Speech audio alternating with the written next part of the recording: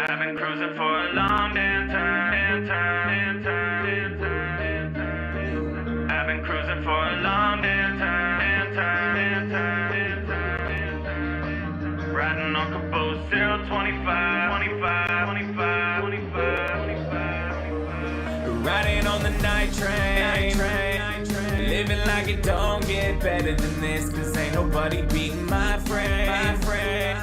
10 in my blood, I was born for this shit. And I've been cruising for a long damn time, going out of my mind. Had a glitch in the system, but now I feel fine. On the stream, kicking back, all we do is just vibe. Cause we riding with the boost, number 025. Yeah, on the Twitch stream, chilling, beating Warframe, Billy's got Caboose and the L5 live straight killing every day. Yeah, on the grind, mind stay driven, getting paid. Twitch affiliate, life straight pimping, getting platinum. Bullets hit like magnums, corpus getting aired like Rainier and he be laughing. Chopping through infested, you would think it's magic. All attacks are tragic, winning automatic. I've been cruising for a long damn time, going out of my mind. Had a glitch in the system, but now I feel fine. On the stream, kicking back, all we do is just vibe. Cause we riding with the boost, number 025. Hey Teno, with Serious Vibe here, and what I would like to do today is I would like to pose a new way of thinking. A new way of thinking. I've been cruising for a long damn time. Riding on Caboose 025.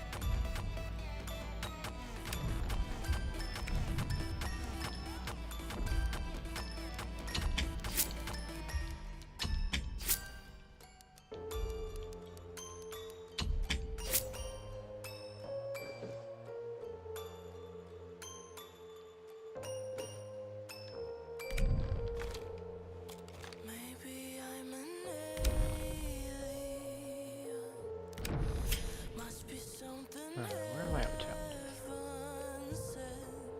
Alright, need to get the circus pledge. Monsters with fire damage, slate. Yeah. Okay. Oh, I still do need the ranger.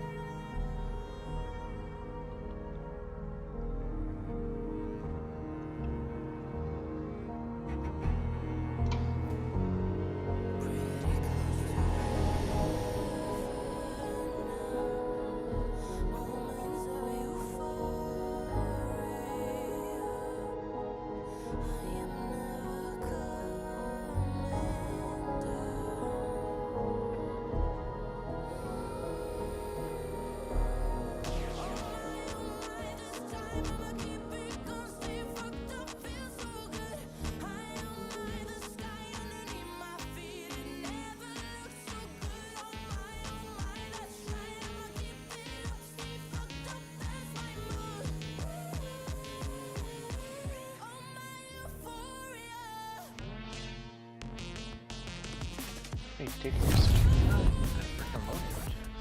Here we go.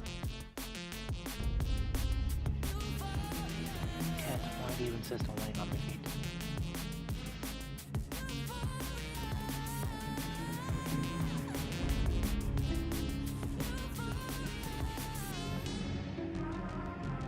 Dreamin' Robbie, how you doing, girl? What you doing? Doing alright, how about you?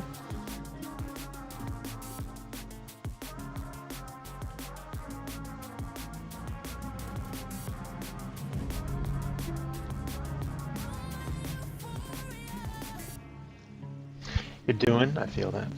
Why is this locking out? That's weird.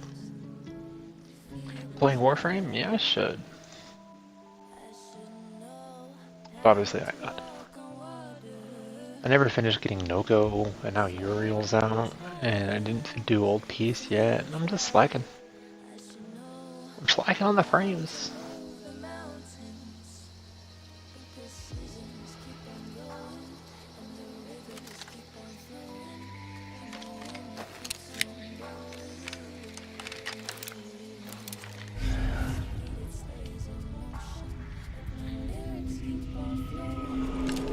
Yes, I am, yeah.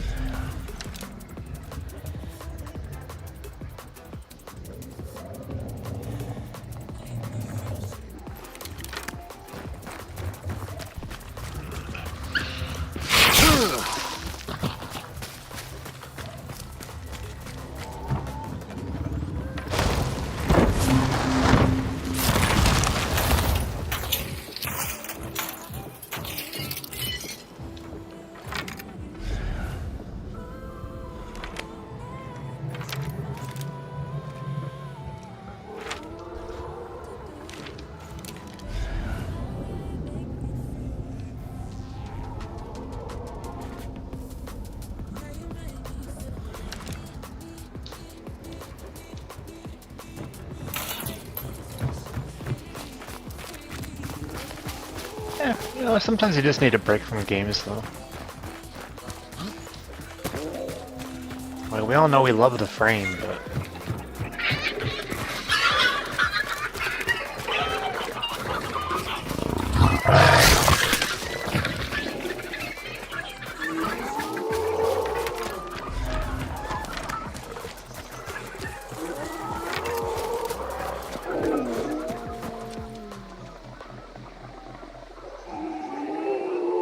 Run the tower? Oh, the new circuit? Yeah.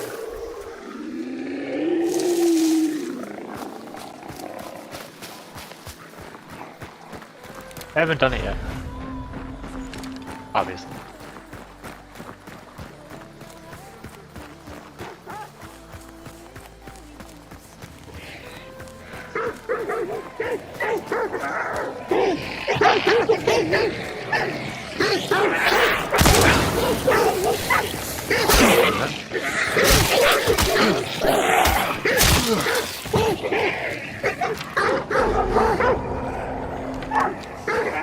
Position with that.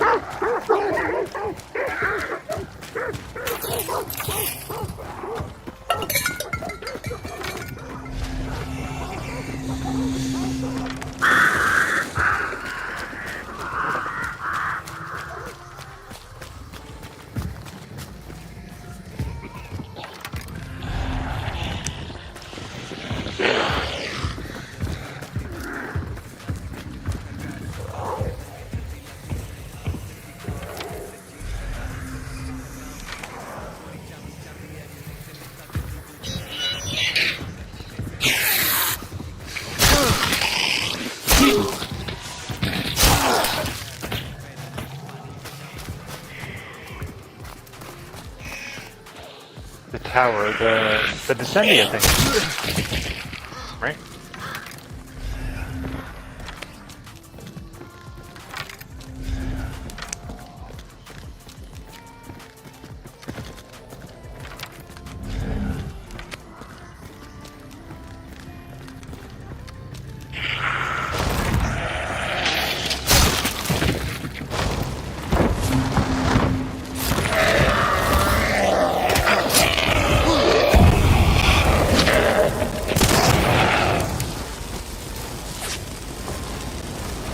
I called it the new circuit ever since I saw it.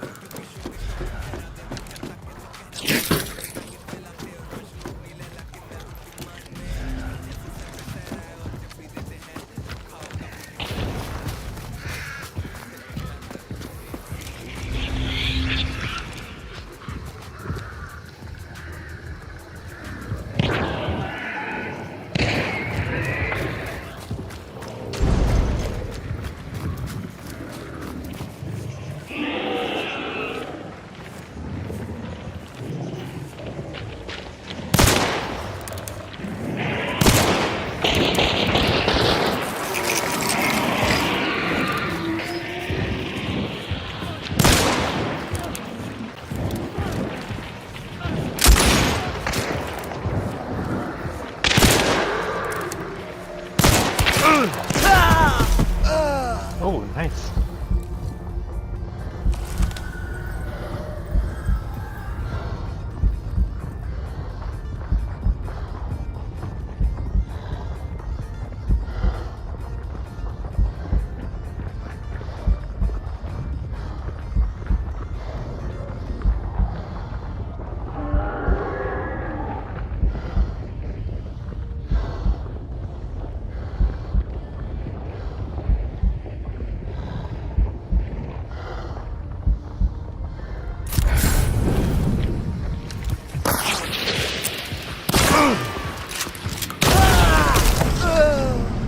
That was bad timing. Alright, that's fine.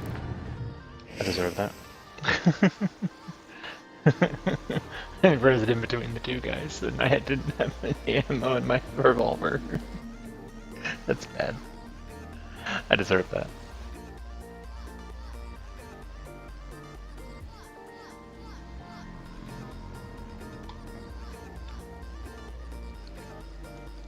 What'll make me really mad if there was only that team in the freaking match.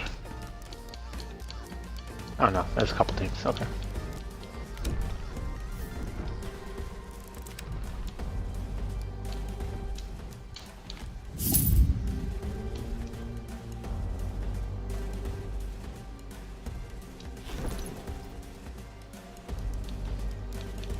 I still need to do the ranger.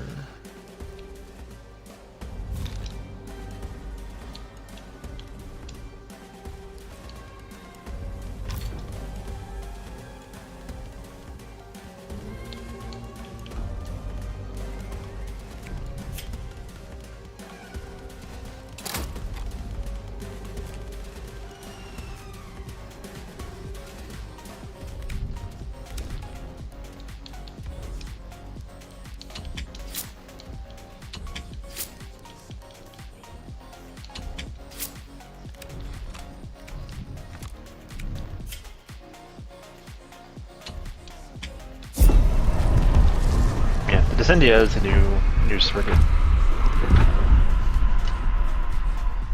I need to do a thingy. Not like anybody else is here.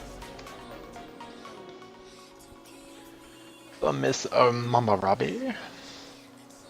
I'm pretty sure I added you to my Streamlabs. I don't know why it's not. I don't know why I didn't do a message for you. It's kind of weird and irritating.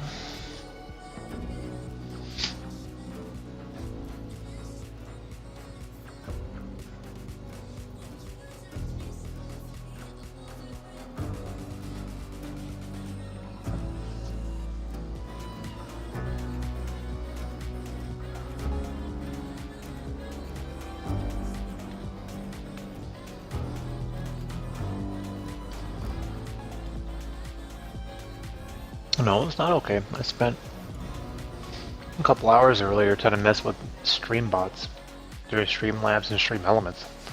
And Streamlabs has a module for shoutouts that as soon as you jumped in and you said something, it should have gave you a shoutout. I don't know why it didn't.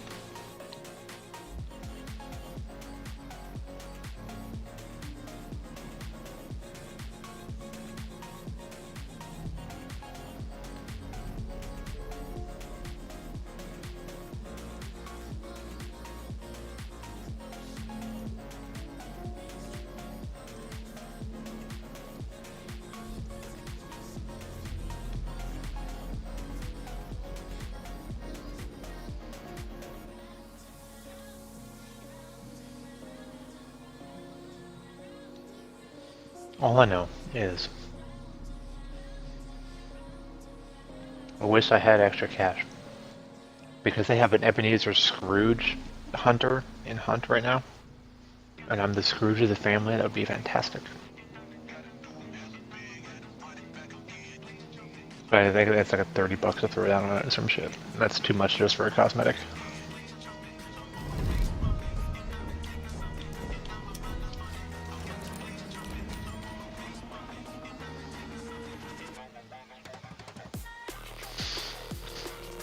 With that 2,370. Yeah, I basically need $20.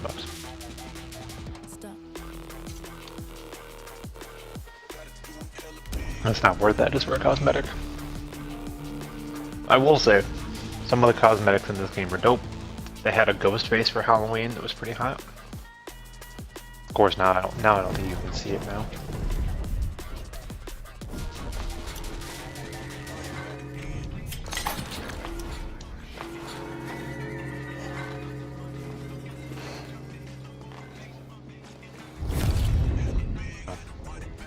I'll have to look after the match. They have Ghostface, like right now they have Santa, the Coal Bearer.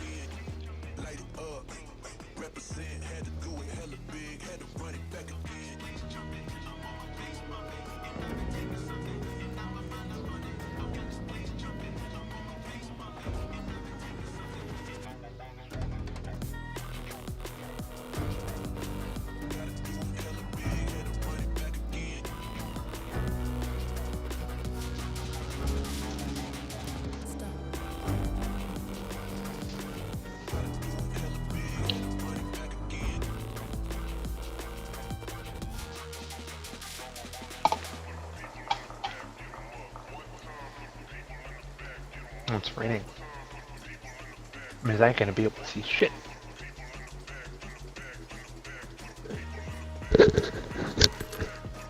Oh, not raining.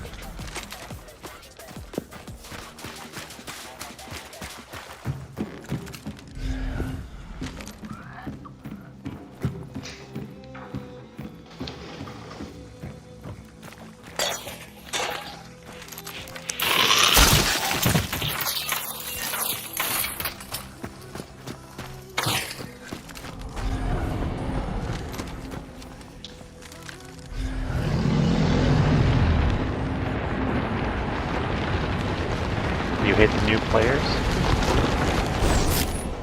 What's wrong with new players?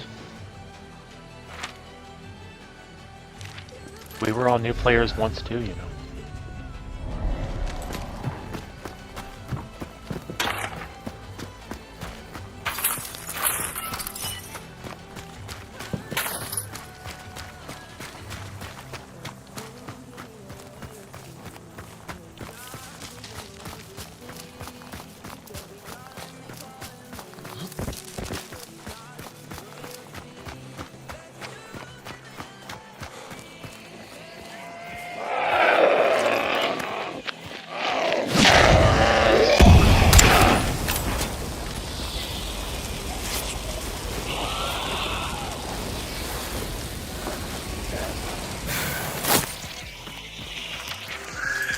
damn it.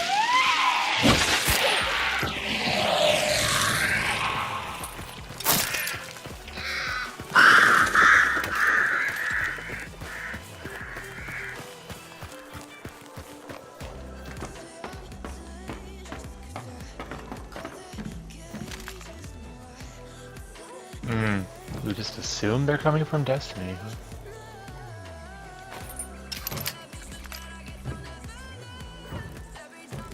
I mean, you're probably right, I'm just saying it's not. It's not the only game that's having issues right now.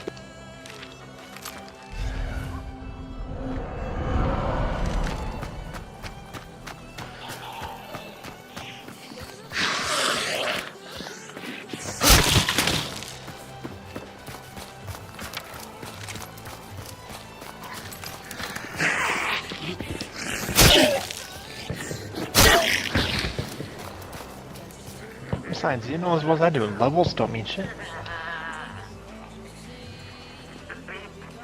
Oh, they said they were from Destiny?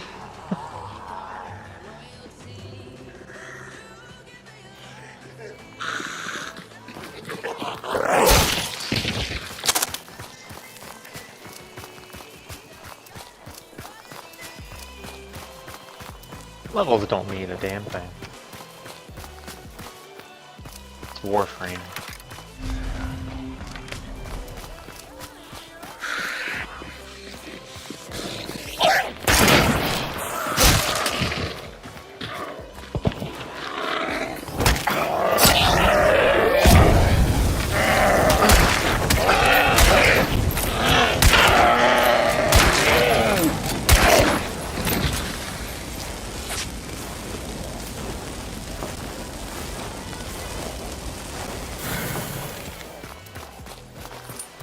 Fucking emulators and dogs are the fucking worst.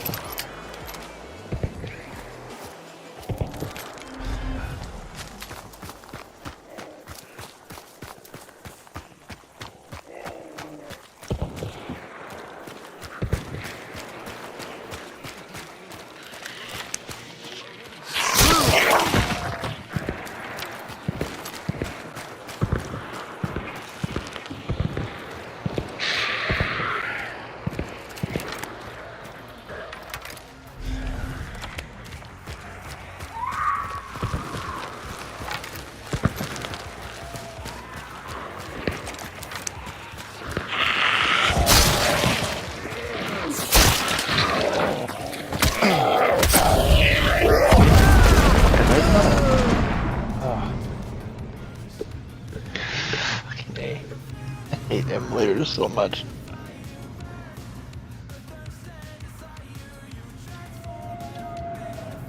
I can't revive? Oh, probably not. Never mind. No, because I died due to burn damage. Oh, that was a horrible match.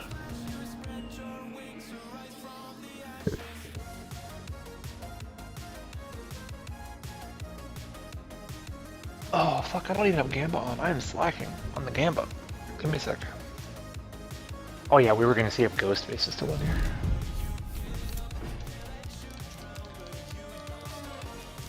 Oh shit, then I was going up against 3 teams of duos? Fuck. That's not gonna go well for me either way.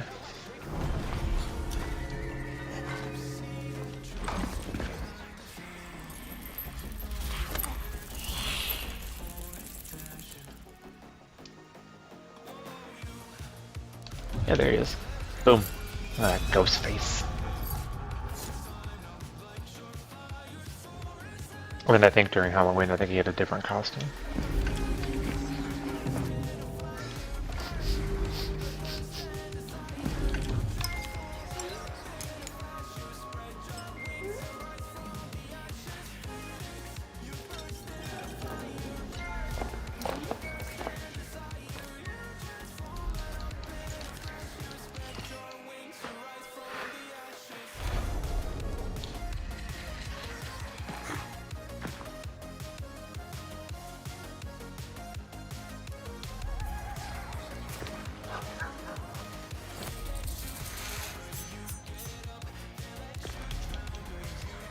Why is this dude still 600?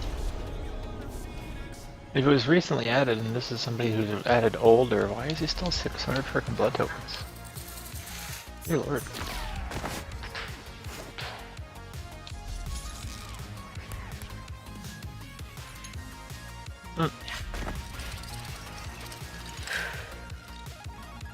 The weird sister.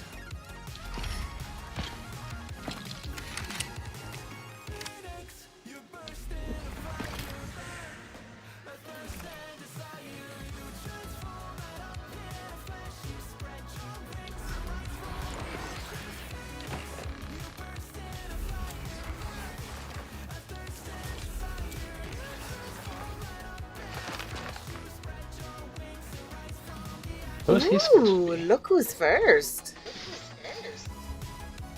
Demon, what's going on, bro? How you doing?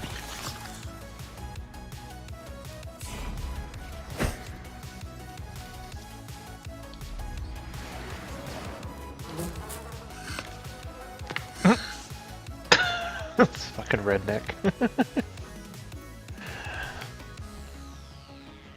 Yeah, I'm alright, man. Sorry, I got it. Oh, I had my leg tucked under my other one. I can't still get it anywhere. Finally got OBS to work. Nice.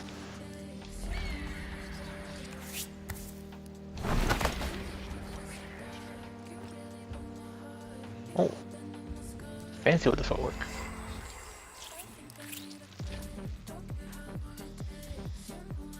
You be streaming now. This guy over here. Nice.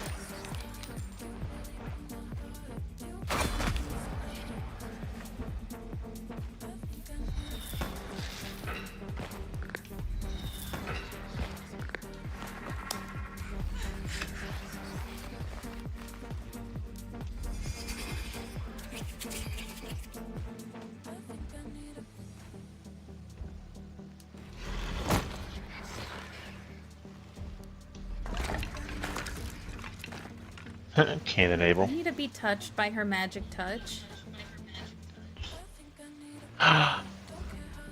The Lucy. My friend.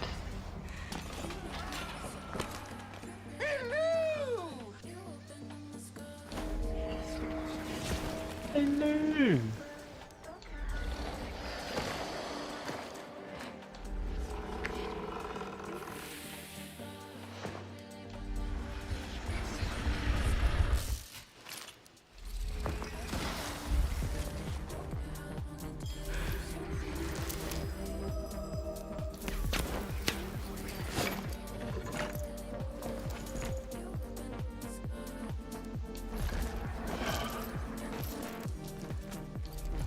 They have so many hunters in here, it's ridiculous.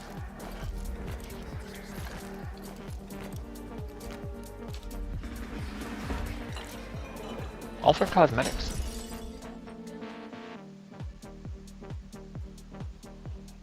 You just watched. Oh,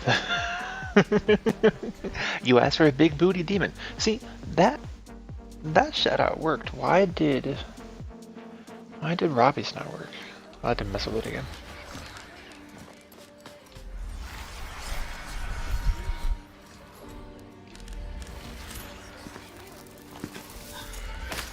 Yeah, that's what you said. You said you need a big booty demon. There I was.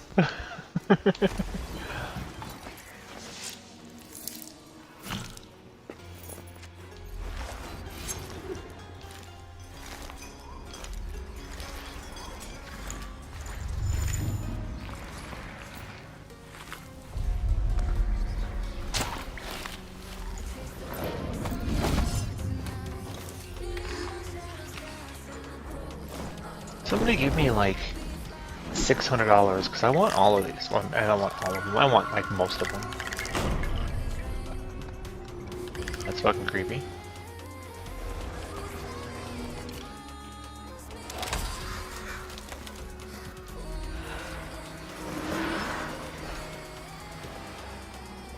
No, I didn't know you were streaming, so I don't have a thing for you.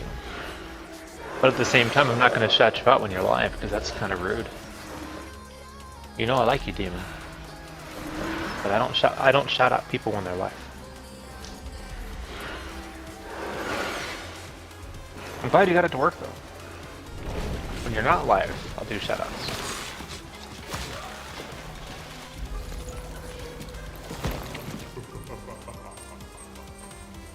fucking Santa Claus.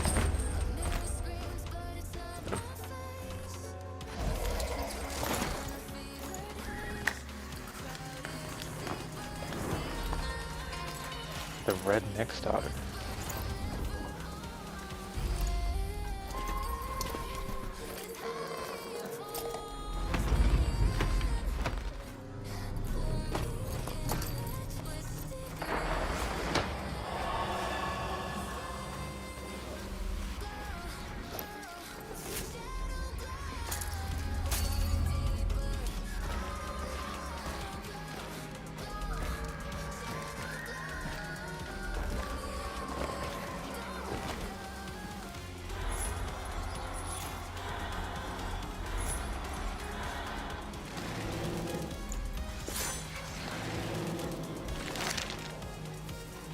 That's supposed to be the Witcher?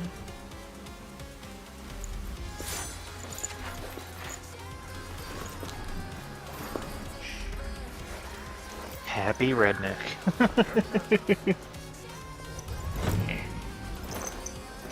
The tower is done. Descending is done? Yeah.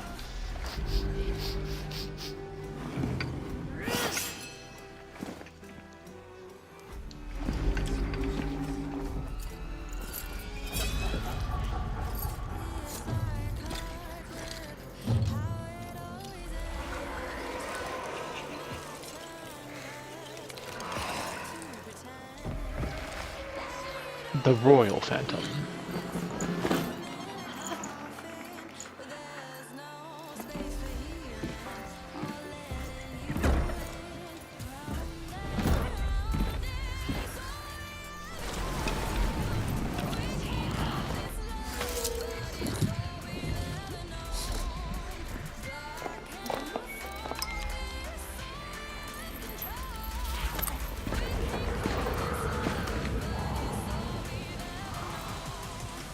I just pieced that together. That's the dude from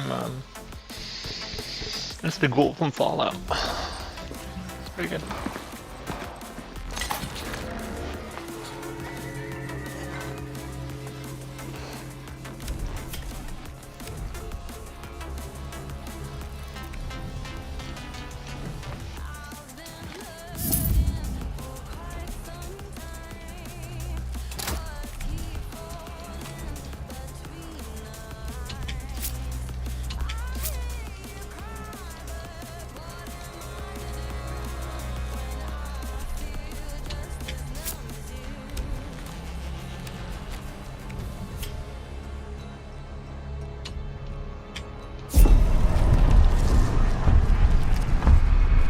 I just think it's funny, Lucy, that you say, oh, I watch all your clips, but then I make clips, and then you go a week without watching them. I don't feel appreciated for all my hard work in your channel.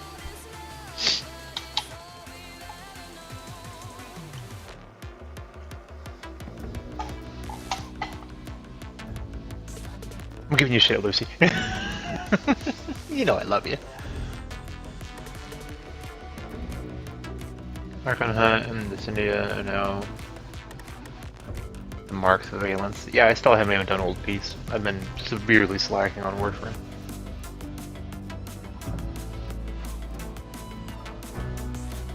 Well, the weekly stuff has always been packed.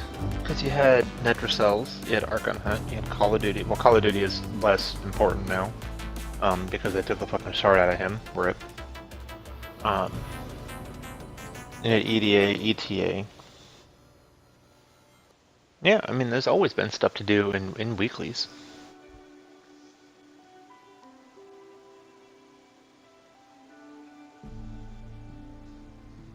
No, I mean no. No what?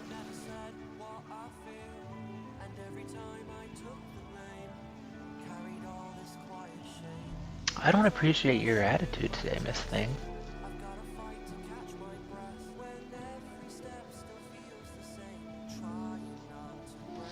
Netracels are easy, but yeah, I don't do EDA or ETA.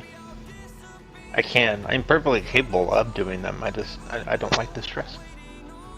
I don't play games to get stressed out. I play games to relax. And then I share my misfortune with all of you. You're upset about the computer? Yeah, whatever happened with that? Did it just like completely crap out?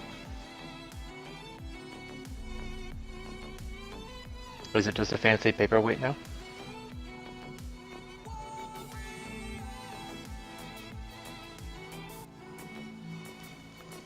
Oh, but thinking of fancy paperweights. For those of you who don't know, our good friend Lucy has her own website where she makes things. So feel free to check out her site, please. All her stuff is hand drawn. You know, she got bookmarks, cups, stuff like that. Very talented lady. Please make sure you check out Lucy's website and check her out.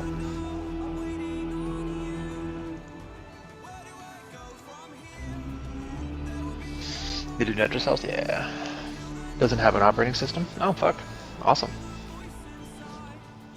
Super great.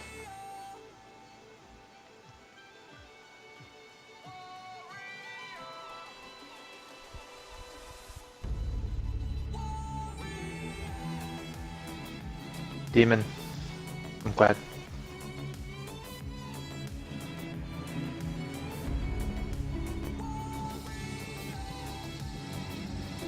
I know, it's a shitty paperweight. Shit, I'm sorry. And you just got that thing running too.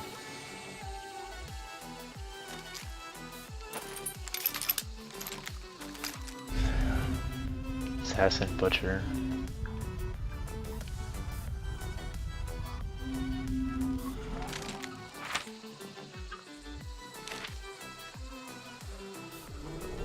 It's Apple. Hey, I didn't say it. Here, okay. Demon. Maybe we were in agile when I said this word. I have no issue you, like, bringing it up, but I don't want it to become a common topic. If you're live and I'm live, it's kind of, rude. You dig?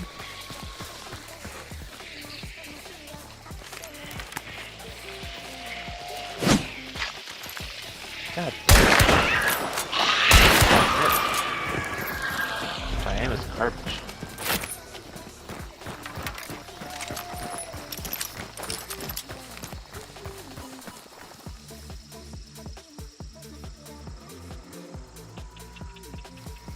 Mackie, yeah, she's running an apple.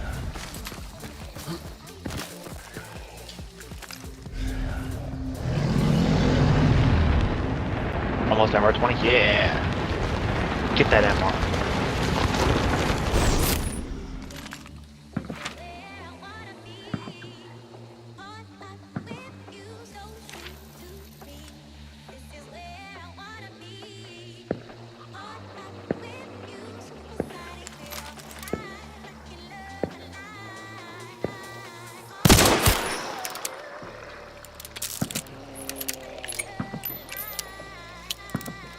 Unfortunately. I mean, it's not, I mean, it is unfortunate, but it's not like super unfortunate. I mean, at least you had something going for it. I'd offer advice, but I have no idea how to fix it. I'm sorry. Don't know what to tell you. You need to get to 30.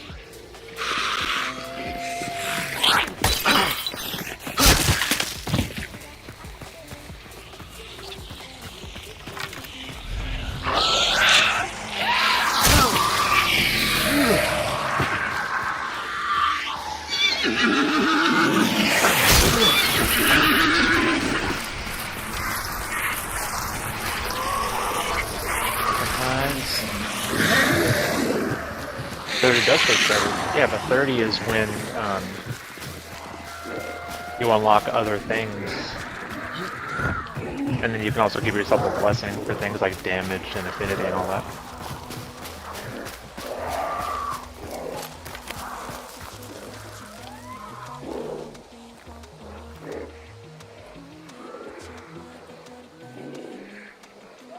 Want to get something different? Yeah.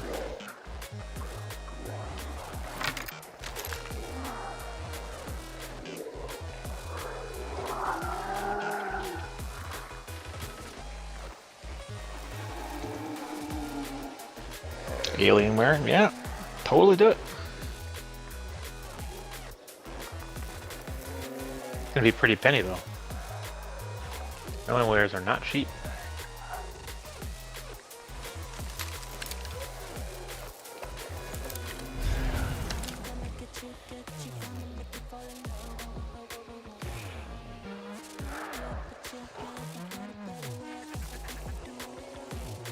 Nikulu? The fuck's a Nikulu? I'm assuming an off-brand gaming PC?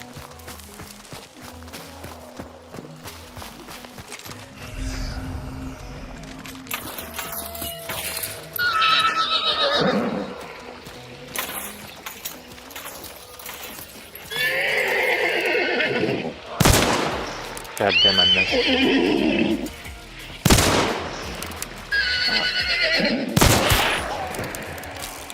It's the worst freaking game in the history of this game, I tell you.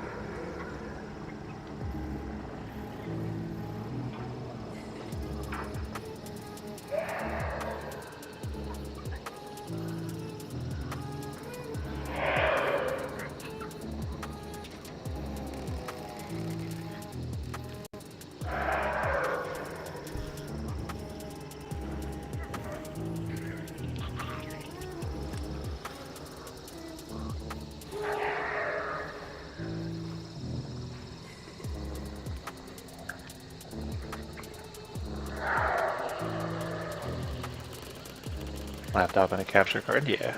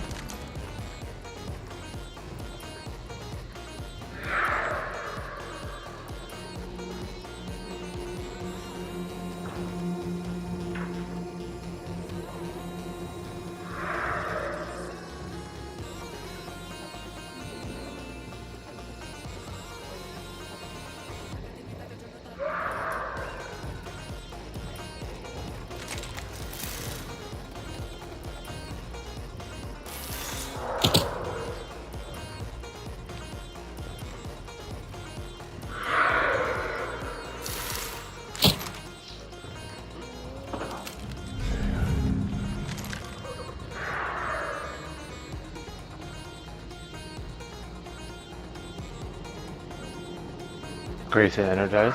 Yeah.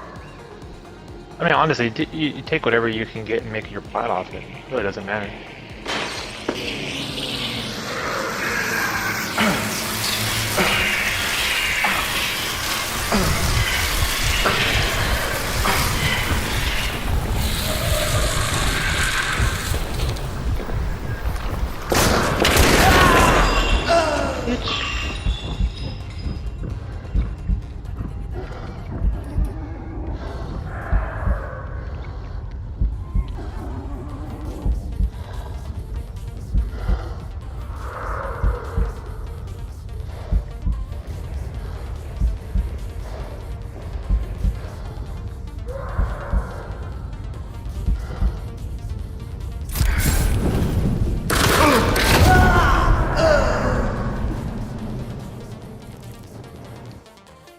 Should I have a feeling that was gonna happen?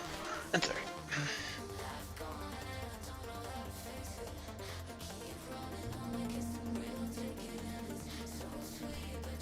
You've reached over 200 argon crystals? They expire every day. How did you get... I mean, I guess if you're farming enough stuff, you get them every day, right?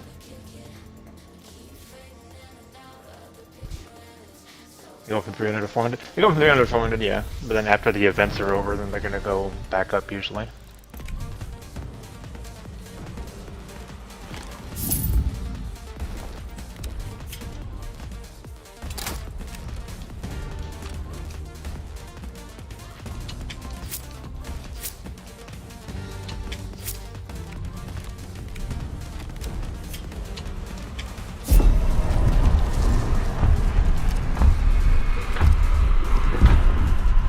Booster in 5. I mean, it's fine. Don't. I'm not doubting you at all, Demon. Just the argon crystals, they start expiring every day. So unless you're ready to build everything that you need with argon crystals, there's going to be a moot point. Or you do another farm tomorrow. Just it's whatever.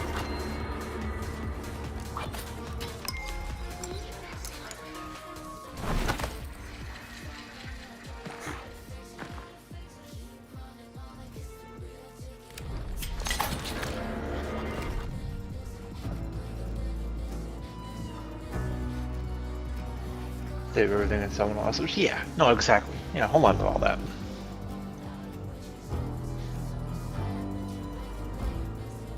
Yeah, no, you're fine, Robbie. You do you. Excuse me.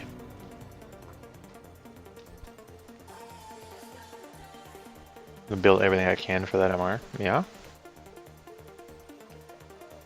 I mean, getting to 100 is honestly easy, but even after a while, it won't matter anyway.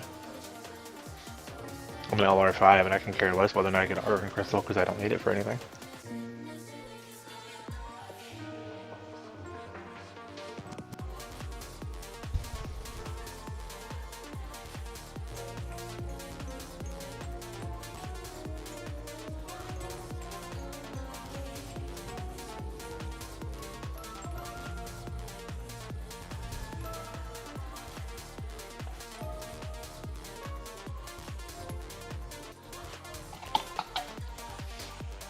See, that's where I fucked up. I should have put those damn trip mines in front of the fucking window.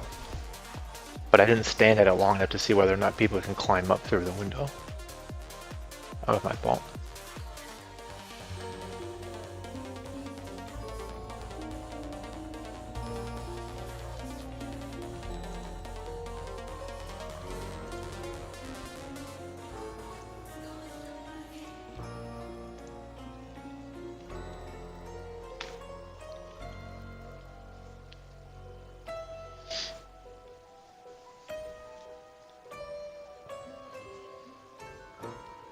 Let me farm it when I need to. Argon crystals, yeah, you'll get them just passively.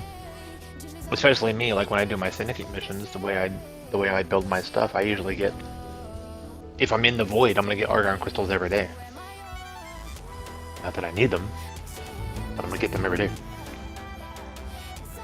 I'm assuming argons are coming from the old peace missions. I'm assuming that's why he has 200 of them.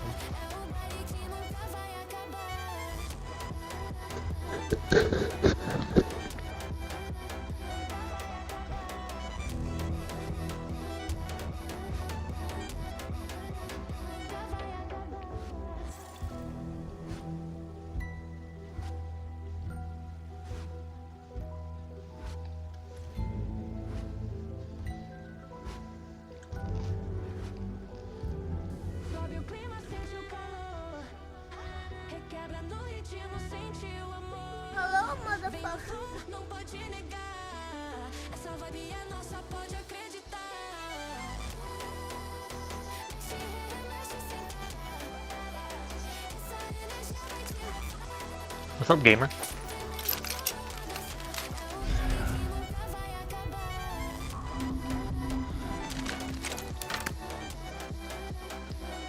How's it going? I'm getting my ass kicked. But in a PvP focused game, what else is new?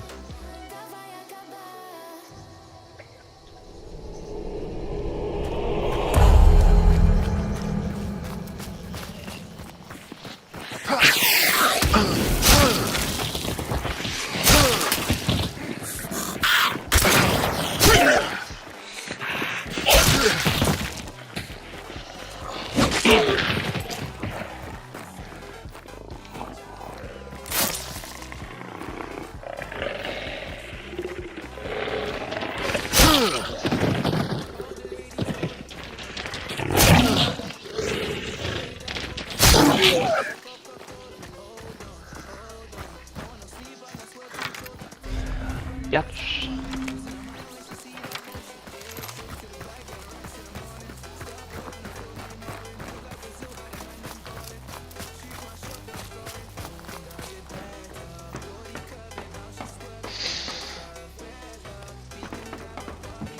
No, it's been good, gamer. So we had work today and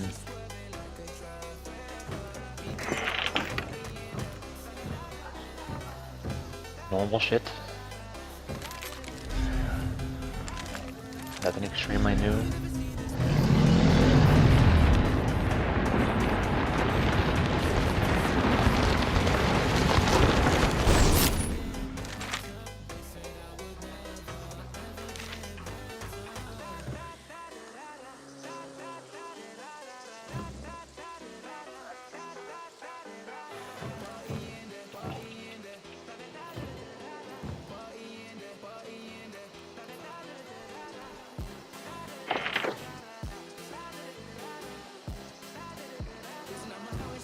Yeah, I am about as good as it can be. I mean, if I really bitch, who's gonna listen?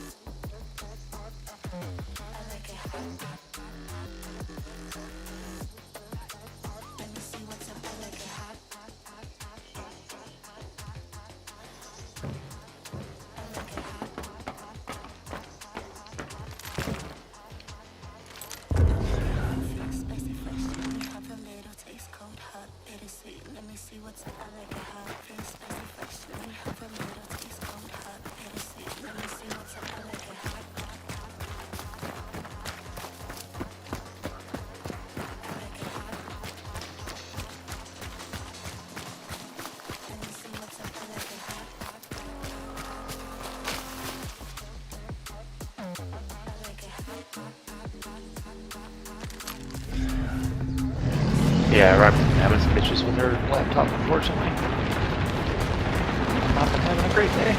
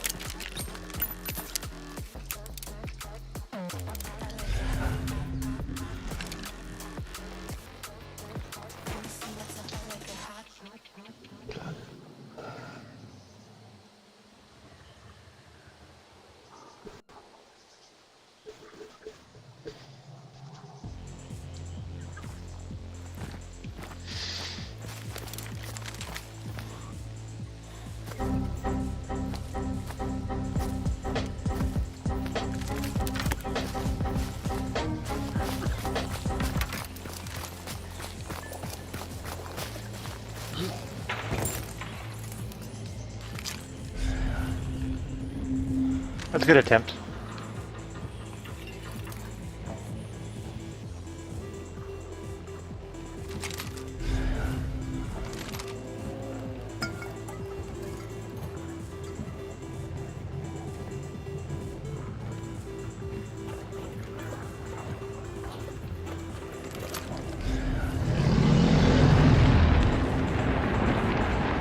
Wipe the shitty paper away from that.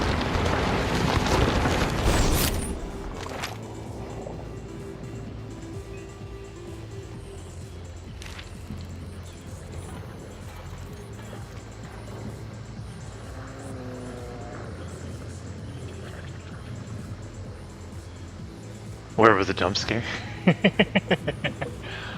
Yeah, I put those in during Halloween.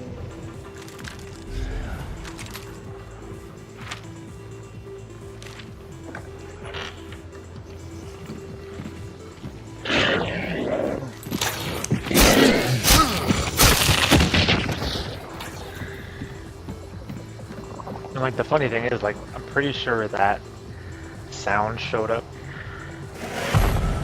when I searched jump scares on Blur when I was doing Halloween stuff. And that's how that's how I ended up putting it on there. Thought it was funny. Ow.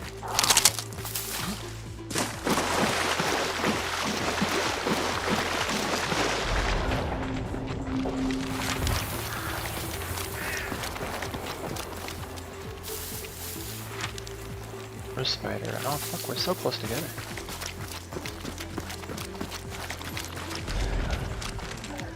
He's pulling his cock out!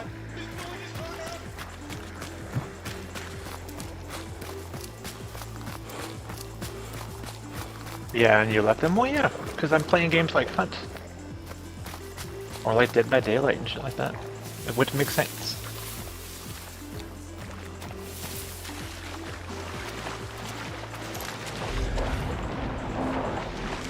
I'm gonna dive for this, by the way.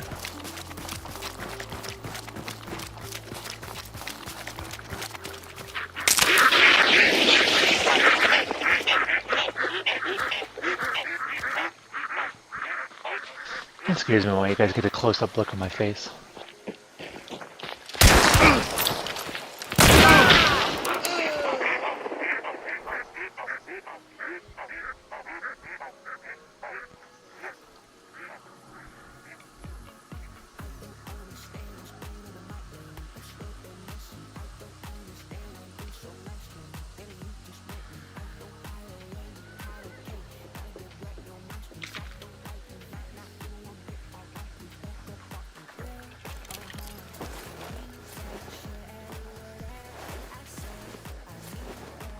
I try to scare you every time.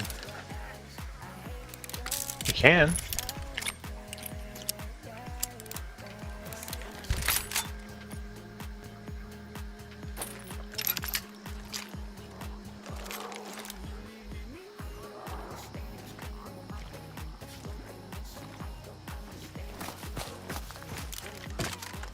No, I didn't want to do that. This is how I die. I fucked up.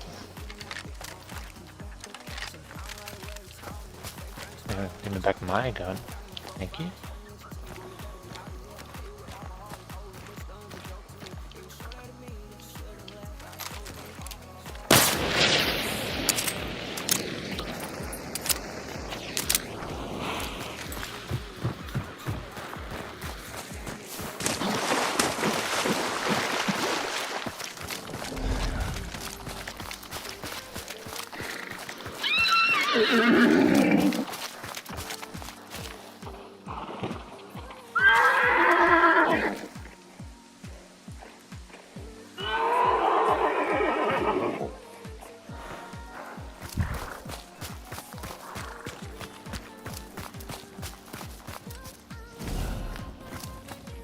Look at the size of that thing. Okay, just like that. Jackass.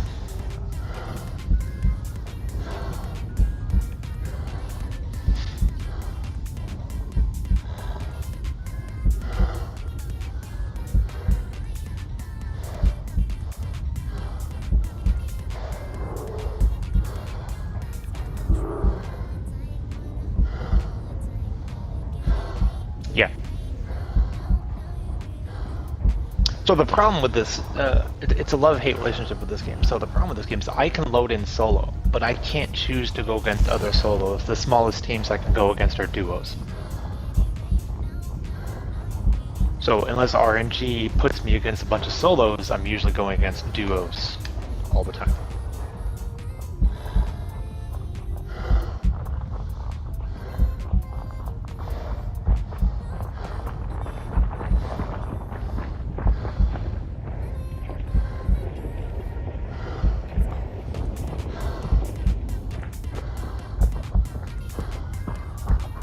I'm upset? Oh, about getting shot? No.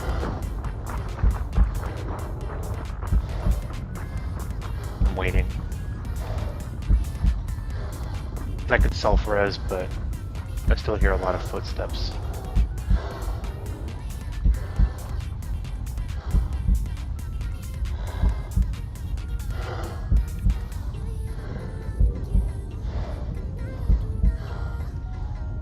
In general? No, I'm not upset.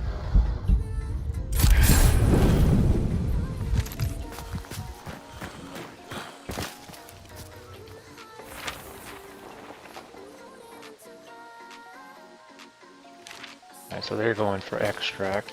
I'll play it somewhat safe and go for this bounty over here.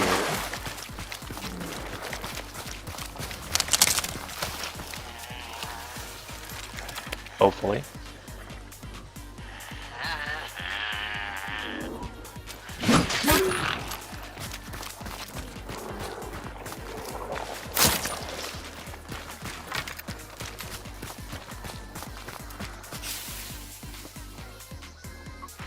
I have Arc Raiders, I just haven't played it in a bit.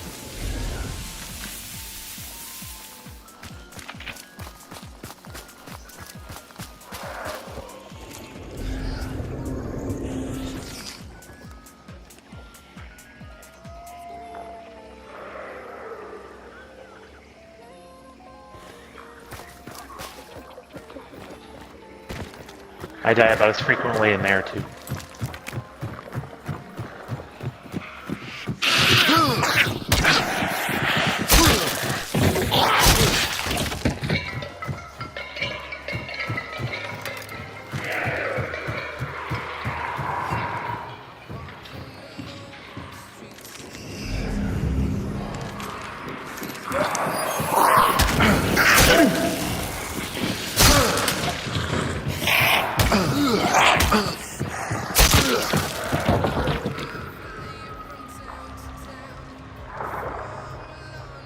Why haven't I played it recently? Because I've been playing this.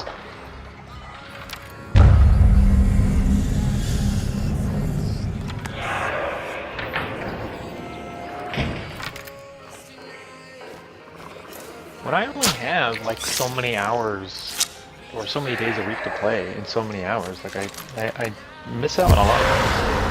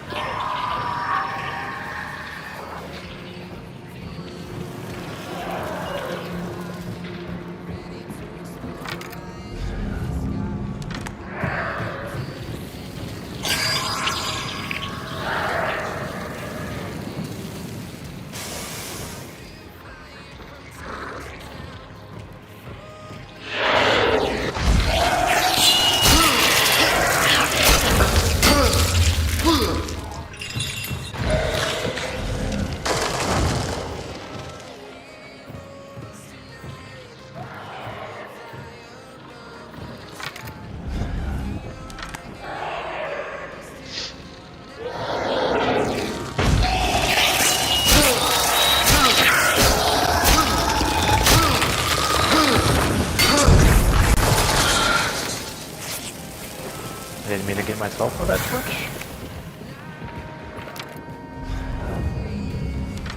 Thumb's gotten better. It's forming new skin over the knuckle. I didn't realize something was wrong with your thumb.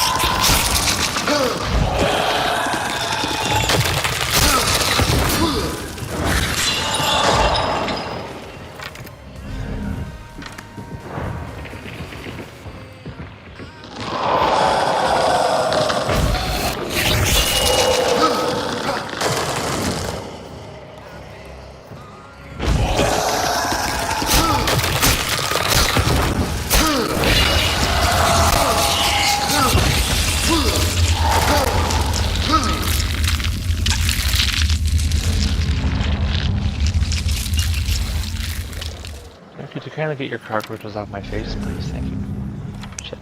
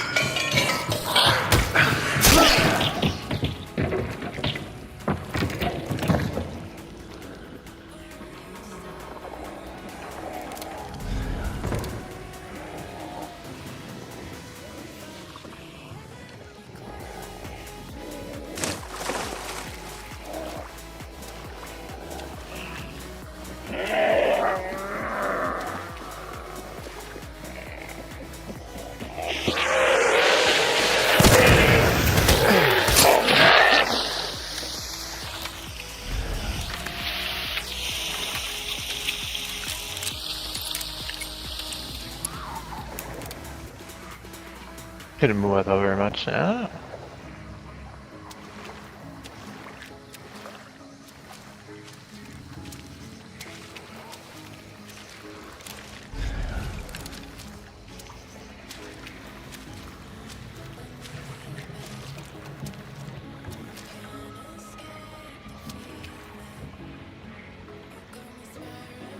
Slugs for a meathead.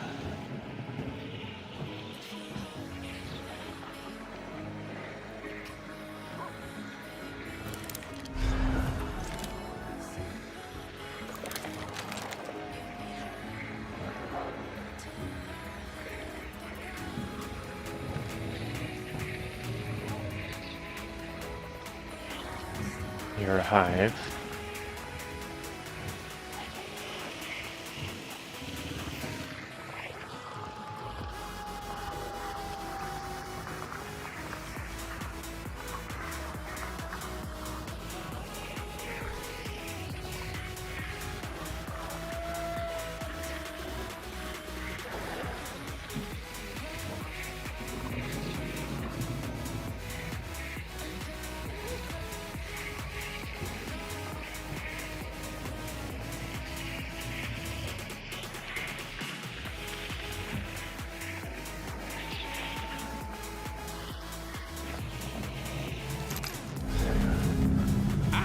Looking for booty.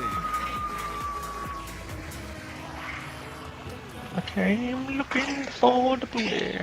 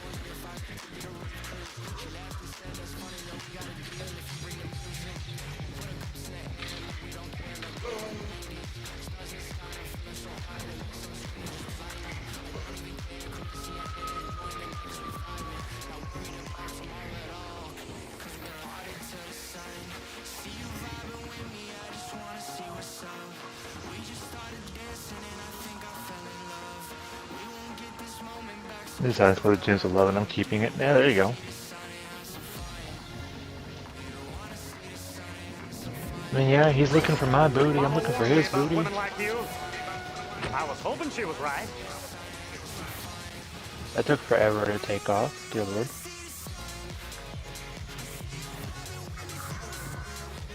Oh yeah, because you're on your phone, right?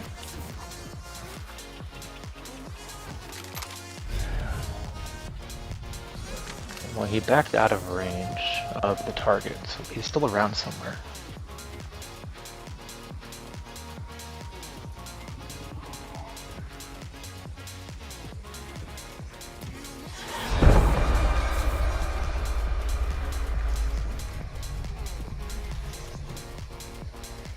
Yeah.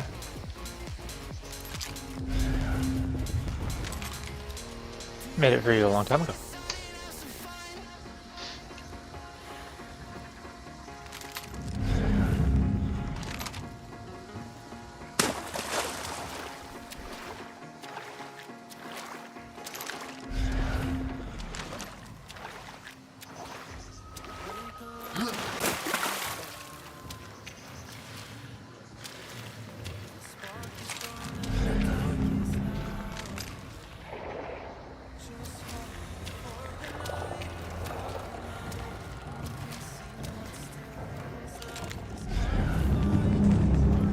You feel special? Well, yeah. You should feel special.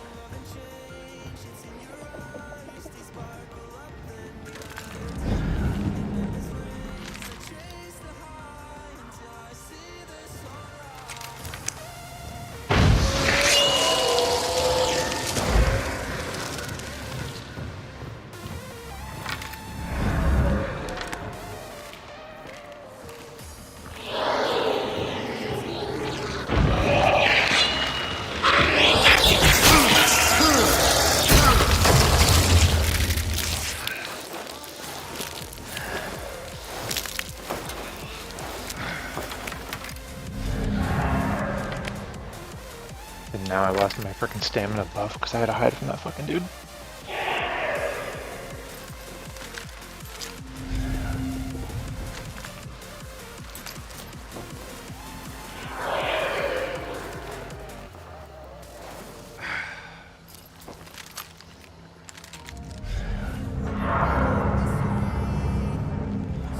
We all burp. Robbie, you're fine.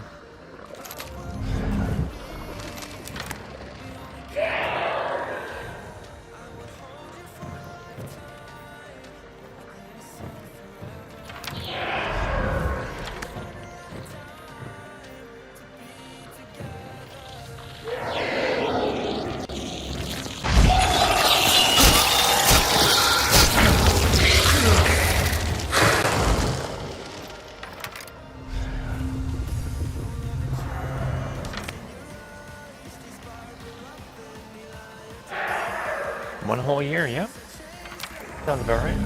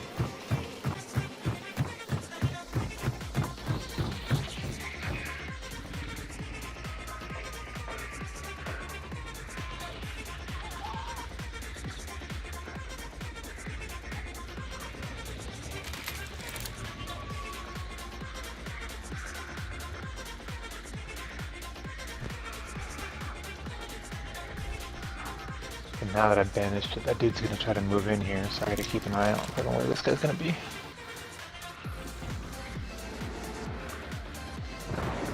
Oh, it's on Switch? I know it's on PlayStation, Xbox, and PC, but I don't know about Switch.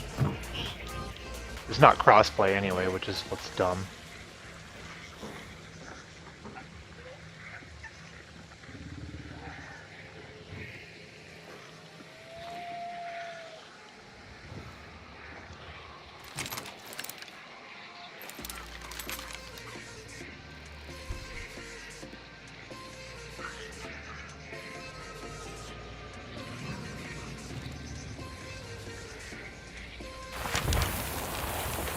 Where's the extract?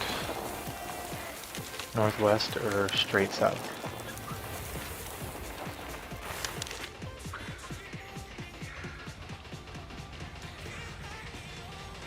What is he gonna play with? I mean, you can play with randoms. I just don't do randoms. I should. I'd probably survive a lot more.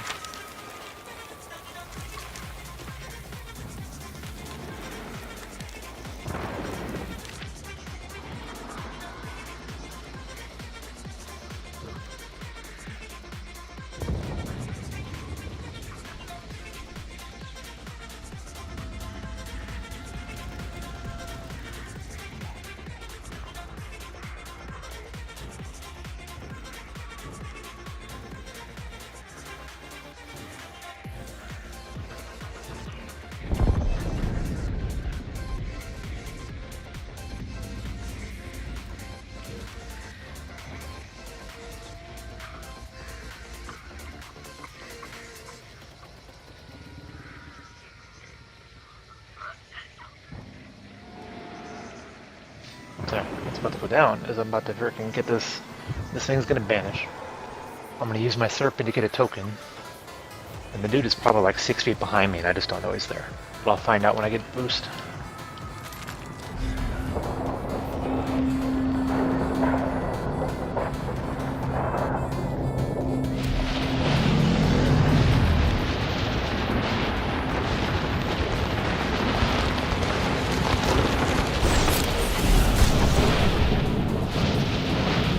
Or not? Question mark? Okay.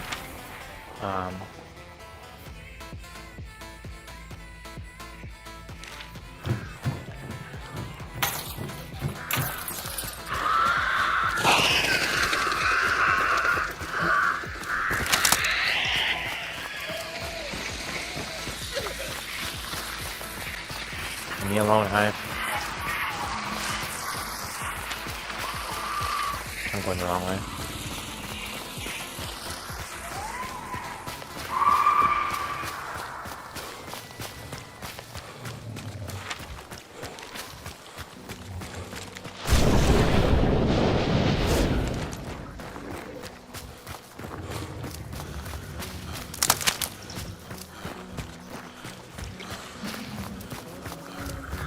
Don't know how well I would do. Yeah, it's a fun game. I enjoy it. Obviously, otherwise I wouldn't play it. Oh, fuck meathead.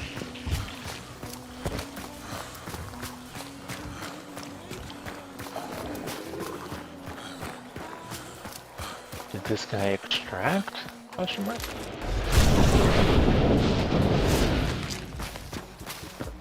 Maybe I can take on this meathead real quick.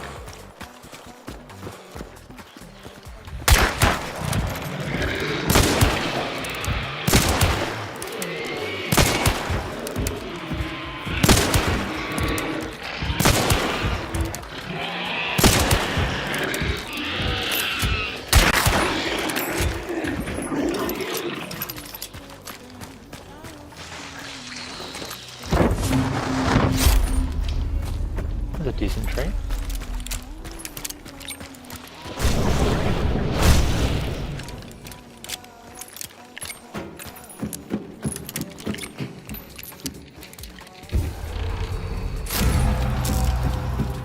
Worth it. Now where's Ursa? Where did you guys kill the bear at?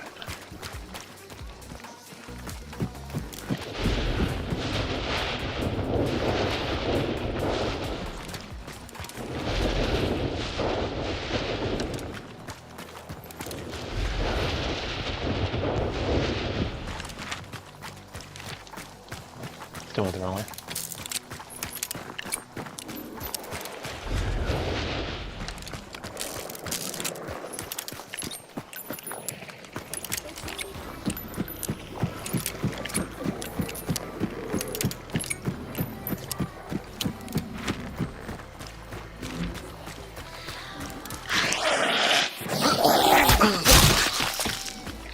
Dude was right in front of me, and I still missed that frickin' spear.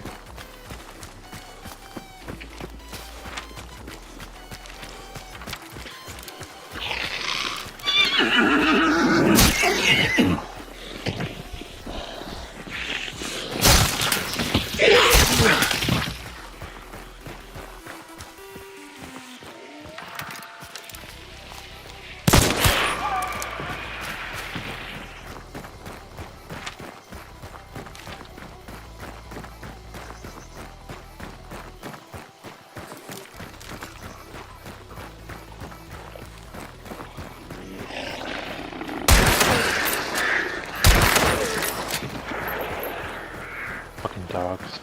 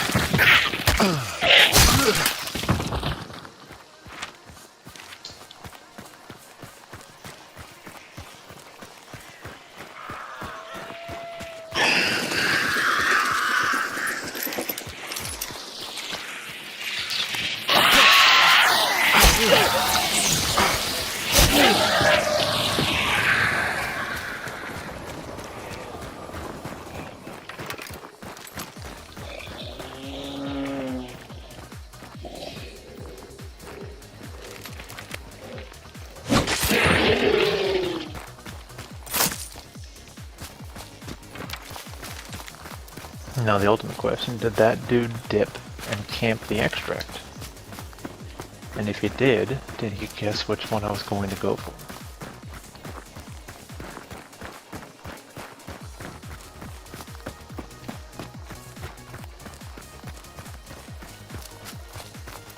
We'll find out in a minute.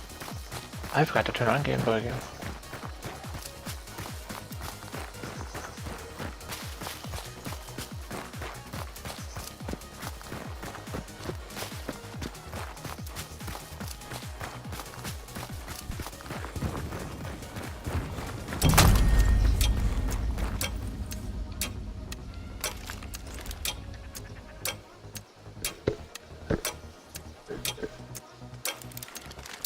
Okay, don't let me forget before I start the next match. Turn on Gamba.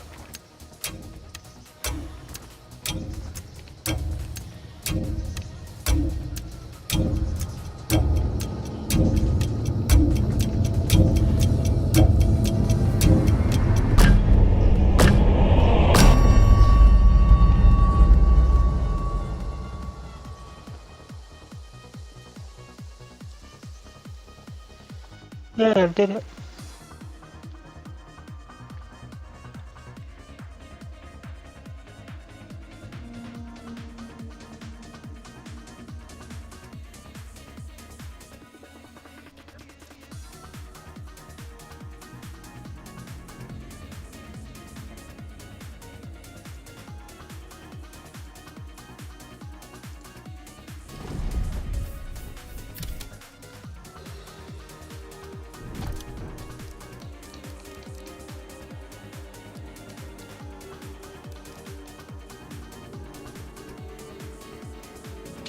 Oh, did I kill somebody?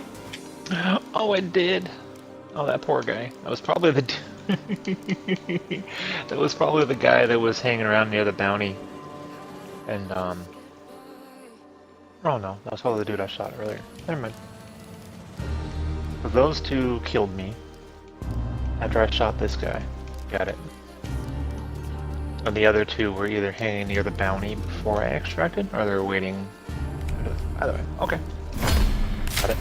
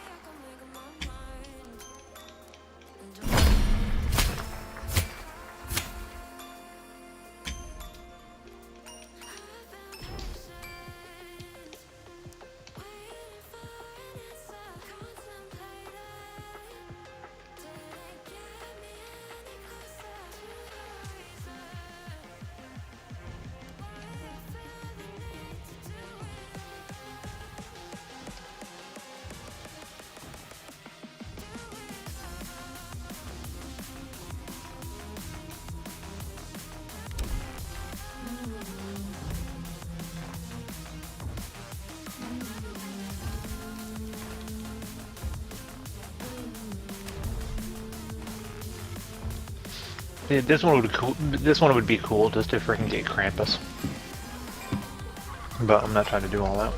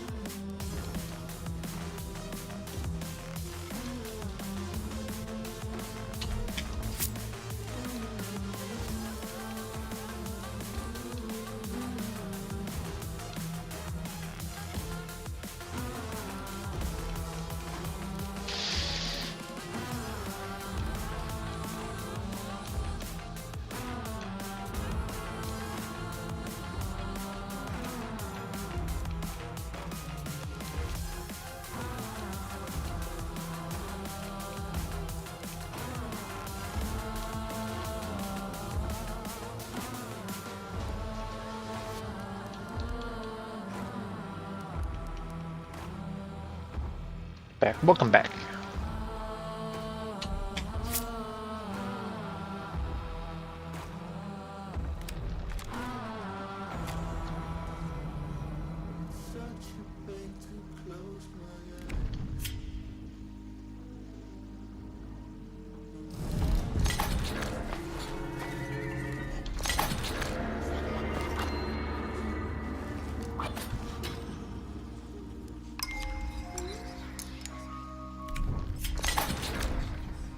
See, what's cool about this, I found out the other day, I'm trying to think of things to do, like to do streams while I'm working, right? Because I work from home, right? So like we can watch some things. The other day we watched the dev stream for Hunt, and they have their own in-house. They have their own band. There's a band that like works with the developers for Crytek for Hunt. It's pretty good.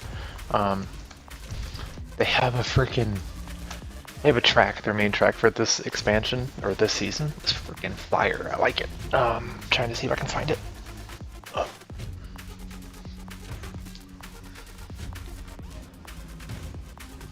Oh, which one was it?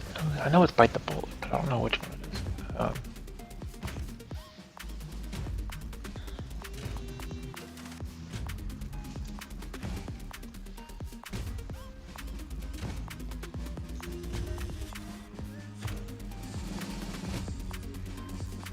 That's what this Port Sulfur Band.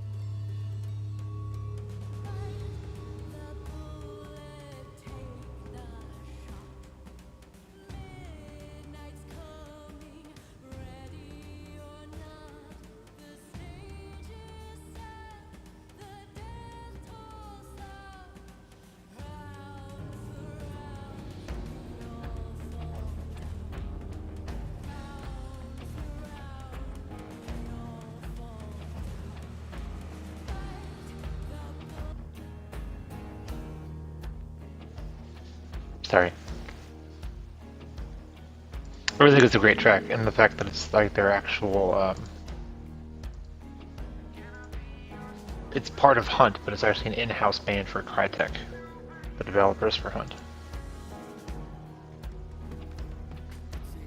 Then it's actually so that song was actually used in the trailer for this the circus coming back, the Murder Circus, and it was freaking awesome.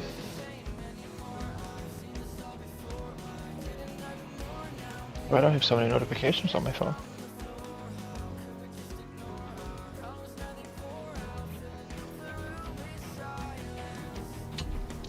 Sounds good, right? Yeah, it's called Support Sulfur Band is what their name is.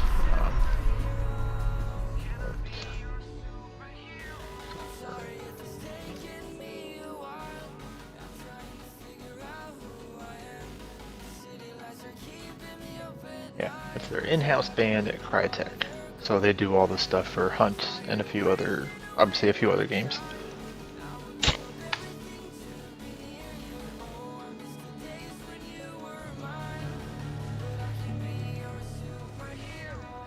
But I did when we watched the dev stream for this update, which includes the Circus Encore coming back. I backed up the video to the beginning like twice because it was fantastic. I wonder when I'm waiting to see the update for it, but it was on Friday the 19th. There was supposed to be a live stream with Post Malone while he was playing Hunt, and then they delayed it. We were going to do a watch party for it just to say we did.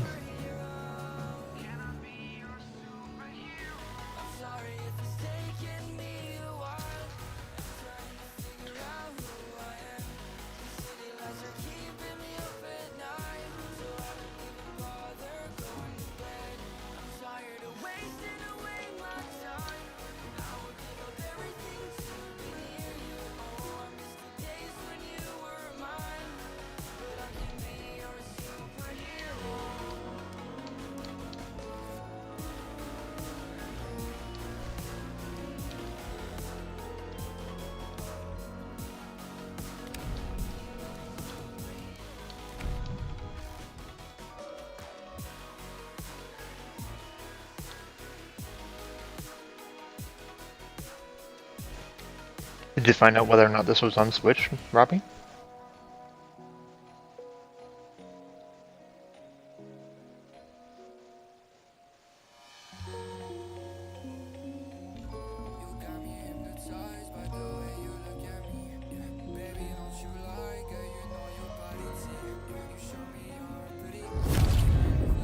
It is not. I figured as much.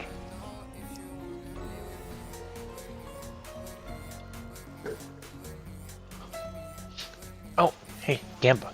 Gamba, see, I almost forgot and nobody fucking told me.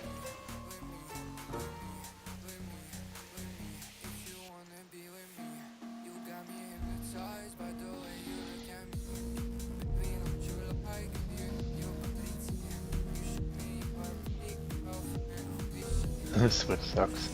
Not my words.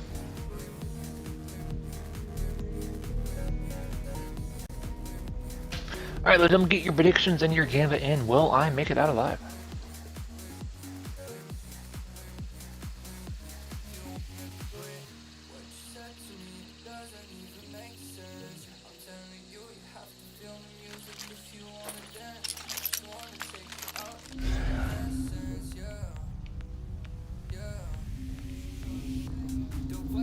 Butcher, spider. Okay.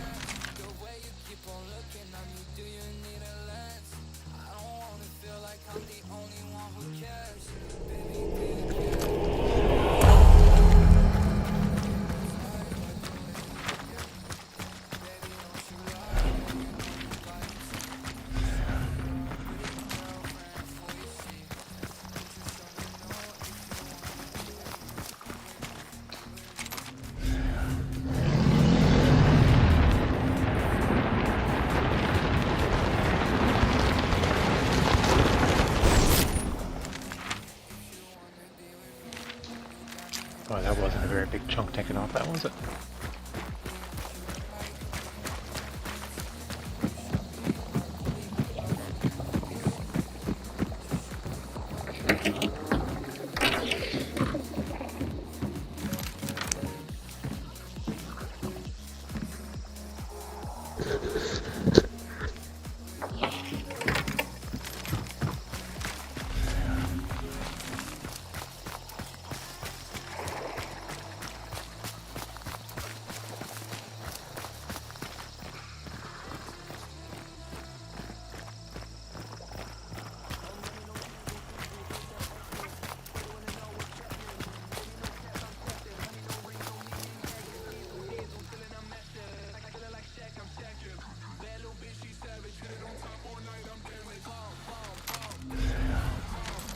I saw him.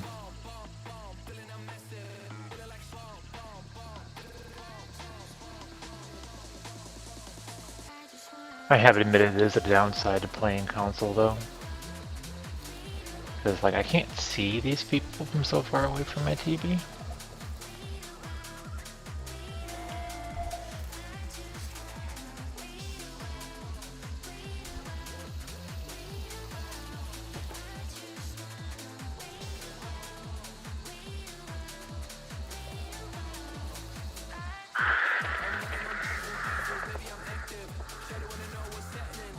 Where are you going?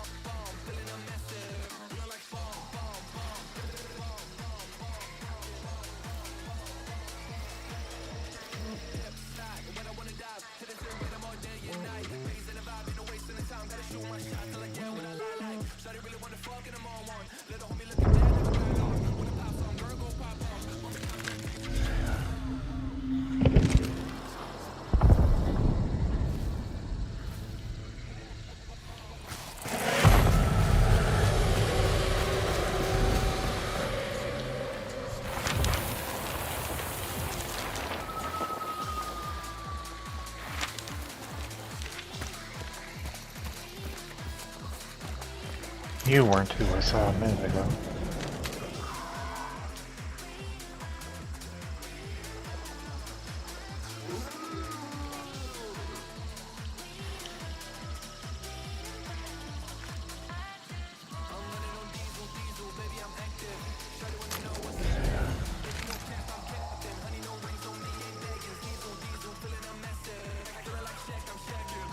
At least I don't think you were.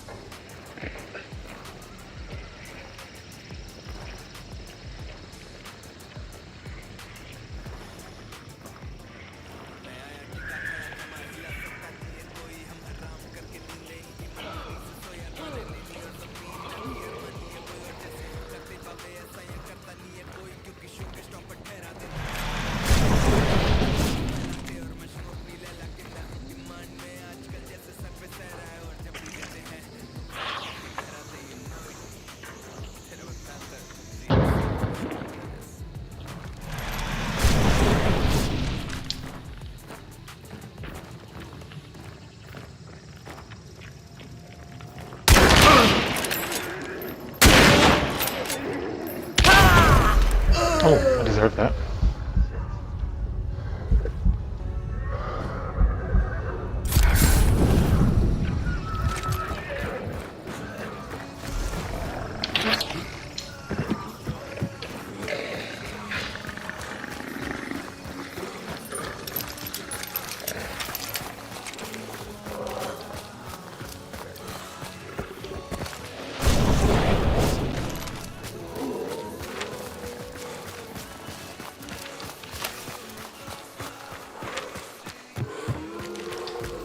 But we're gonna see if we can just make it to extract at this point.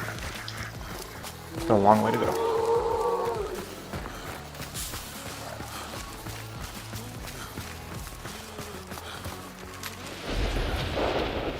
You following? I think he is. I think he's trying to chase.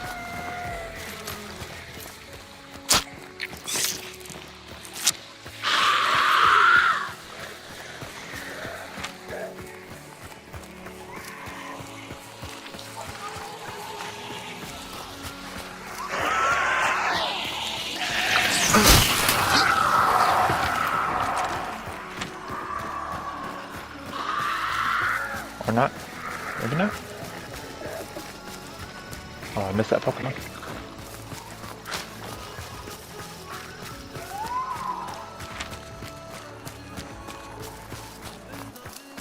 Is he standing still? I think he is.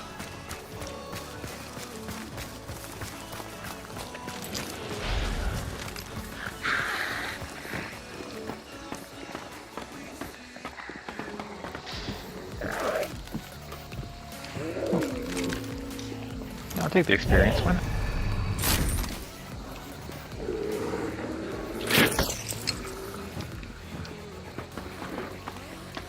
What's this?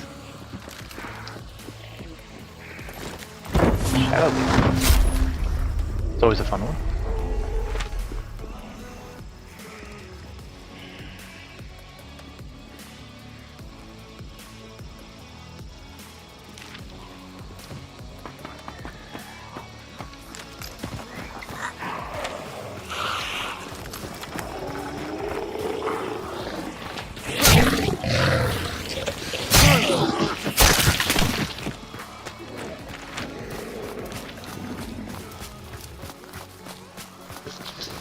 Run, bitch, run!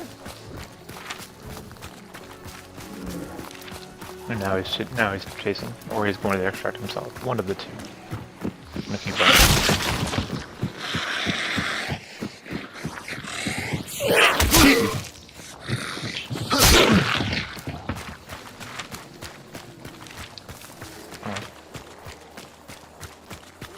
Yeah, now he's either chasing or he's trying to get to extract himself. Gonna fucking run. Hope I can make it out before he gets it.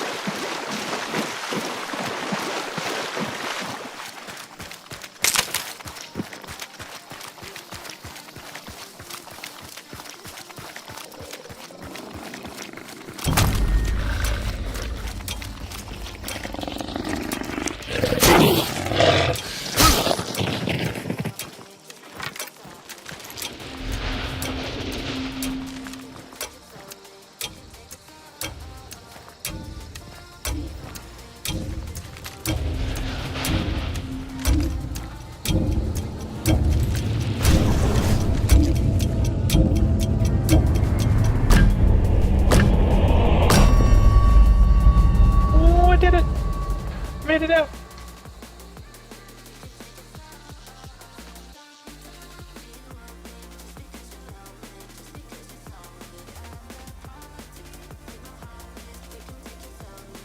I had the hair on my... I mean, I was going to say hair on my chin, but I had a pretty good lead on that.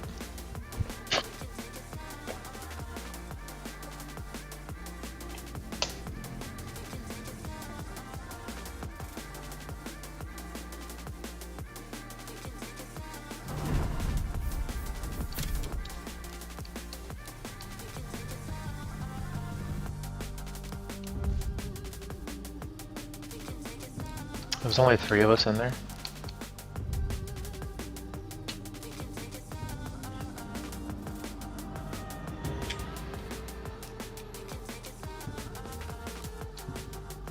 The dude had a 4 freaking star rating on his fighting. Yeah, I would have lost that fight, I'm sure.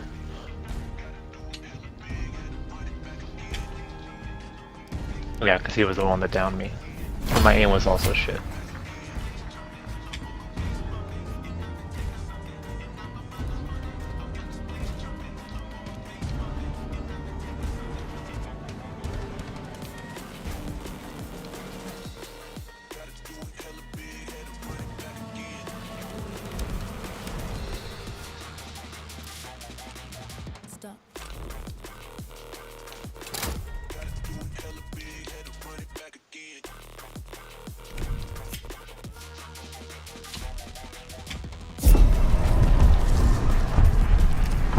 Do it again.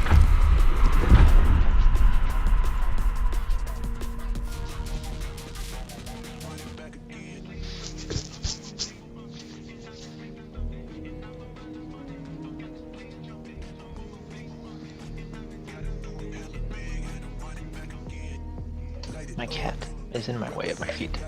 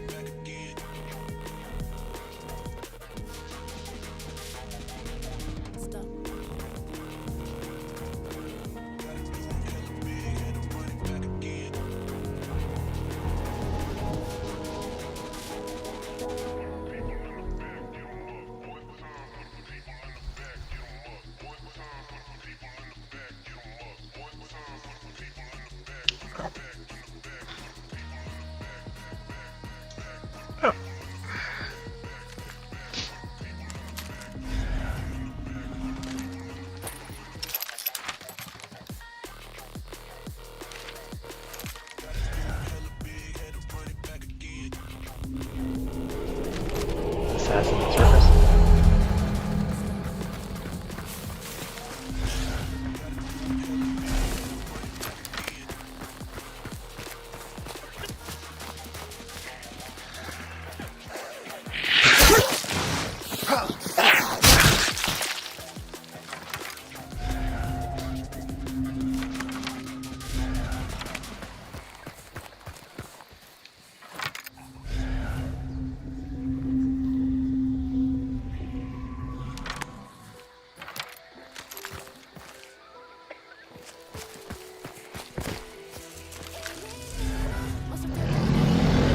Always 2 feet too short, that's right.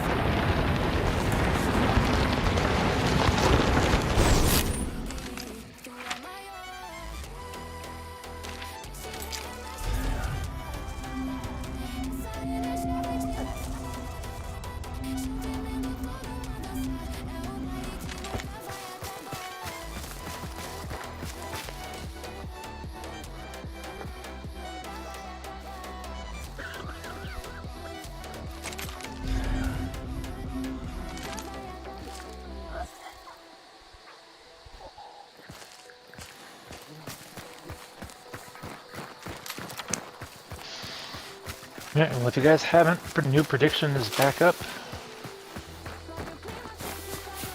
Will I make it out alive?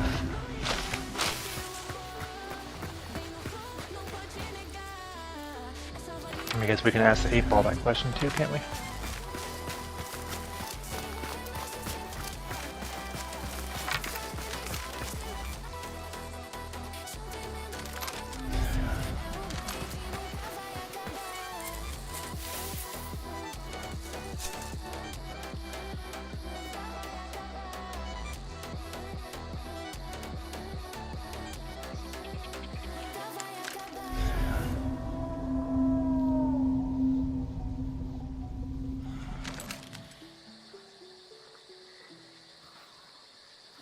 Are you all up there? Prediction? It should be. I see it on my screen.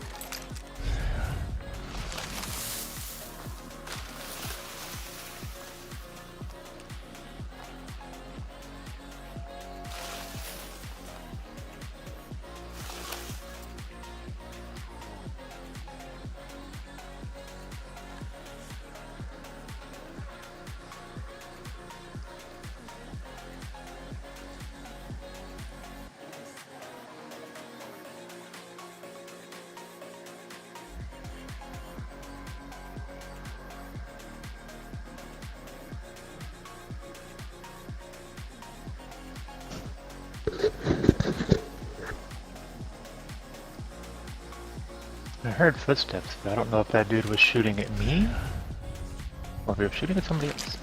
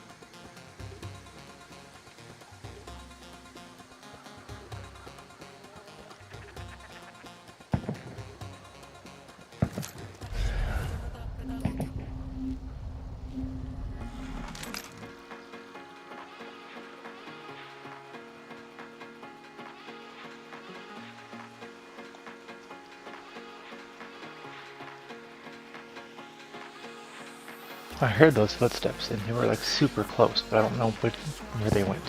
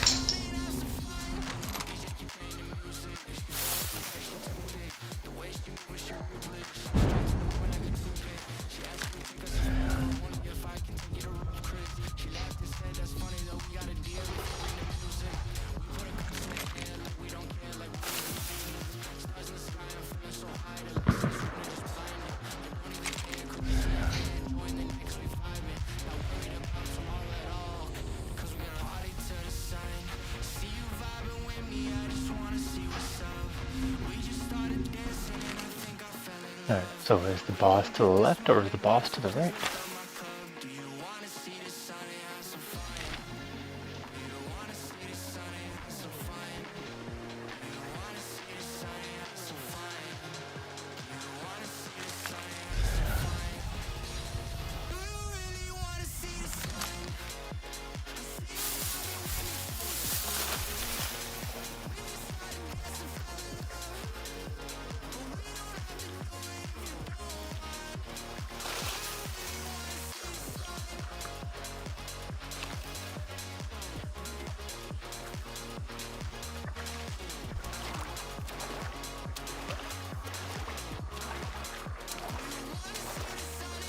Night, Lucy.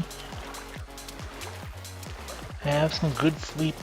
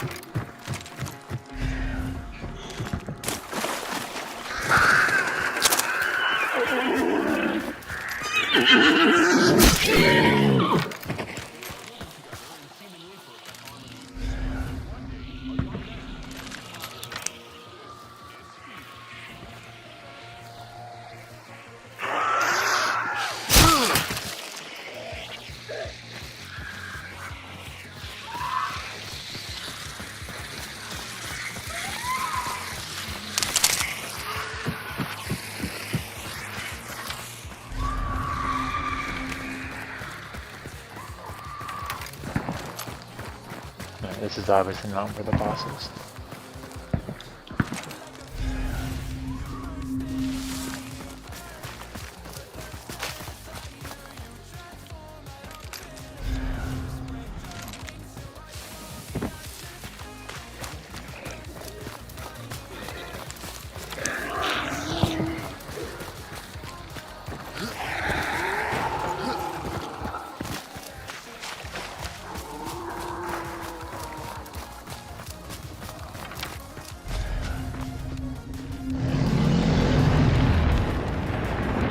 I mean, maybe.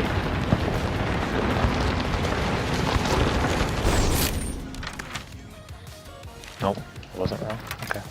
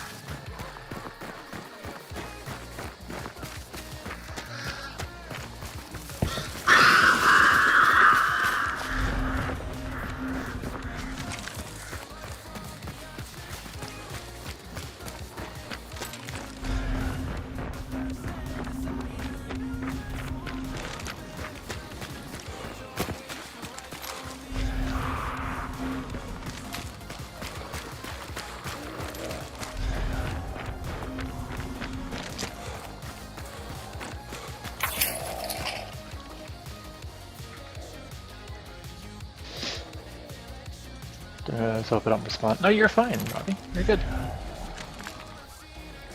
I'm just over here trying not to die as I need a mad dash over to this boss.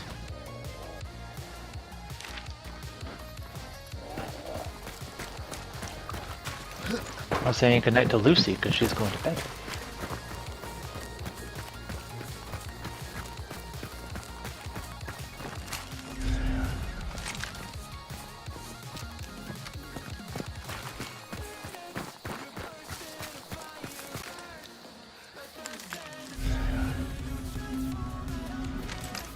Okay, so the gunshots seem to have stopped. Is that because everybody's dead now?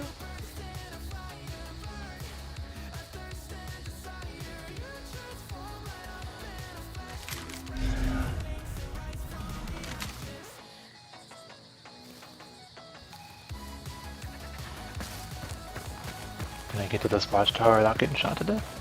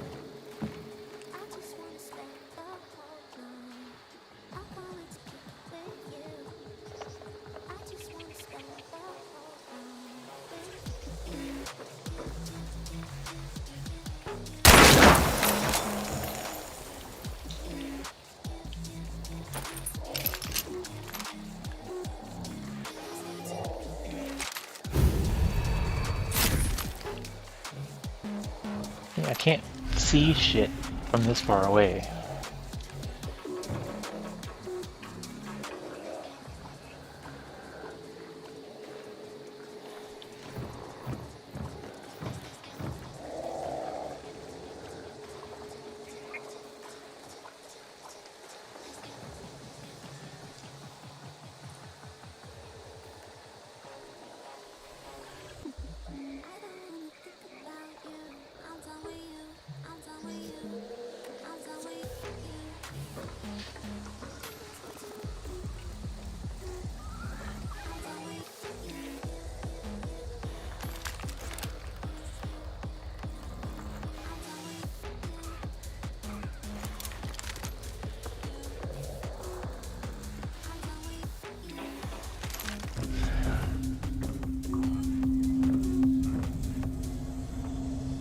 Well, there's 2 hunters dead over there.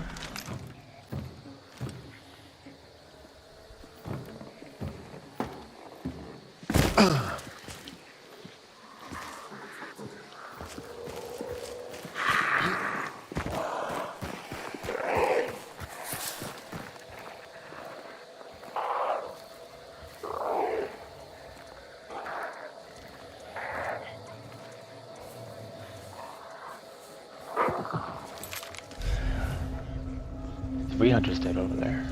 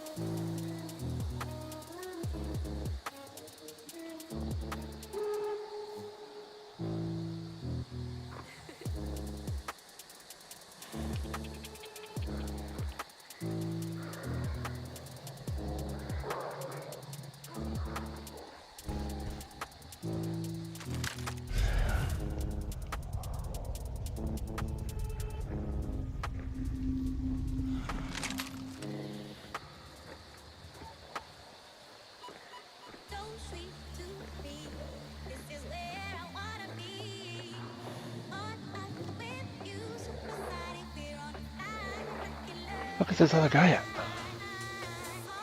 Trying to fly through it.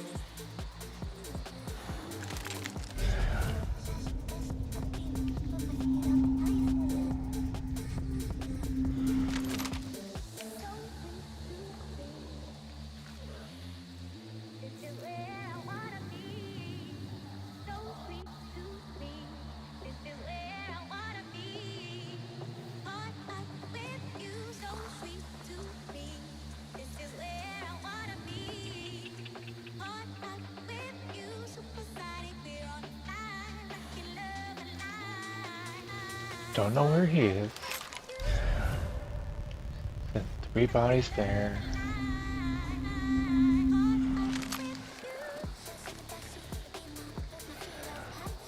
You're in the window. You're inside.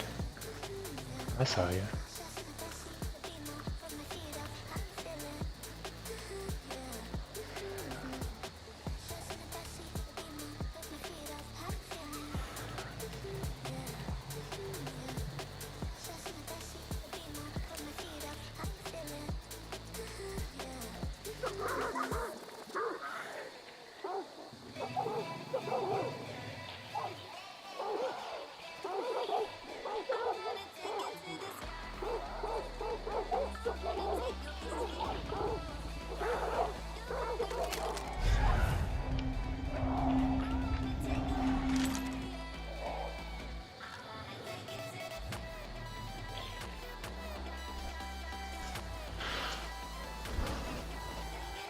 Yeah, see, I have too many blurps because there's actually 3 of those that say jump scares.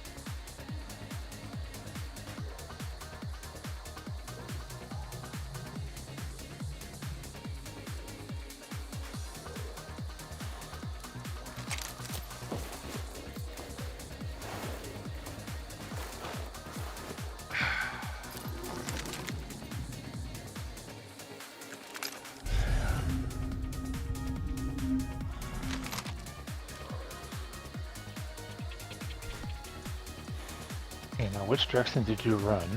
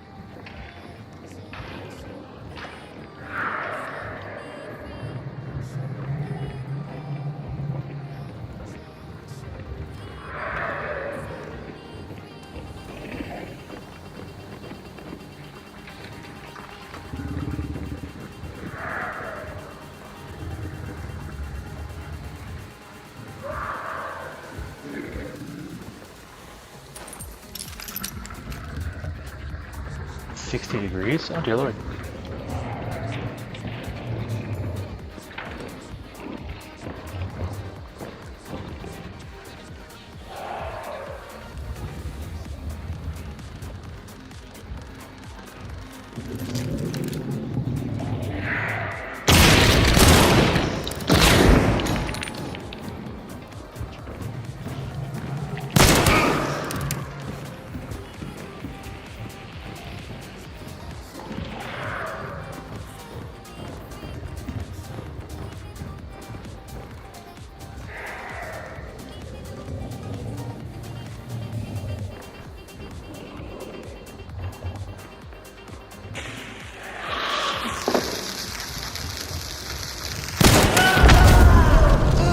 Oh, bitch, really?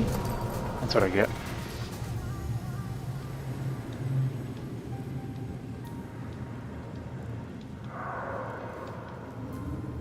Did I already use my revive?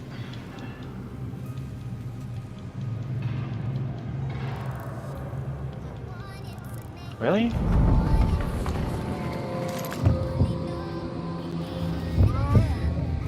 I don't remember using my revive.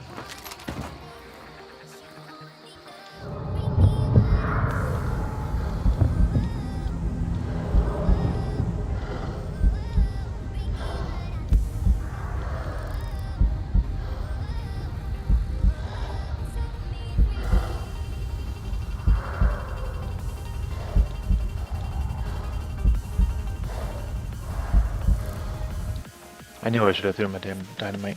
Oh well. We tried.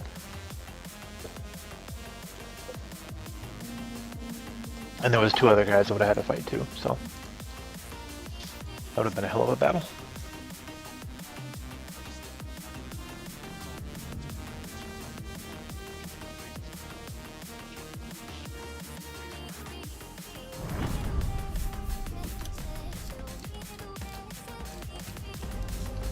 Oh shit, yeah. So there's 3 people that were dead. I'm assuming 2 of them were the duo. Yeah, there was a lot of people in that match.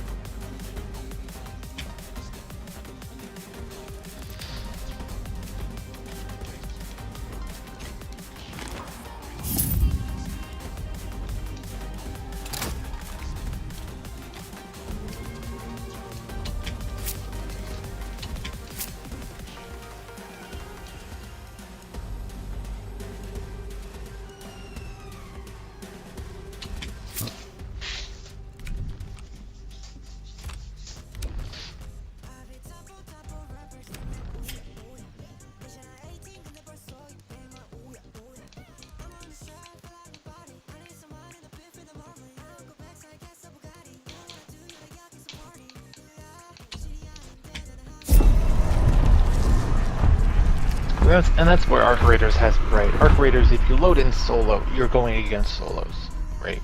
Everybody's on the even playing field. Well, at least regarding team size anyway.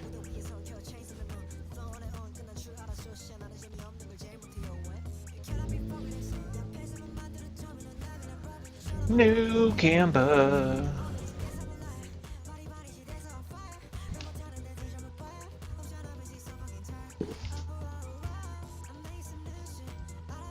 Well, and that's the funny thing is too. So, Hunt is not crossplay, right? Which is a love-hate relationship because, like, my team, some of my teammates are on PC, so I would love to play with them, right? But on the upside, I can't play with them because that means other MK people can't shoot me in the head because people can aim with a mouse better than I can run an Excel sheet, and I'll never understand that. But okay. But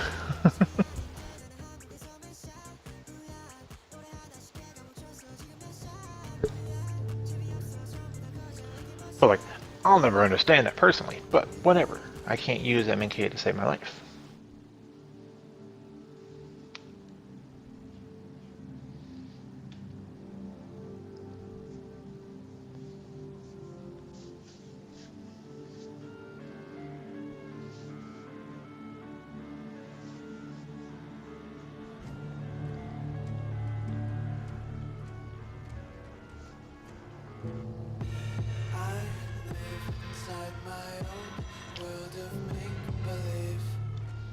Well, I could. If I wasn't so stubborn, I would just load up my team, or in the game, anyway, my team, and I would find a random teammate. So then I could have backup. But you never know what you're going to get when you play in public lobbies with randos.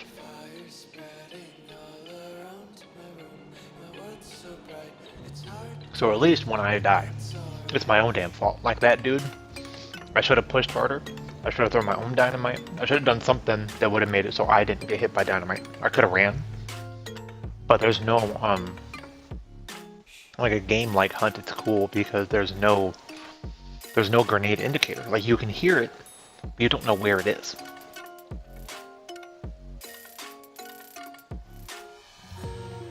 Like you don't know if you're going to be in the explosion range. You don't know. You don't know if you're going to be in AoE, or if it missed you by 5 feet. You don't know. And then you don't know if it's a dynamite bundle or just a stick of dynamite, because a dynamite bundle obviously has a bigger explosion radius.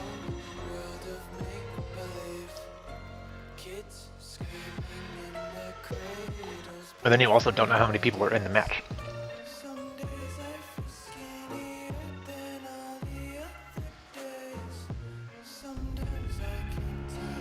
So like a couple matches ago, there was only me and 2 other guys, right? That one had like 6 people.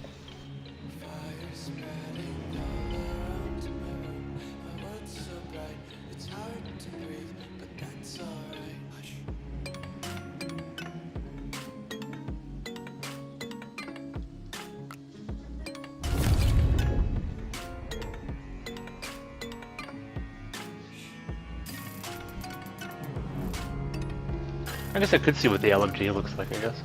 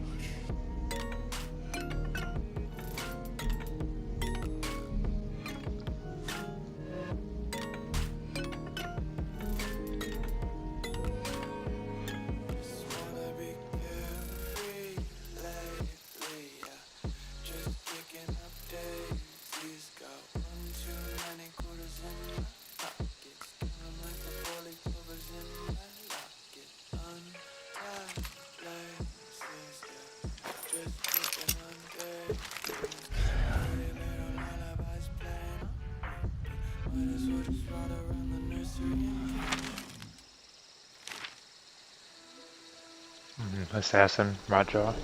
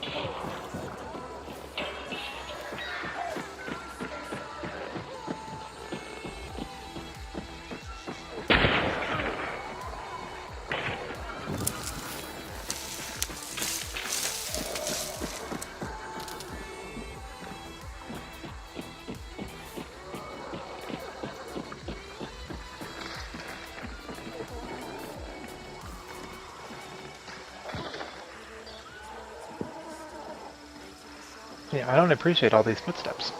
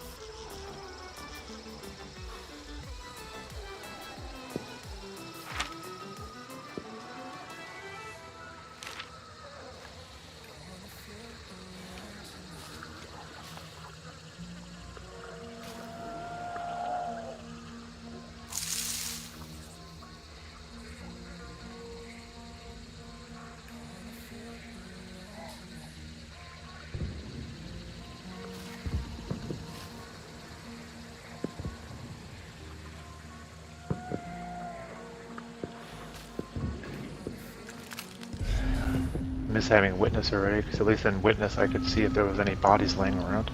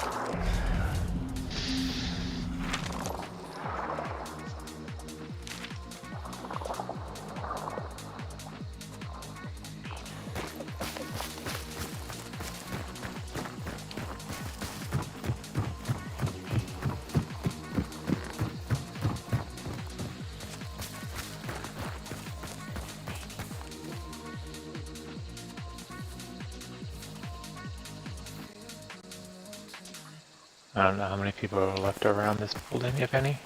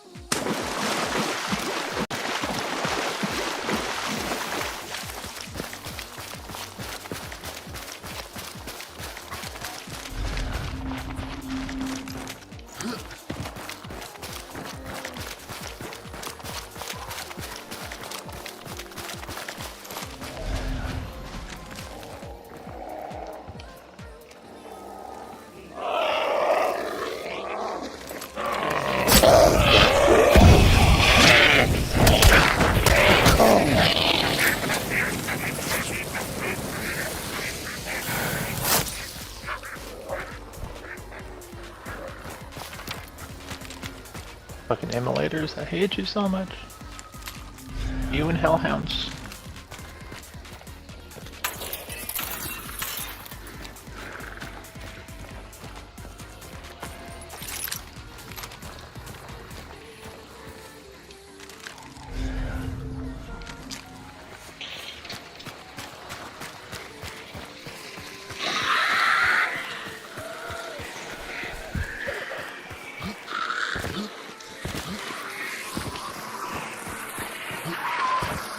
And hives suck too, but for a totally different reason.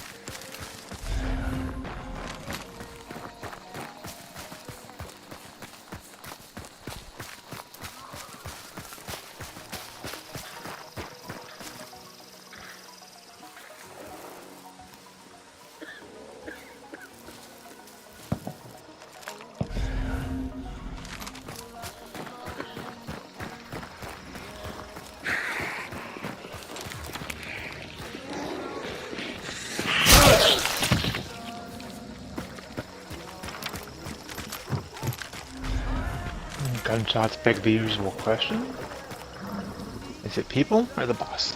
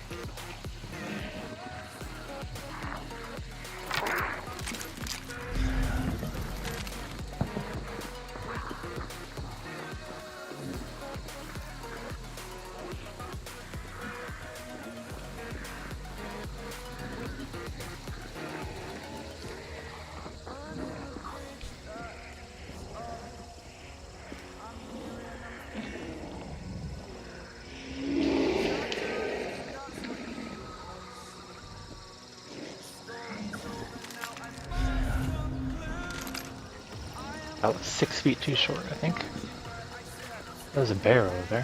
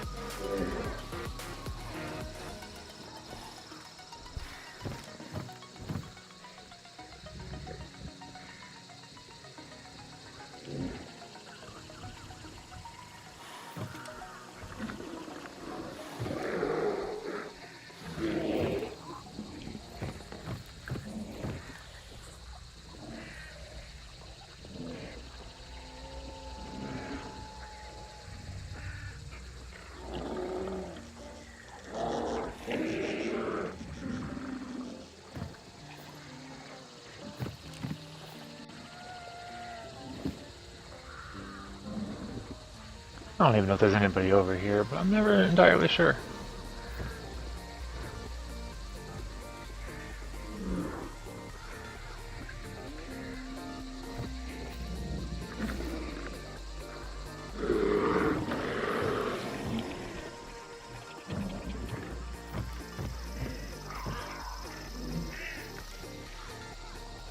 Because that's what's good about the game, like the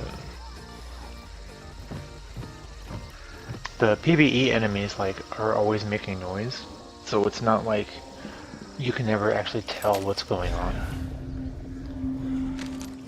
Again, a love-hate relationship, but it's super cool.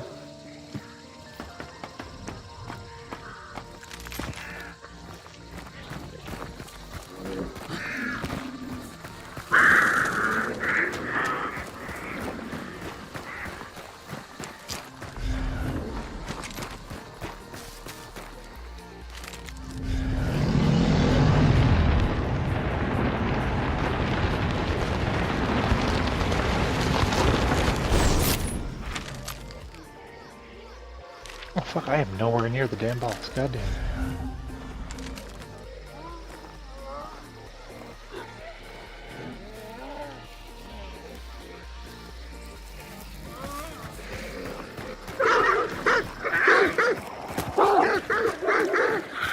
Then you get shit like this where you have to run all the way across the map just to even be in the fight.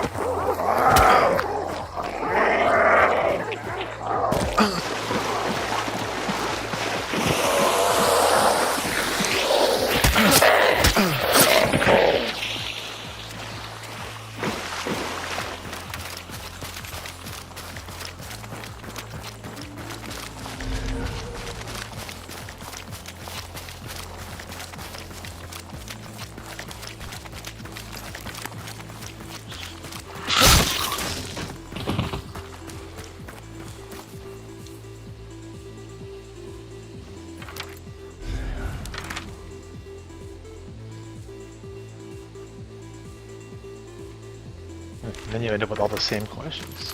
Where's everybody else?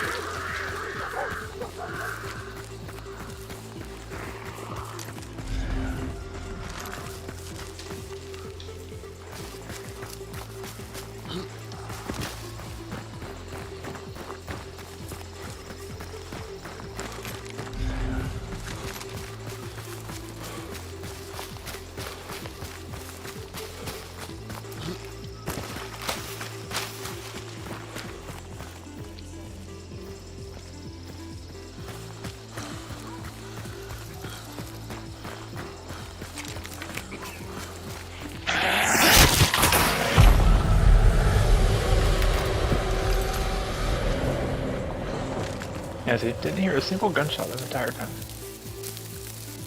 That's fine, you don't need to have a gunshot, because I already know I can kill the assassin with a spear.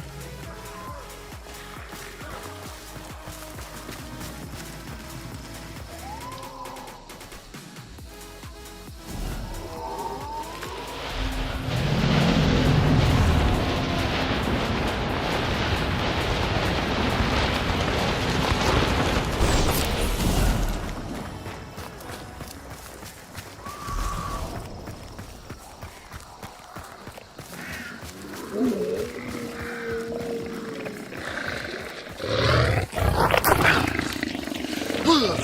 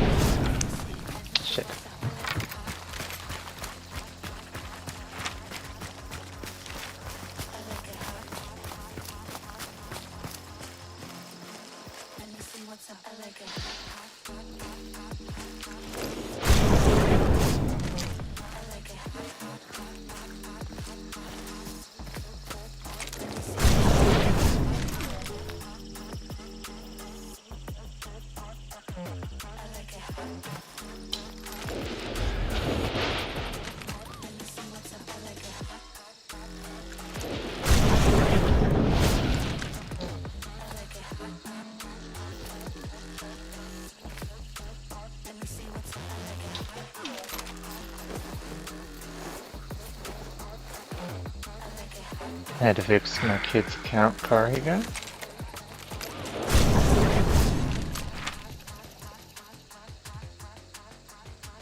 Okay, are you staying put? I think you are, because I think you're trying to get kills. And unfortunately, all the frickin' extracts are north. Ain't that a bitch?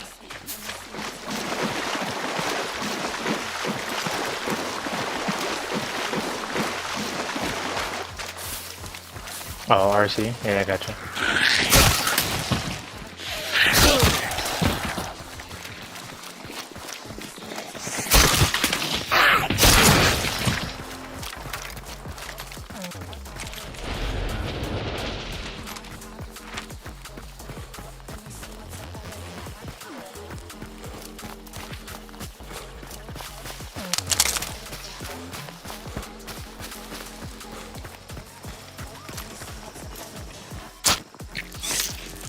The Lightning McQueen RC car, there you go. Ka-chow! Shit.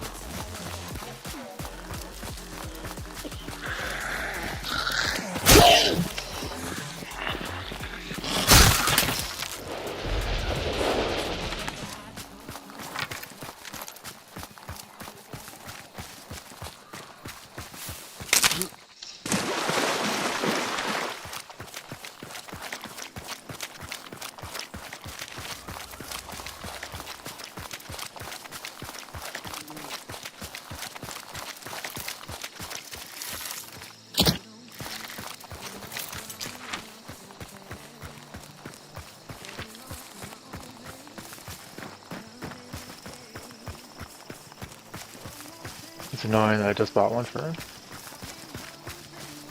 Christmas.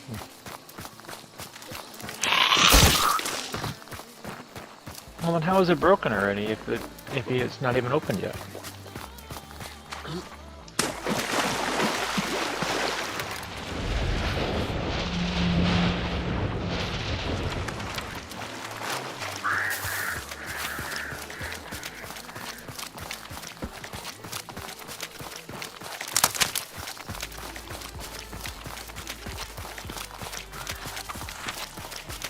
Unless you have Chariot, I don't know where you're going.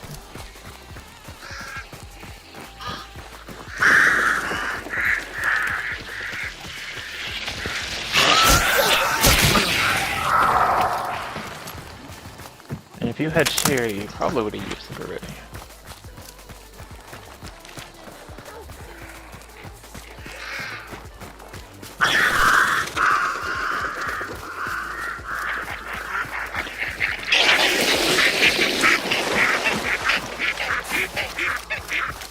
Piss off every fucking noisemaker on their way by, apparently.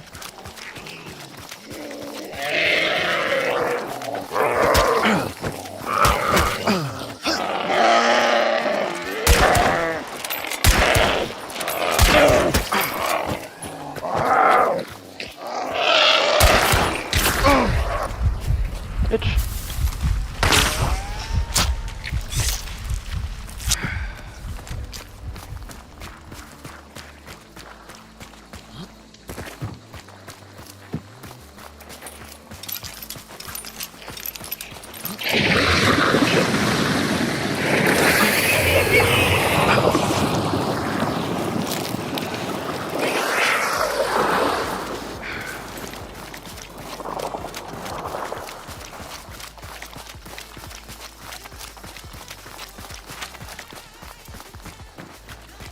God damn, did he really close the gap that fast? Apparently he did.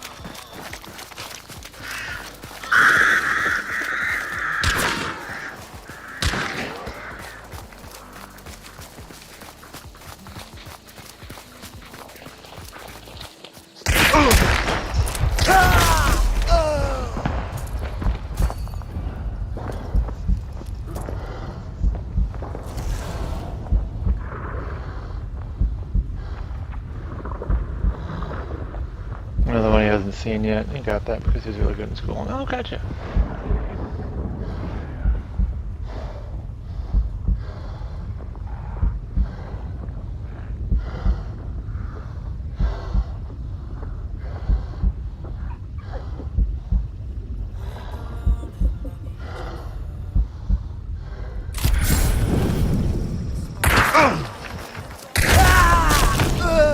Really?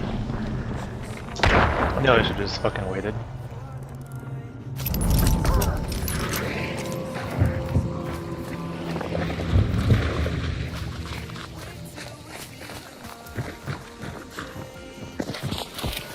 Oh, no, because you're a team. That makes a lot of sense.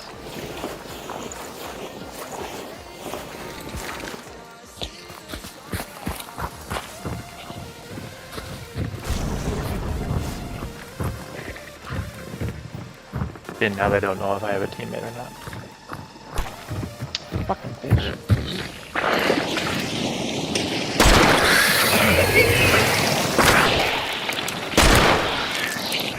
Was the only team left over.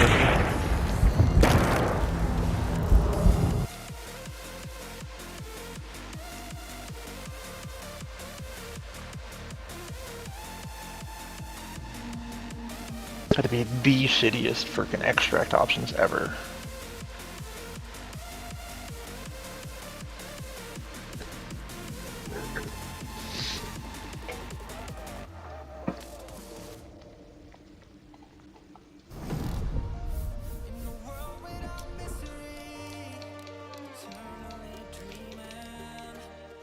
Yeah, and they were to kill the other duo that was there.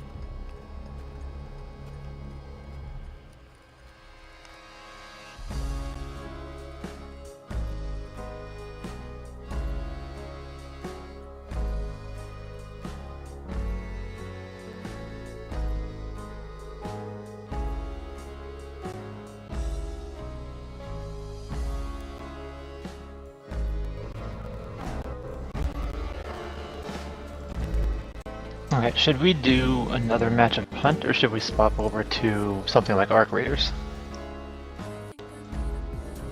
Or Warframe? Or should I just open it up and actually play with randos and see if I can actually make it out of a match?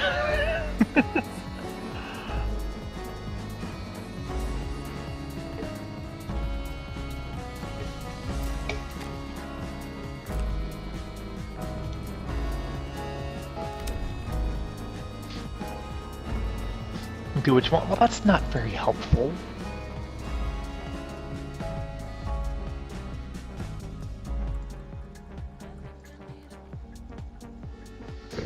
We could do Arc Raiders. I wasn't, was it? I didn't do the reset, so I still have a bunch of shit I need to find.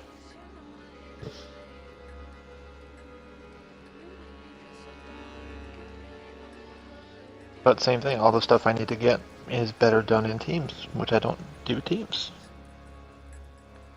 So unless my buddy's on, it's not really going to be very useful.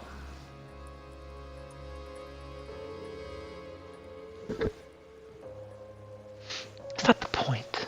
It's about what you guys want to see. Actually, you know, I haven't checked my form in a while. See if anybody's actually given me input on what they want to see. Hold on.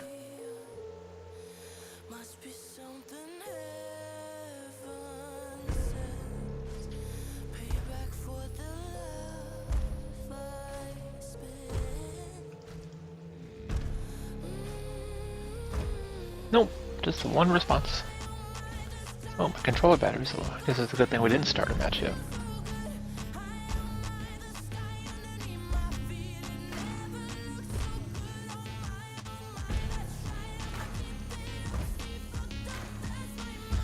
Oh, you know what? It's also fucking Monday.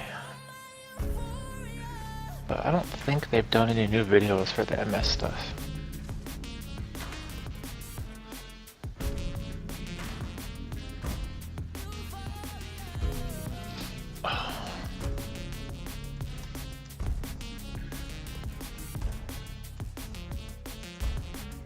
Let's see if they have new videos, because it is MS Monday. Oh, out of smoke. Wait, it is MS Monday, but I don't think they've done any new videos lately. Thank you.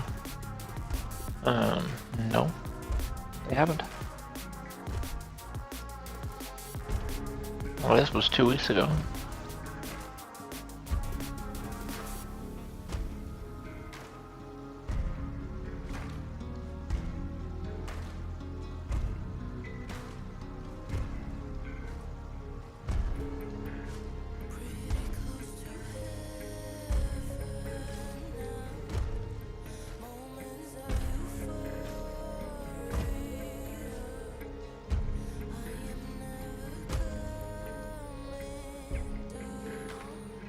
The Rule of Epstein Vampires.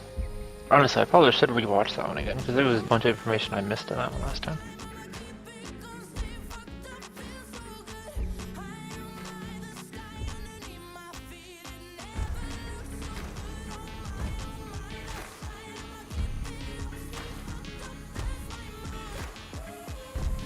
What did the doctor say about what, MS? I mean, I have MS, there's nothing nothing's really gonna happen with that.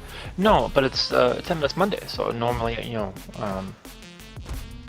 normally we watch the videos of the guy doing the podcast and the interviews, but they haven't had any new interviews. Not for like 2 weeks.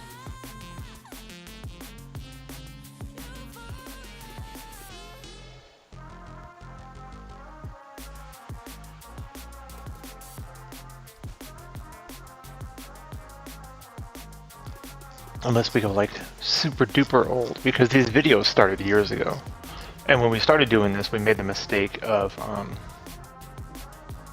starting with the newer stuff instead of the older stuff.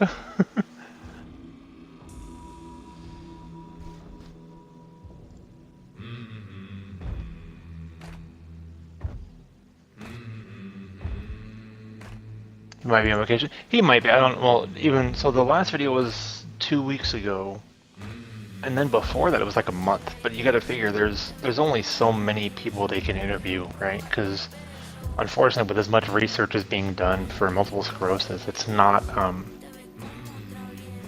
there's not a whole lot of, like, fast, advanced movement, you know what I mean? Like, it's not, there's not a whole lot that happens with it that can really be reported on.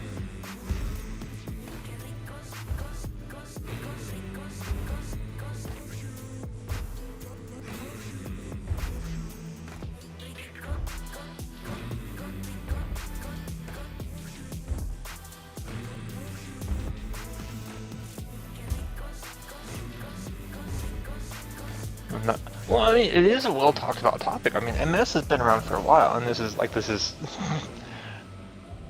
I went on a tangent about this a while ago, and like I came off being like a super douchey dude, right? Here, hold on. We're gonna since we're chatting, we'll do this right. Hold on.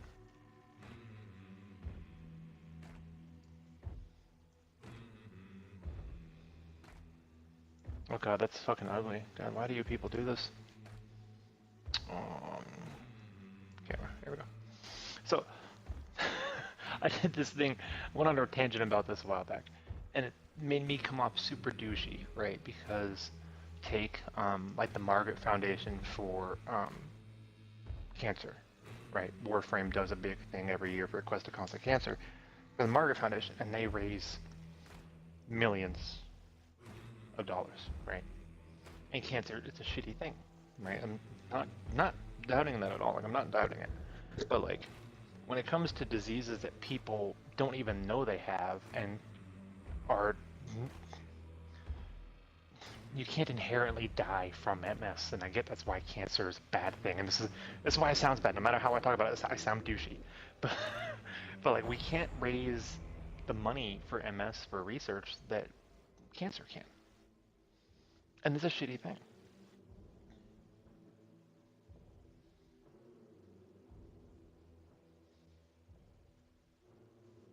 People could cure MS right now, and they should have, right?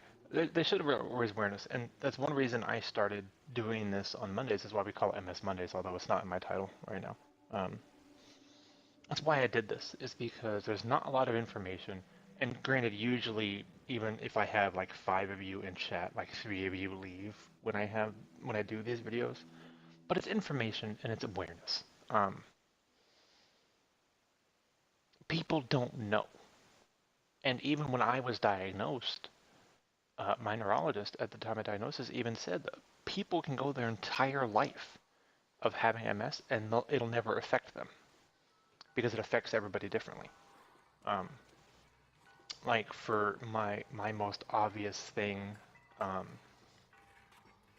most obvious symptom that I had when I met my neurologist was my left hand. My left hand works, right? But it's partially numb. I can feel this. This hurts, I can feel this. But I can't feel fine details. Like if I put a quarter in my pocket, I can't tell you it's a quarter. So when there's symptoms like this, that most people just ignore, that could be MS. And it may never progress. It may never get to the level mine is. Like I have mobility issues because of MS. It may not ever get to that point for some people. So that's why it's not, like I sound douchey every time I say this, but like, we don't do enough. It's a nerve system killer. It sort of, MS is what it is so what it is, it's attacking the myelin that covers your nerve system. So like take it, like say there's a cover over this, right? This is your nerve system, right? There's a cover over this like a glove. But my immune system is eating the glove away. It's eating the covering. So what ends up happening is that the signals that would normally go through your nerves are no longer making it to the way they're supposed to go. They're not going in the same area. All of a sudden your nerves are doing this, and the symptoms, the signals are not going where they're supposed to. And this is your thing. And then you can have, and it affects everybody differently. Like I said, there's people that go through the entire life and never have a problem. Then you get people like me that, unfortunately, mine's a compounding situation. But like I can't walk for longer than like 10 minutes anymore. Like I have a mobility issues with my left leg and serious muscle fatigue. So actually my part-time job that I found, I have a part-time job for the weekends. I roll around in my electric wheelchair. And I work in Home Depot. Or I don't I don't work for Home Depot, I work in Home Depot. I generate leads for an HVAC company. Degenerative bone and disc. Right. Which is one of my other issues. So I had back surgery in 2020. I had a lumbar fusion. So now I have degenerative disc disease because now the rest of my spine obviously has to make up for the lack of mobility now from this area that I fused. So I have, not only do I have MS, I have serious back pain all the time. And then I have obviously leg pain from the muscle memories from MS. But also in 2023, I broke 2 bones in my left leg. So there's still, that gets sore after a while. So unfortunately, like even when I meet with my neurologist, like, well, how are you doing symptom-wise? Where do I start? Because for me, I don't even know which is the starting catalyst, right? Unfortunately, that's just where I'm at.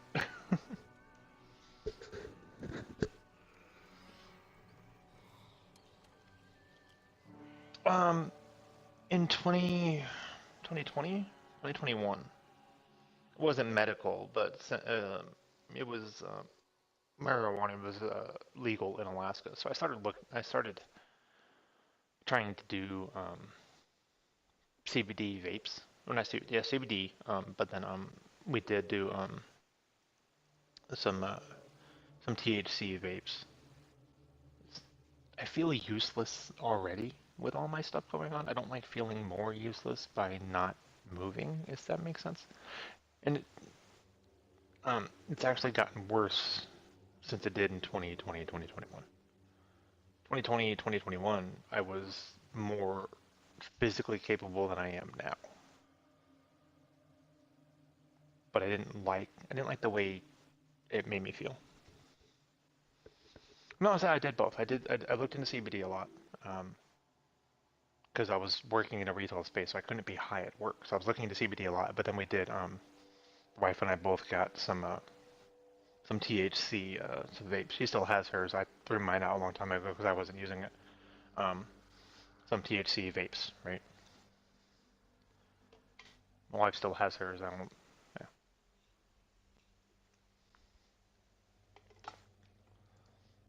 yeah.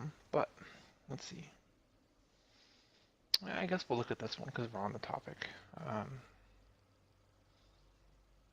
we go, we'll look at this one. When is our next ad break? We just had an ad break, right?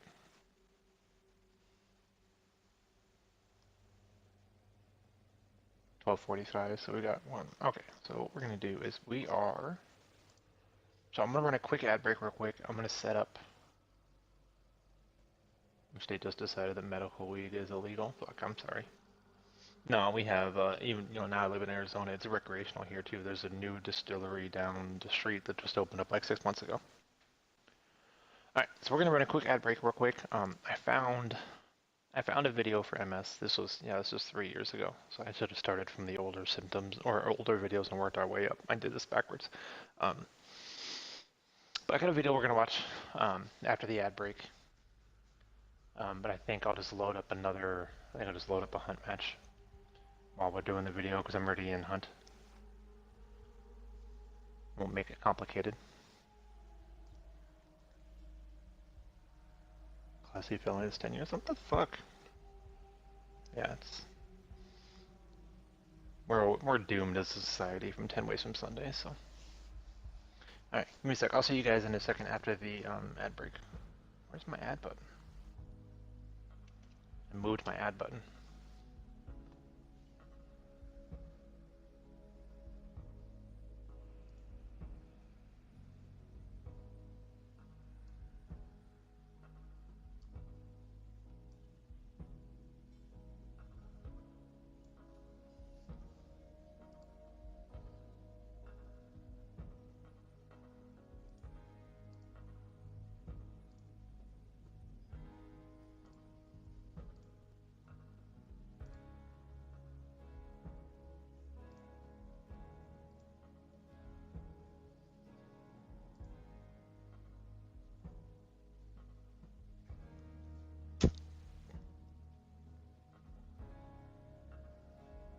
McDonald's has gone off the deep end?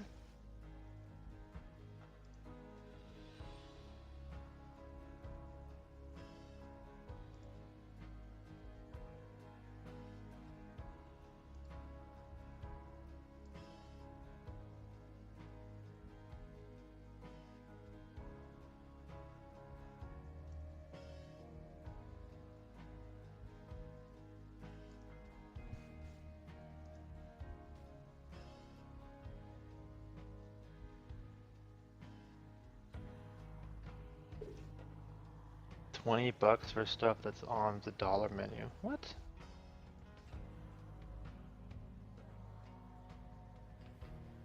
What? Right.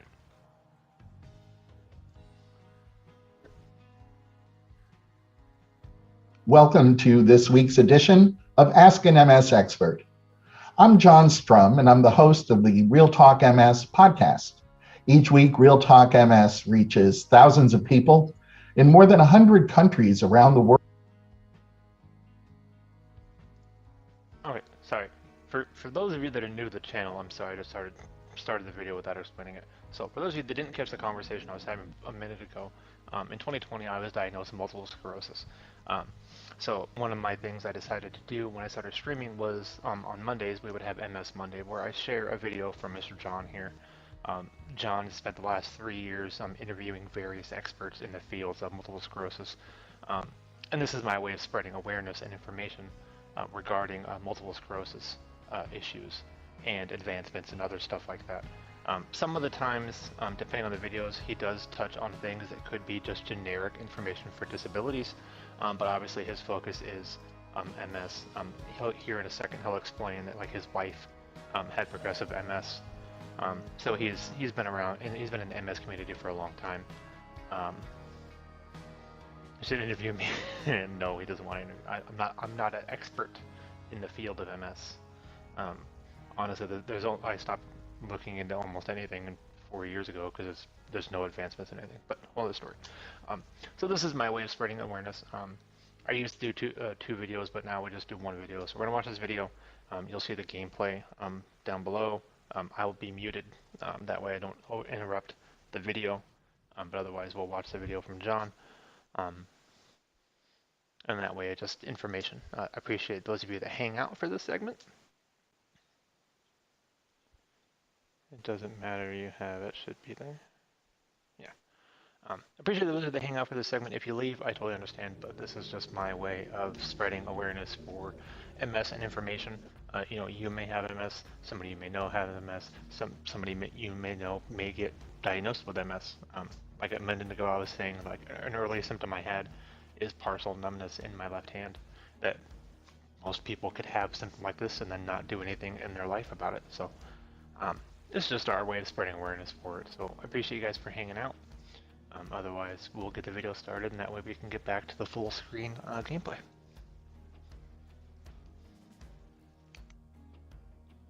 World with the news that people affected by MS need to know. My wife Jean lived with progressive MS for 23 years, so I've had a front row seat experiencing all the ways that MS can impact a family. I'm a past member of the International Progressive MS Alliance Scientific Steering Committee, and currently I'm a district activist leader and trustee for the National MS Society, and I chair the Society's California Government Relations Advisory Committee. The MS Society's Ask an MS Expert webcast is designed to give us a place for the MS community to connect and to connect you with the MS experts who are ready to answer your questions on the topics that impact people affected by MS every day. Please feel free to post your comments and questions on Facebook, YouTube, or Twitch. MS navigators are online throughout today's program, answering those questions and connecting you to resources. Diagnosing MS is challenging, and knowing when MS has transitioned from a relapsing form to a more progressive form can be equally difficult. Biological markers, or biomarkers, can play an important role in tracking and predicting the MS disease course. Today, we're talking with Dr. Tanuja Chitnis about the importance of biomarkers in MS and new research that could impact future MS treatment. Dr. Chitnis is a professor of neurology at Harvard Medical School, as well as the director of the CLIMB study and the Translational Neuroimmunology Research Center at Brigham and Women's Hospital. Welcome, Dr. Chitnis, and thanks for joining us today. Hello, John. It's a pleasure to be here. Biomarkers can be extremely useful in diagnosing, tracking, and predicting the course of MS. And I think a good place to start our conversation is with a definition. So can you tell us what a biomarker is and share some examples of biomarkers that are used every day in the clinical setting? Of course, John, this is a very important question. So biomarkers are defined or generally are any measurable substance or a measure that reflects a disease process or disease state. It can also reflect treatment response. And some examples of biomarkers that we use every day in medical practice are blood pressure. So that reflects your cardiovascular state, and you probably have your blood pressure measured often when you go to the doctor's office. Another biomarker is blood glucose levels, especially in people with diabetes or prediabetes. And that helps your physician track whether you are responding or on the right treatment levels. Similarly, hemoglobin A1C can reflect how well your diabetes is being controlled. So we are now seeing some biomarkers starting to be used in the MS space, which is very exciting. And why are biomarkers important? The biomarkers are important because they help the neurologist or physicians to understand what disease state is occurring in any individual person. So someone might have a more severe or a milder form of disease, and biomarkers might be able to reflect that disease state. It may also help physicians understand who is responding or not responding to treatment earlier rather than later, and that will help physicians to switch treatments at the appropriate time. Biomarkers can also help with disease diagnosis, and we have many examples of that, both in neurology, in multiple sclerosis, and in medicine in general. The biomarkers that are used in MS can be classified into 4 categories: predictive, diagnostic, disease activity, and treatment response. Let's spend a few minutes talking about each of these. Now, predictive biomarkers could help potentially identify individuals at risk of developing MS. This seems like something that would be really valuable for family members of someone who's living with multiple sclerosis. And in fact, we heard from Amy, and Amy's wondering if it's possible that this type of biomarker, this predictive biomarker, could identify MS even before symptoms appear. Yes, John, and that is really an important area of research that's going on right now. So we have learned a lot about what causes MS and how MS starts in the past 15 or 20 years. And some of these factors include genetics. So there are certain genes that might predispose individuals to MS. And so eventually one day there might be a genetic blood test that could help to identify people who are more likely to develop MS. We also know that certain viral exposures, including Epstein-Barr virus, do predispose people to developing MS. And that is part of the equation. So that is part of what might be used to identify people who are at risk for multiple sclerosis, such as family members. So are we at the point where we're currently using predictive biomarkers?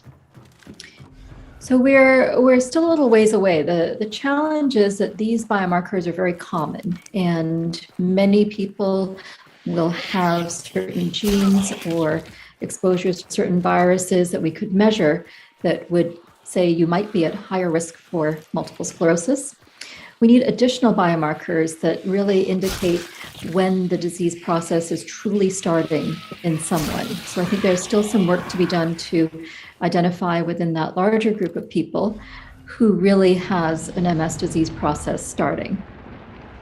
Another category of biomarkers that I mentioned a moment ago are diagnostic biomarkers. These are biomarkers that are used to confirm that someone has MS.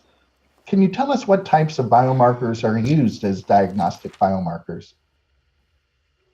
Yes, John. So we now make a diagnosis of MS largely based on the MRI appearance of lesions. And so there are diagnostic criteria, which are called the McDonald criteria, which rely on both certain clinical features and types of attacks or symptoms that patients experience, as well as the MRI picture.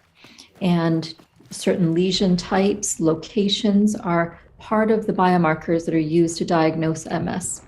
Another biomarker that we use to diagnose MS or confirm MS is oligoclonal bands in the cerebrospinal fluid. So that requires, in some patients, a lumbar puncture. And that is very sensitive and specific for multiple sclerosis. And that helps to confirm a diagnosis. We've heard from Dan, and Dan wants to know if we have these diagnostic biomarkers, why can it still be challenging to get an accurate MS diagnosis?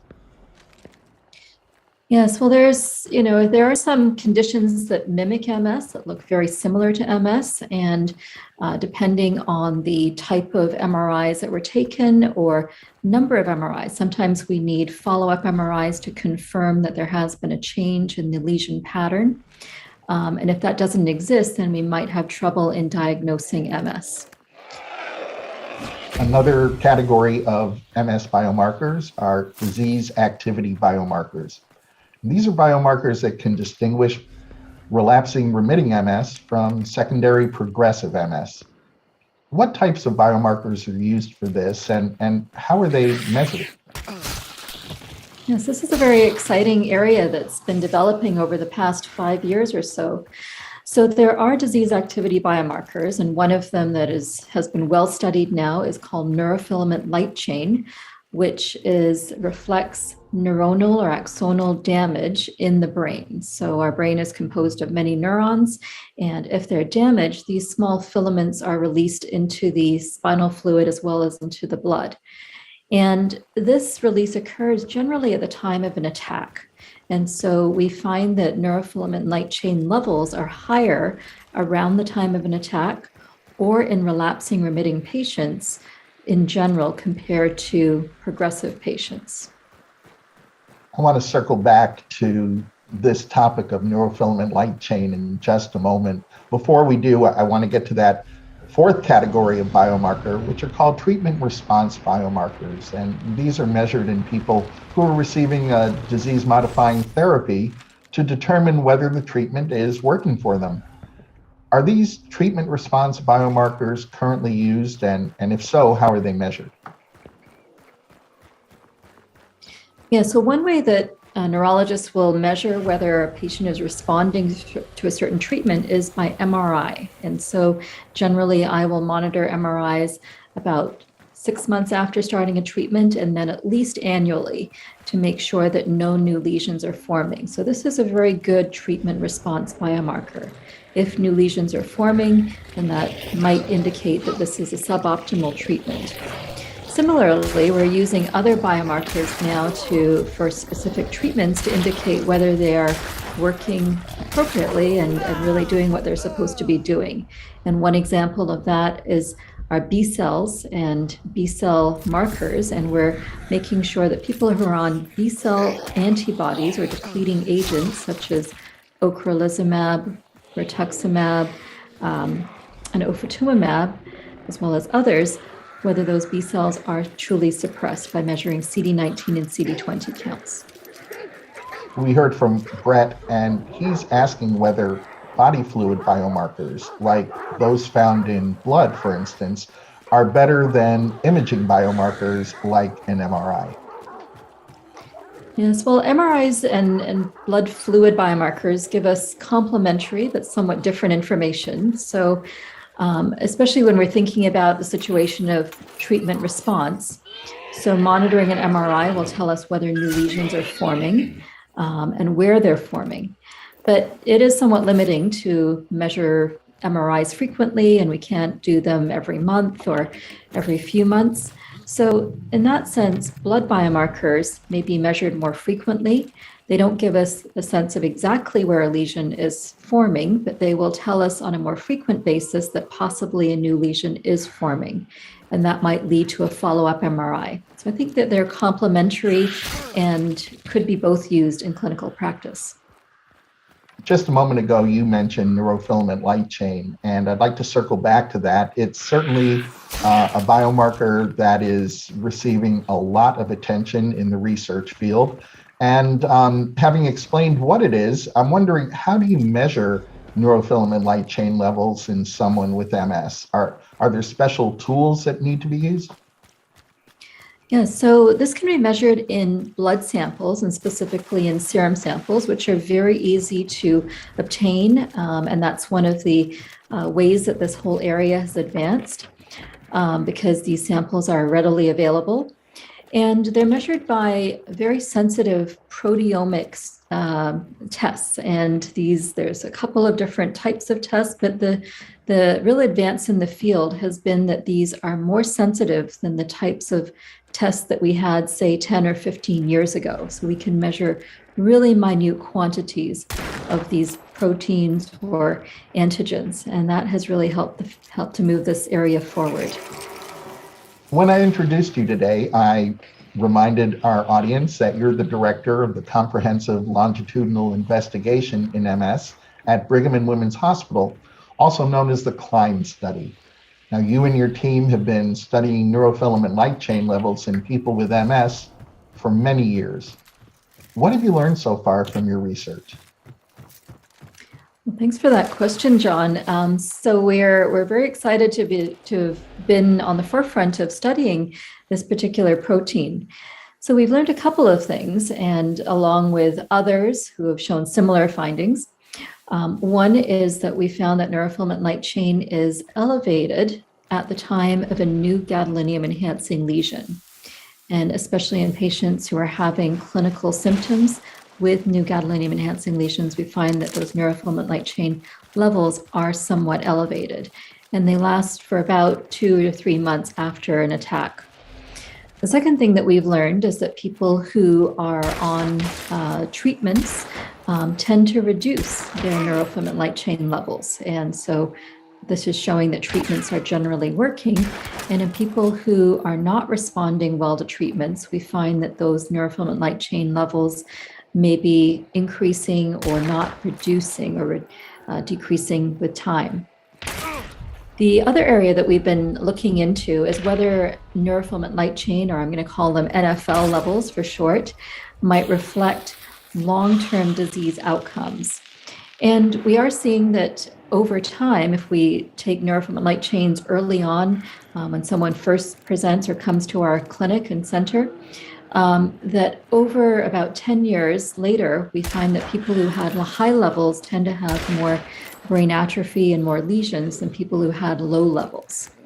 And we also looked at certain areas of the brain, and that's true for very specific areas of the brain, including the thalamus. So this might help to prognosticate how someone is going to do and whether they may need a higher efficacy treatment or closer monitoring or some other type of intervention. Jackie wrote in, and she's wondering what other biomarkers besides neurofilament light chain have shown to be promising in MS. So it's a very exciting time because there are several biomarkers that are on the forefront, and one especially that's very important is glial fibrillary acidic protein, or GFAP, or GFAP, I'm going to call it for short. And this is a biomarker that reflects damage to a certain cell called astrocytes. Astrocytes are supporting cells within the brain, and we have lots of them. And if we lose, or if these cells are damaged, then they stop providing supporting functions to our nerves, our myelin-producing cells, and to the brain in general. So we have seen, and this is work that we recently presented, is that GFAP levels have been elevated in people with progressive MS and those who are more likely to progress. The annual meeting of the America's Committee for the Treatment and Research in MS, also known as the ACTRIMS Forum, took place this past February. And the theme of the entire meeting was biomarkers. I attended that meeting and I heard you and your colleagues present findings validating the MS disease activity test developed by Octave Bioscience. Can you tell us a little bit about that project and what your findings could mean for the future of MS care? Yes, John, this is a very exciting project I've been working on for a few years now. So as I mentioned before, we know that neurofilament light chain, or NFL levels, are elevated around the time of a new enhancing lesion or relapse. But we worked with Octave to ask whether additional proteins are also elevated around the time of a relapse or new lesion in order to increase the sensitivity of the biomarkers to detecting a new attack. And we studied over 1,000 proteins, and we found that about 20 were elevated around the time of attack along with NFL. And this increased the sensitivity to be able to detect a new attack or lesion. And of course, we ran a discovery data set to find this out. And then at the recent ACTRIMS meeting, I worked with a group to present what we call validation data set. So we looked at both an additional group of patients from our CLIMB study as well as from other centers and found a similar response, that the biomarkers indeed were more sensitive in detecting a new lesion. Well, it appears as though biomarkers will help detect and possibly prevent MS before symptoms even appear, track the course of disease progression, and monitor response to therapy in order to personalize treatment. This is all really exciting, and it paints a very hopeful picture of MS treatment in the future. Realistically, how close are we to achieving these goals and implementing new biomarkers into routine practice with patients? So John, I think that we are very close in implementing biomarkers into routine clinical practice. And the field has moved forward rapidly over the past few years, from discovery of certain biomarkers to now what we call validation and confirming that the results are accurate in multiple different groups of patients across different patient types. And I think now with these large data sets and validation studies, they are ready for clinical practice. And it's also a process of implementing it. So logistics, so how do you send blood samples for testing, and also insurance approval and getting these tests approved. But I do think that we are on the cusp of a very important and exciting era incorporating biomarkers into clinical practice. Thank you for helping us better understand the present and near future role of biomarkers in MS. What would you say are the top 3 takeaways that you'd like our viewers to remember? I'd like the viewers to remember that, one, that biomarkers can be helpful in both diagnosis as well as monitoring disease course and treatment response. And 2, your neurologist might be discussing biomarkers in the near future with you, and this hopefully will be a nice introduction to that topic. And 3, I think that the future of MS is very bright. Through biomarkers, we're also discovering new insights into the disease, and we hopefully will be able to personalize and better improve treatment outcomes for everyone. Thank you for sharing your expertise with us, Dr. Chitnis. Let's continue answering questions from some of our viewers. Albert wants to know why it's taking so long to establish new biomarkers for MS and implement them into clinical care. Well, great question, Albert. I think you probably are sort of hearing that it takes a while to first discover biomarkers and then also validate them and ensure that these results are accurate, again, across different groups of patients, different areas, and with large numbers of samples.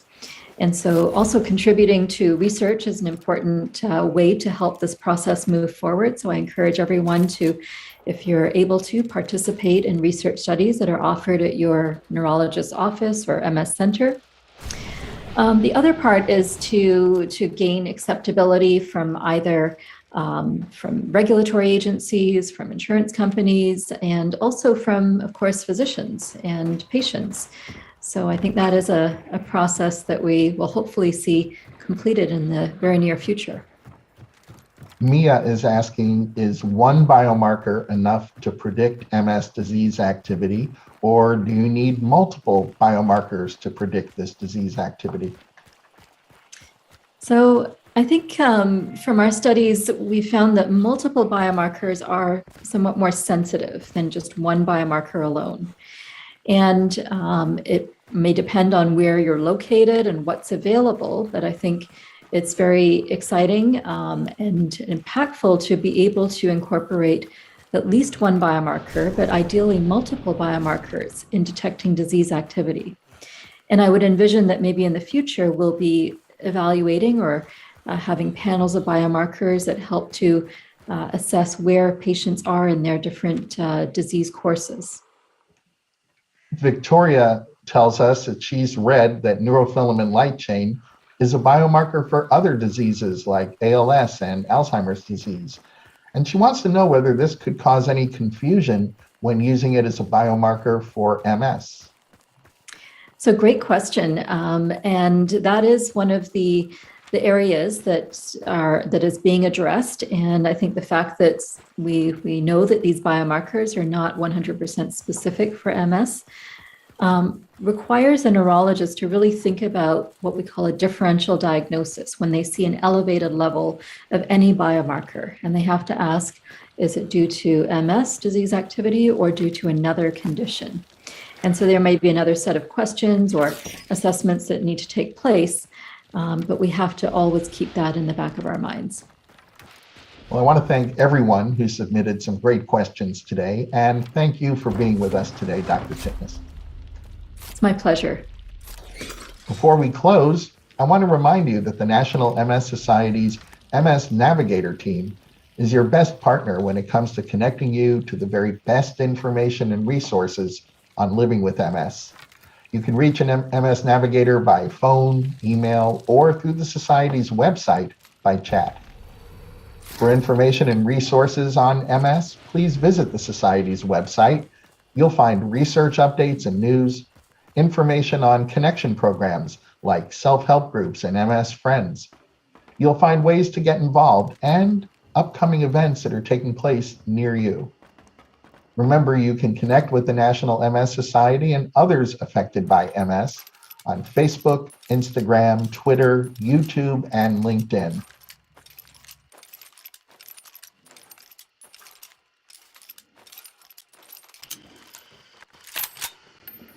All right, so after all that, it still means that we're shit out of luck. No, no, it's good information. Biomarkers are definitely becoming a long way, right? Got the cat box done. Good on you. For those of you that were paying attention, I barely survived a freaking shootout there, but that's okay. I'll take it.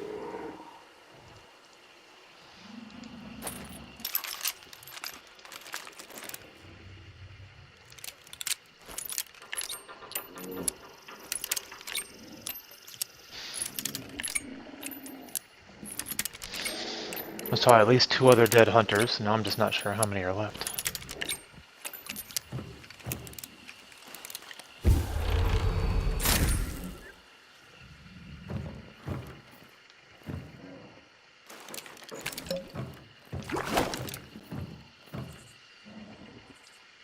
What do you unfortunately? What?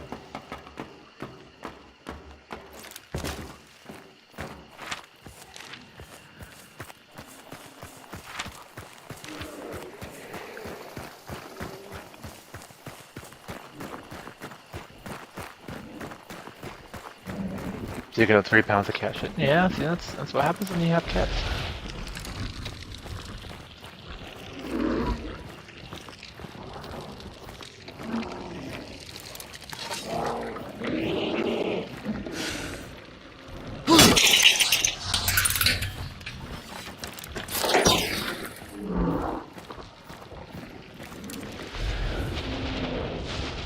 No, you're fine. You do you. You're fine.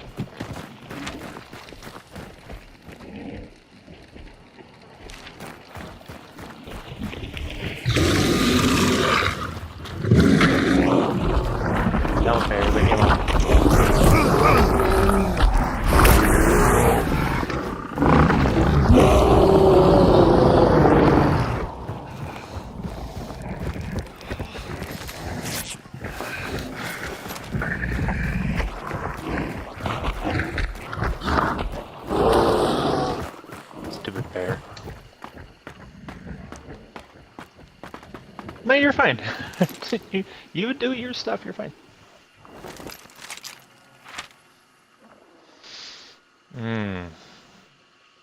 Do we waste 2 on this now, or do we just go to the circus and then extract? I got 20 minutes left.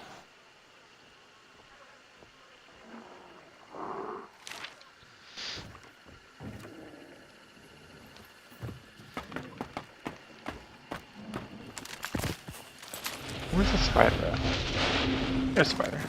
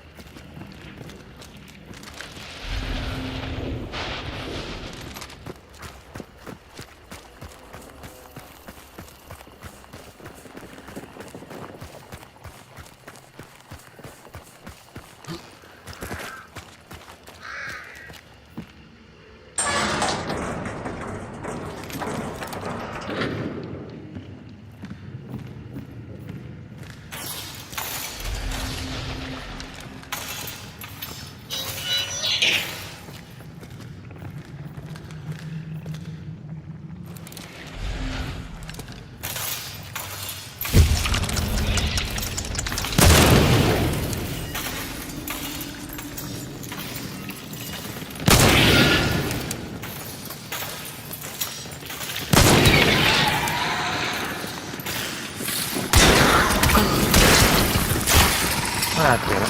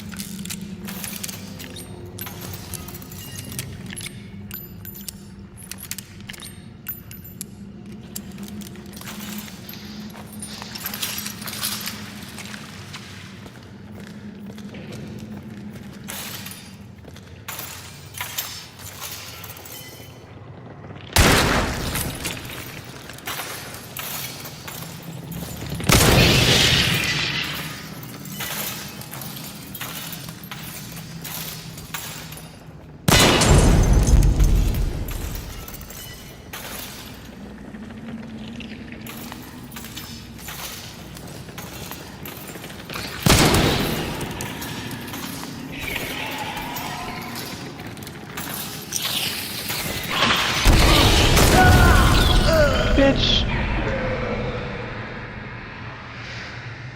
All that work because I got cocky and greedy.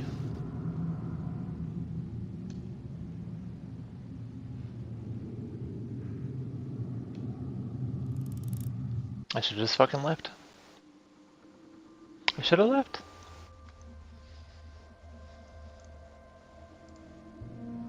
It's okay, because I didn't even, I got so busy talking about the MS shit, I forgot to even start again, but I should have left. I got cocky.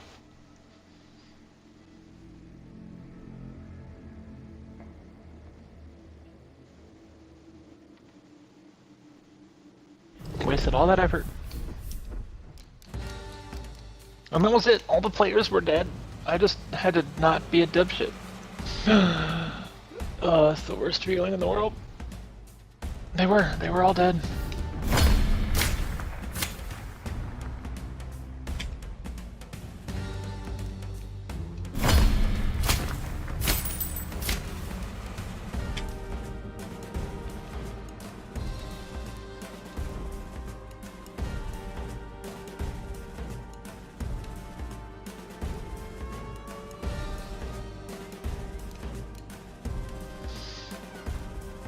Ugh.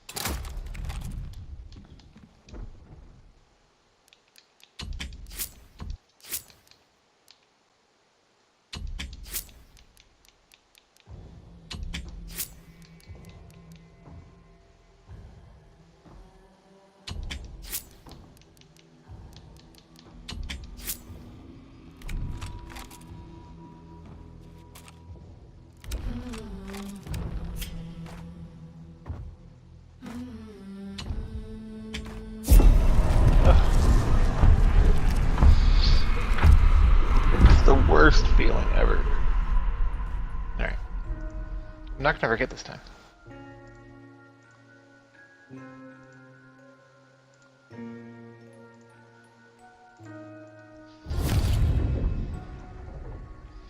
Alright, ladies and gentlemen, get your Gamba on. New prediction.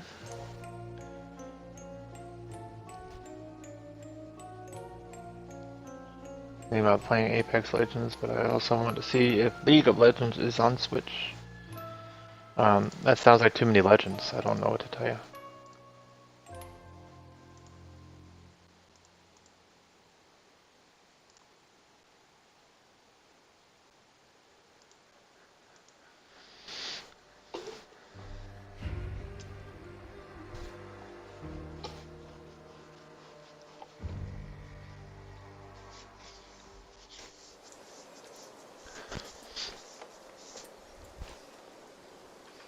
I will say though that next Monday, we're gonna re-watch the video for the Epstein-Barr virus and its correlation with MS.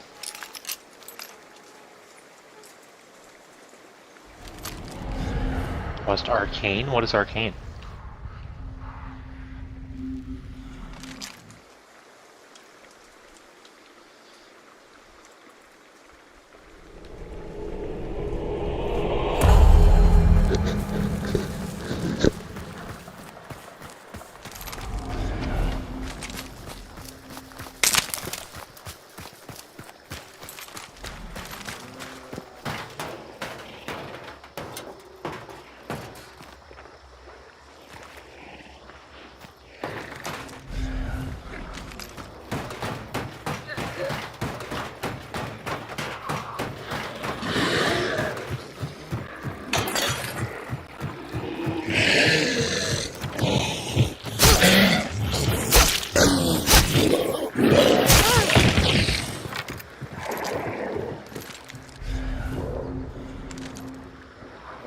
Oh, okay.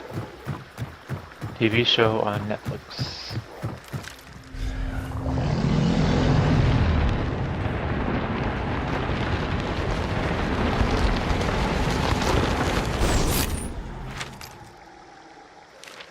What did that have to do with League of Legends?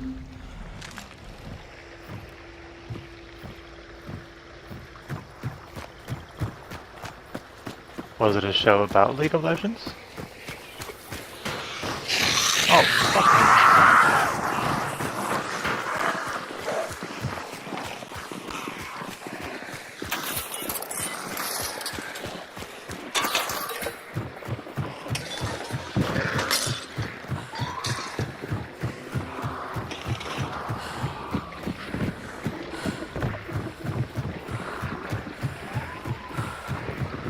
Oh, okay.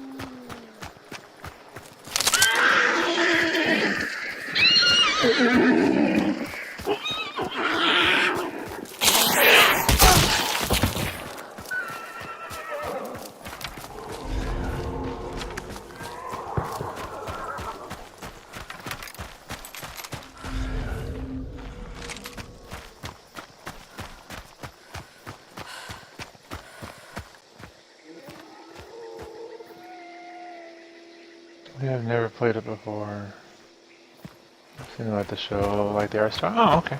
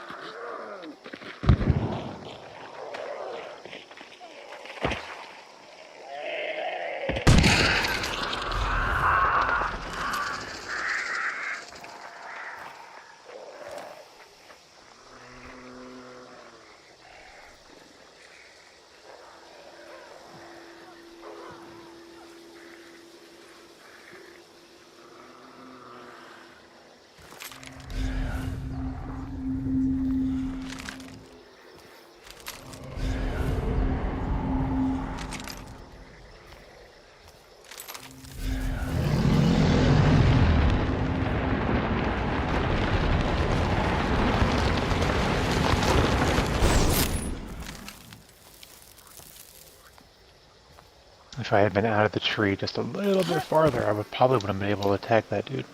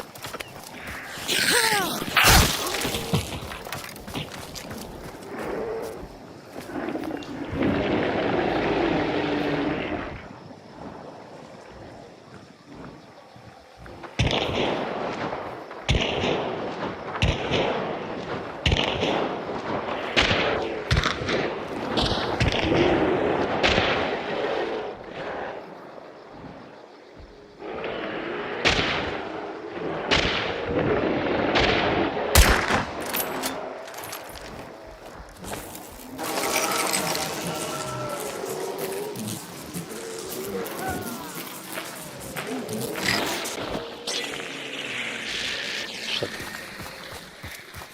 I didn't mean to do that.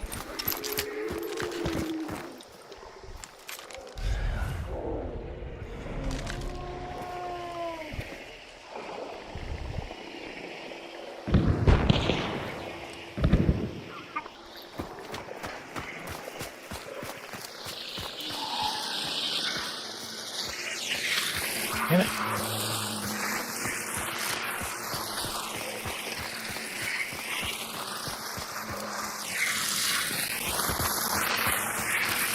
I don't think the hive bomb should be able to come back to the person who threw them. That's just me being picky though.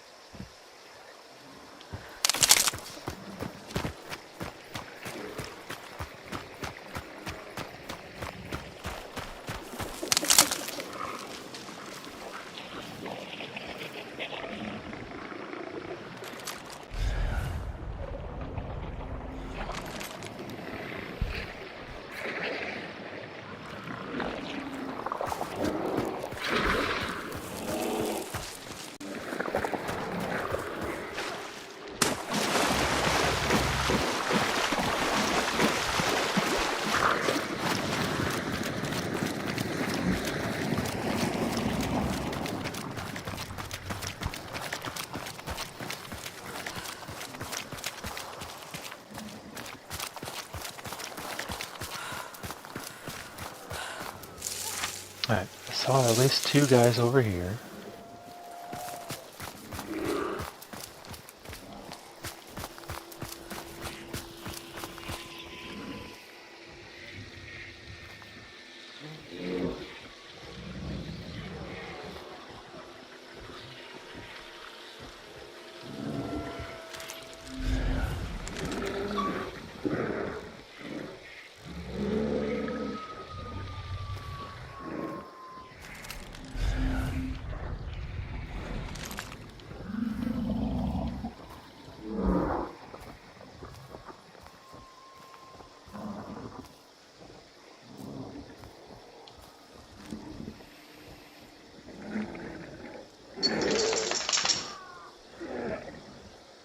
question is, where did they go?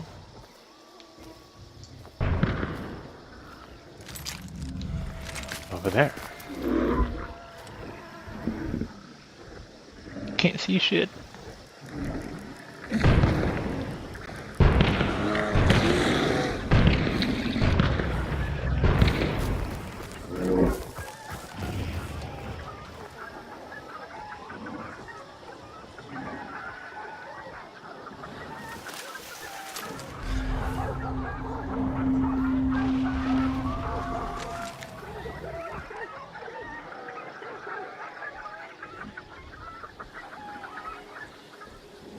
And nobody's dead yet. But a zombie or a person?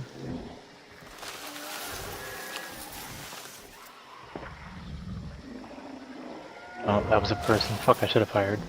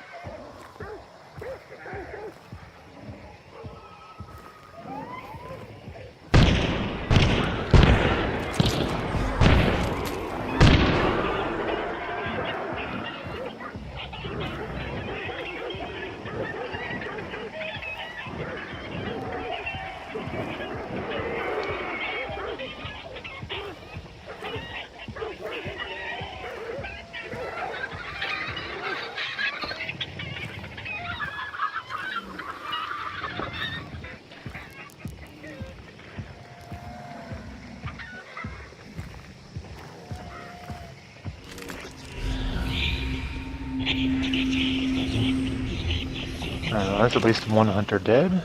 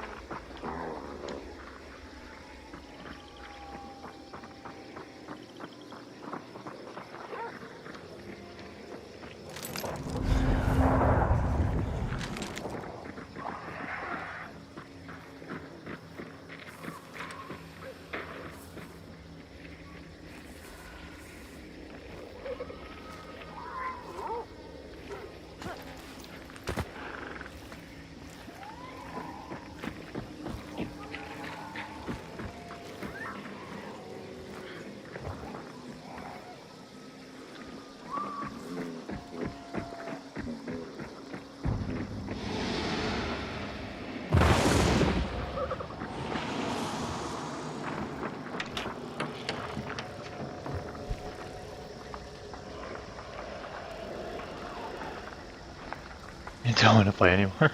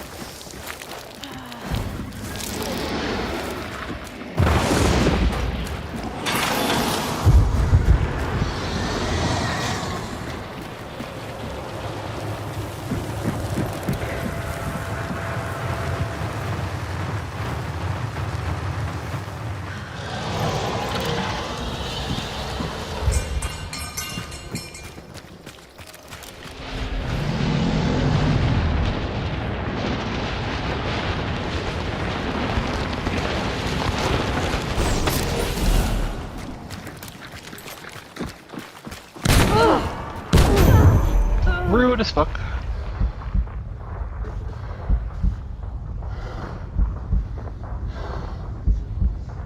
Yep. Explosive ammo, fuck.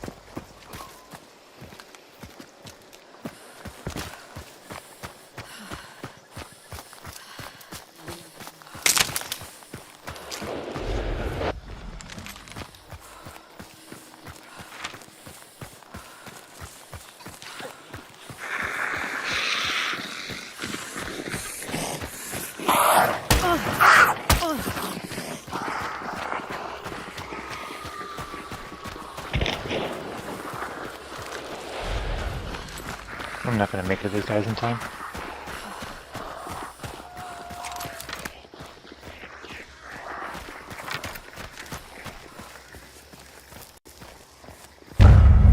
Oh, bitch. I just saw him right before I fucking did it. Oh, back.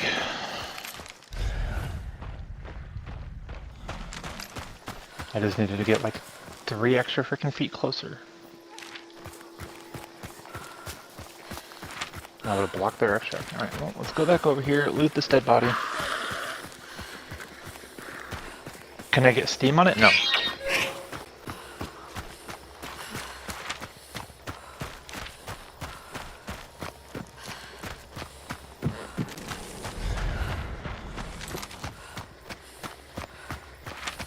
Yeah, let's hope this other dead body still had some pledge marks on it. See if it's not a complete fucking waste of my time now.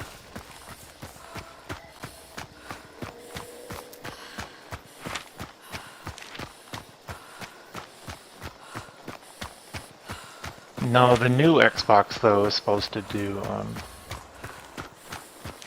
the new Xbox, whenever that comes out, is supposed to have Steam capabilities, at least according to the article I saw once upon a time.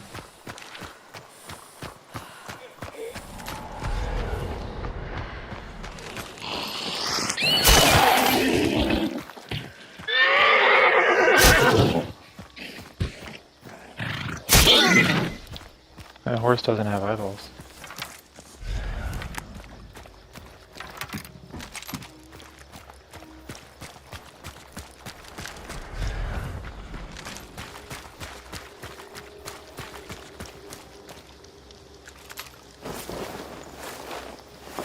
Yeah, it can be a couple of years. Yeah.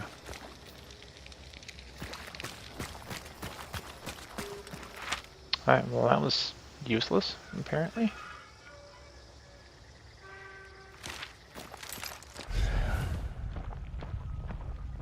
Because what would be next, Raja? Right, let's go see if I can kill the bear. But the bear's not dead already.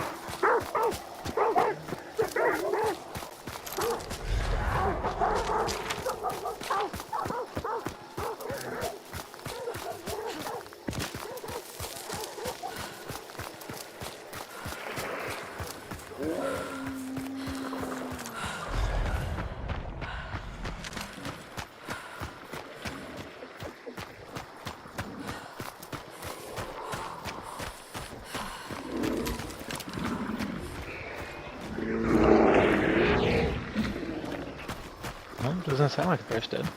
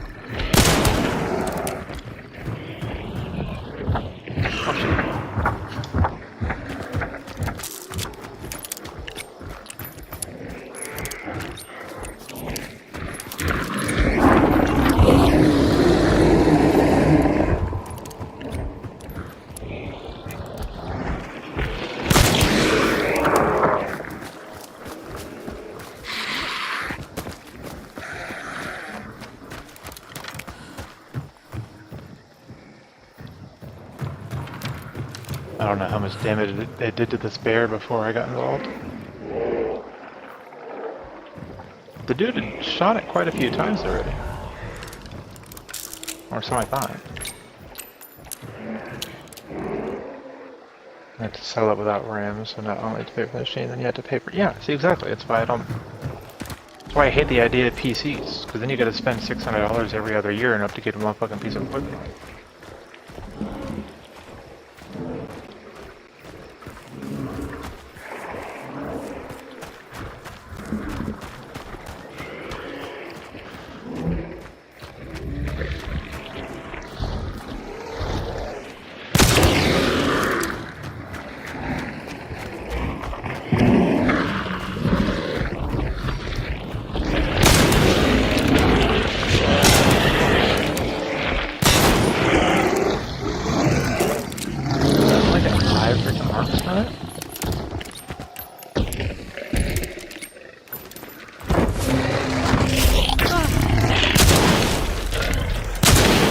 God damn it.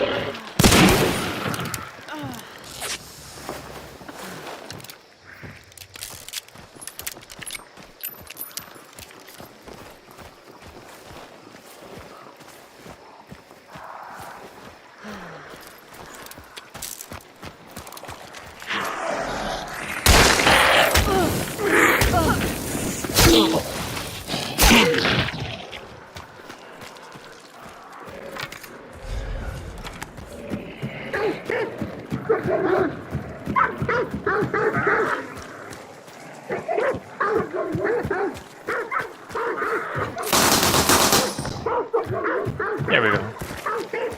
At least this way I get something out of it.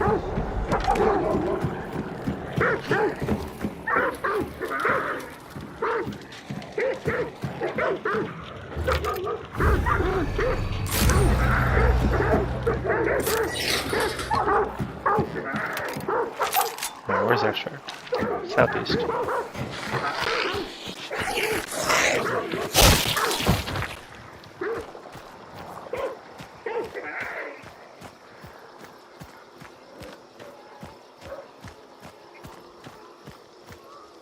Still need a computer and a capture card. I don't know, I just want to switch. I don't use a capture card.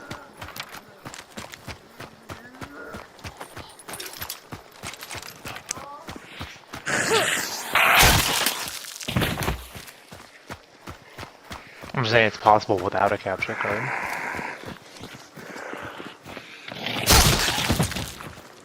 But at this point, I'll take a capture card.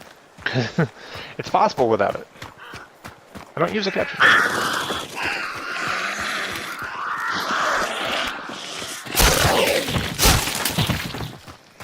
I mean, that's what do you mean what I use a capture card? I don't use a capture card.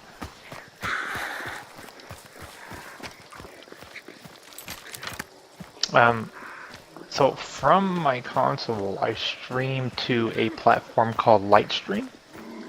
And Lightstream streams to Twitch. Lightstream allows me to do my overlays and all my blurs. All that fun stuff. However, I do pay for Lightstream.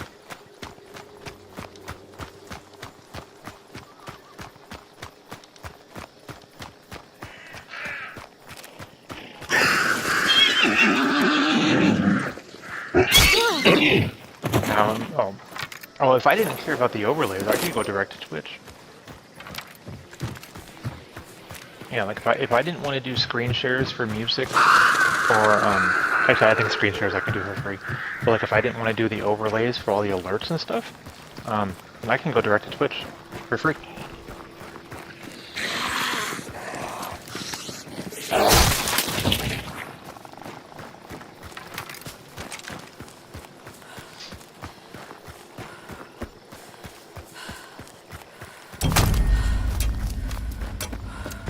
So Lightstream can be free, but then you don't get to do, if you do the free Lightstream, you don't get, you can't do custom browser sourcing and everything has a Lightstream logo on it.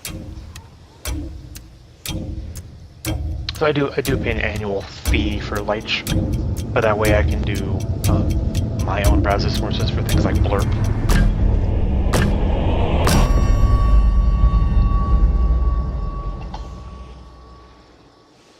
But if I didn't want to do that, I could do it completely free.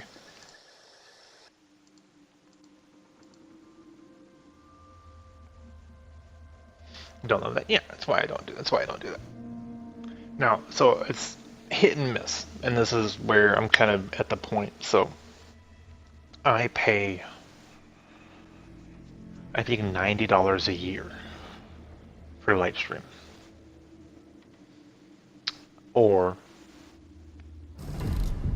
I could do, you know, what's a decent capture card? I think the one Lumpy sent me was like 150.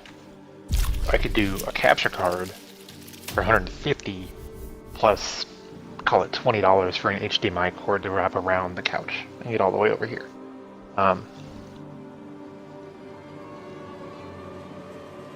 Yeah, something like that. But then that'd be a one-time thing, because then Streamlabs and OBS are free.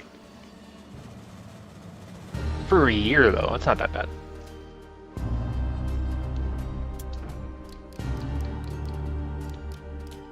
Okay, yeah, so that the team got it, and then...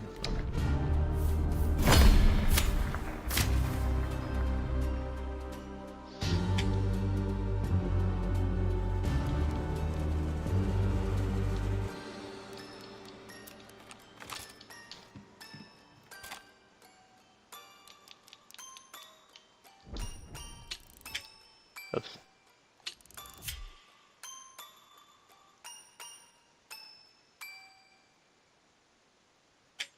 What do you mean contrabands will be discarded? Like, no, I want to do the things.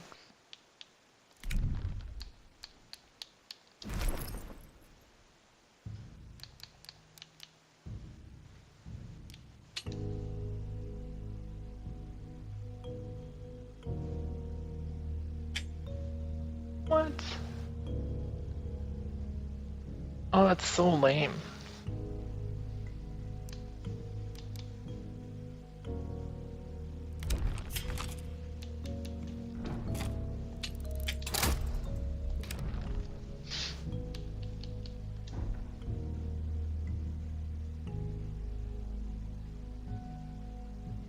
The stream will look so much better. All right, so you can't see it now because, of course, I don't have my external camera. I'm just using the actual one on the laptop.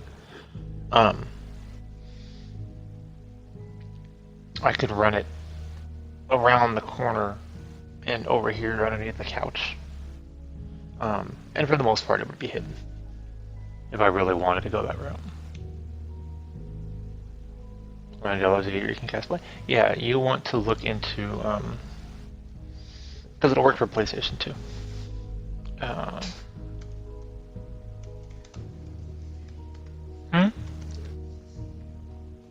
Oh fuck.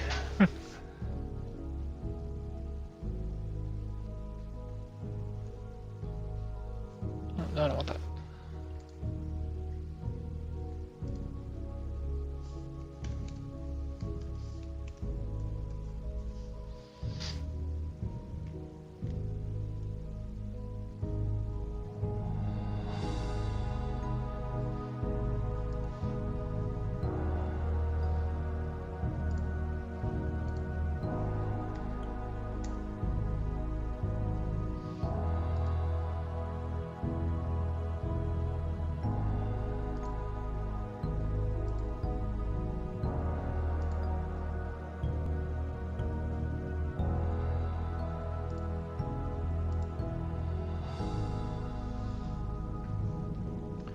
Hey, cat.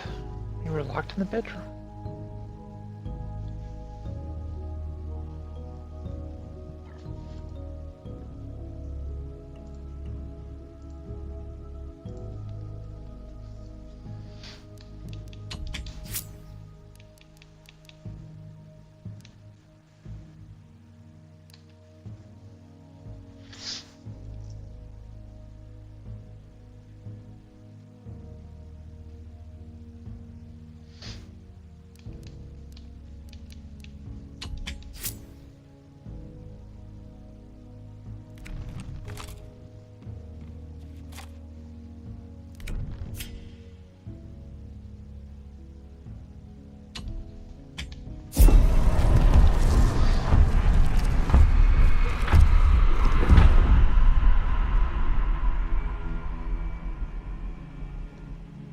One of my cats was locked in the bedroom.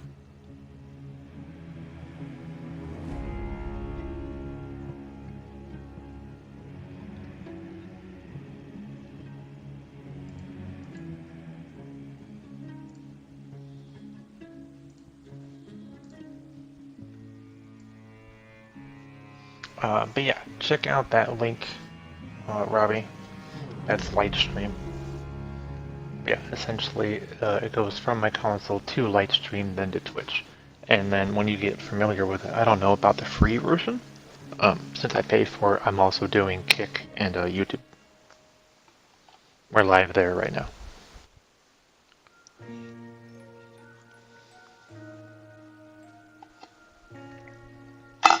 Oops.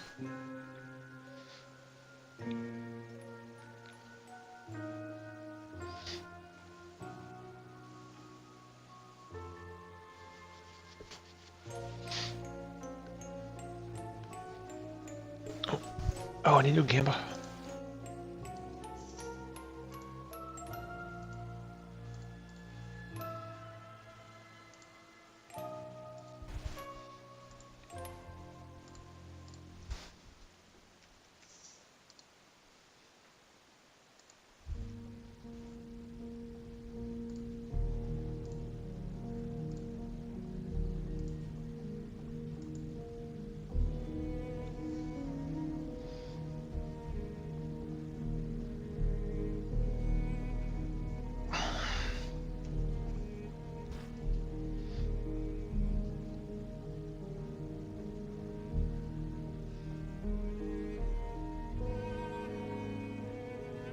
Hi, dummy.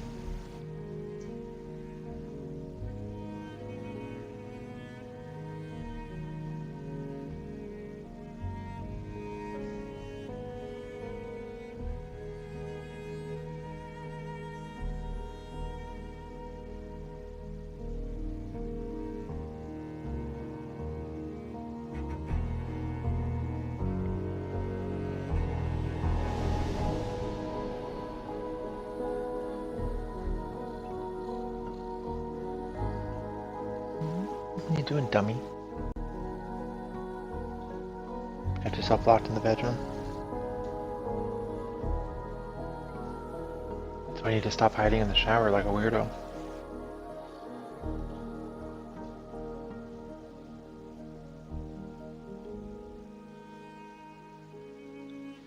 Yeah, you have to pay for Xbox to play online too. It's a downside to all these things. And frankly, for the most part, I never cared about wanting a PC until I started streaming.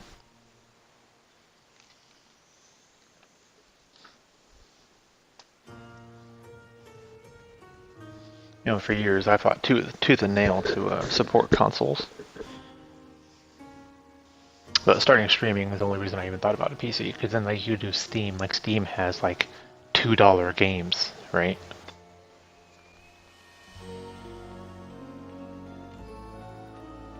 Like Steam's got cheap shit all the time. And then when you have a PC, you get early access to everything, like Soulframe. That's where all the codes and stuff start.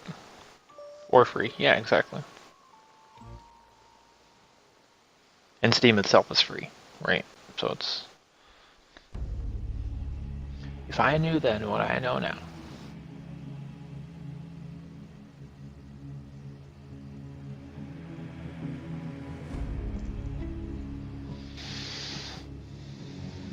I don't know Soulframe. I think it looks fun. I also enjoyed Deviri though, which essentially was the groundwork for Soulframe. Lay down.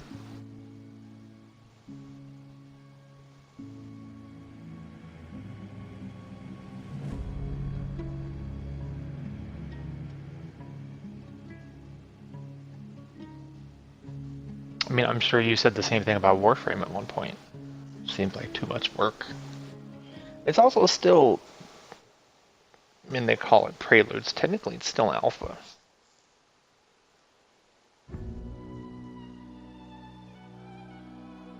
Like there's constantly changing stuff about it.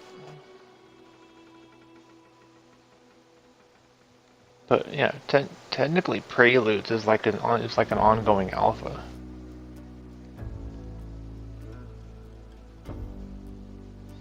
They didn't try to mimic the Souls games. They tried to mimic Deviri.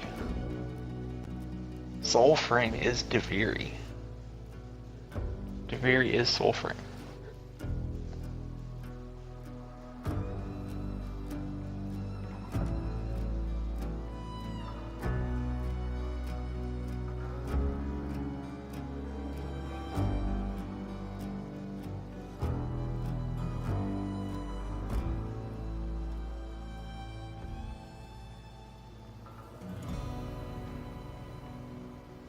It's a long ass matchmaking time.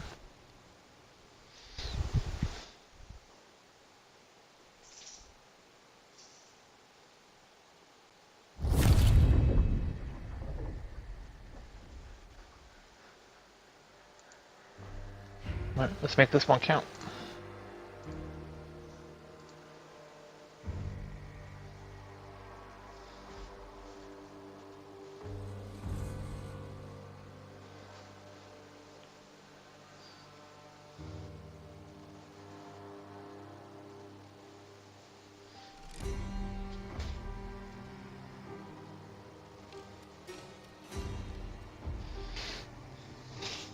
Right, so it's like Soulframe, like Exoborn. Exoborn, we got, we were set up as for early access for Exoborn, but the beta was only released on PC. So we never got to play it. We got to watch people like Lumpy play it after we told Lumpy about it.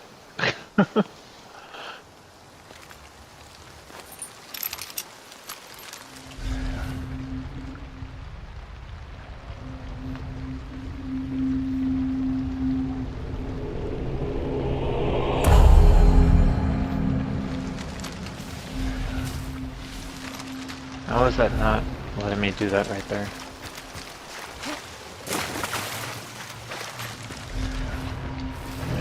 That was 5D too far.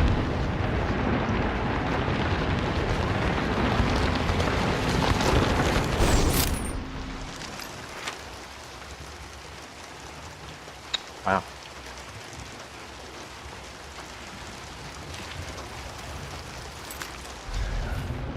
Like immediate scrappy.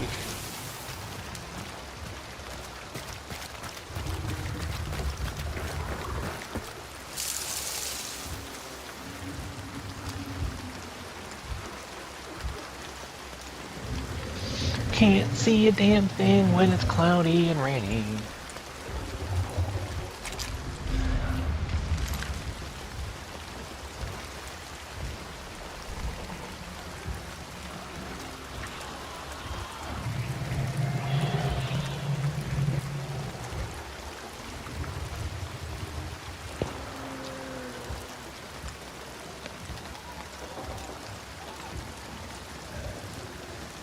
And nothing has ever played it going?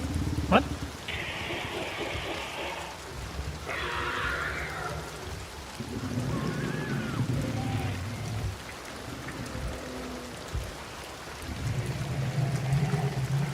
Never played Soulframe? Me neither. Or Exoborn. Well, Exoborn's not even out yet.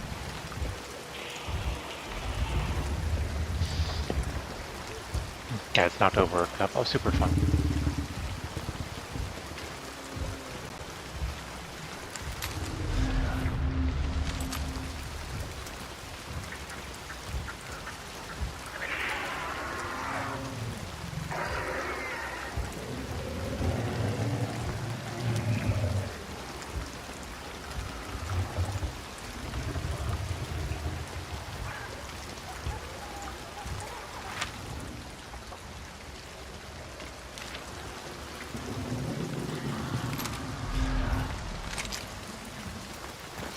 guess we start working on fighting Scrap Peak, I guess. Oh, the Star Wars racing game? Yeah.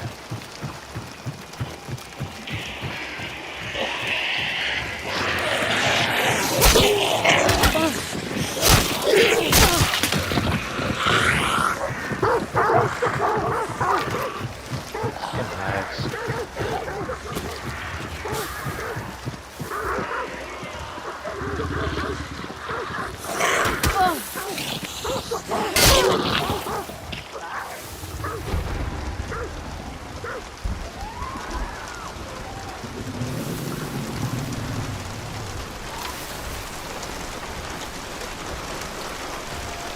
Tired of the game board? Yeah, we done. When we were doing our stream while I was working the other day, we watched. Somebody had made a compilation of all the Game Awards trailers, and we made our way through about 95% of them before my meeting, so I had to stop streaming.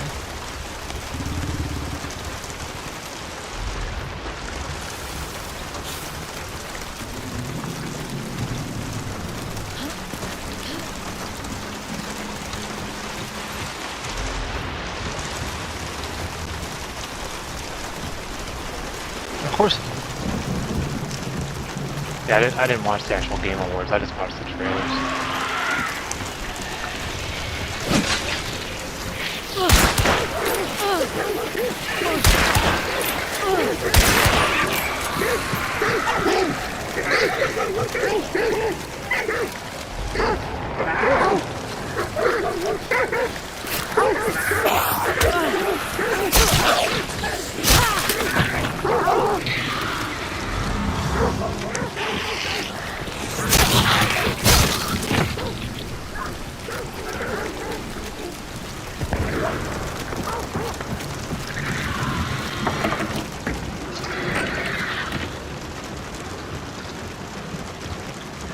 Get your hands out of there.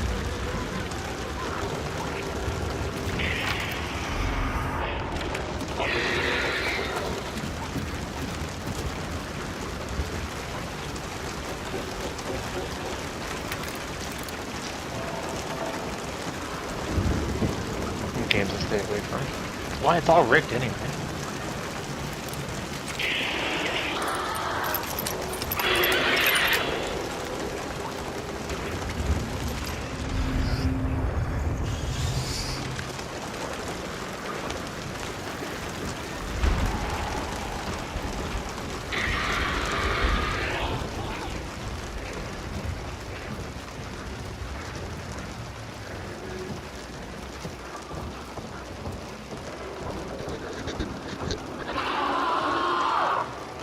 Just like to watch them. Yeah.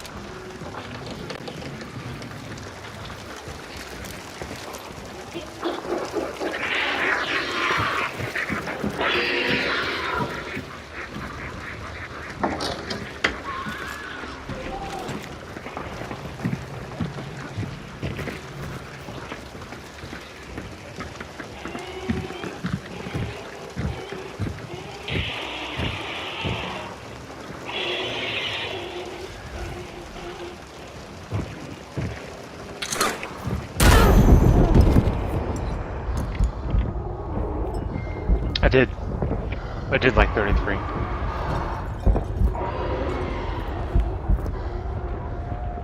Yeah. No, Expedition 33 was fantastic. I loved it.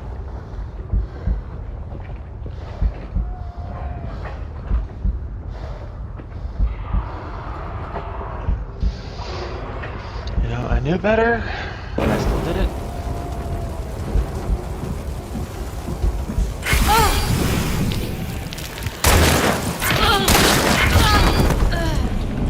I wasn't walking away from that anyway.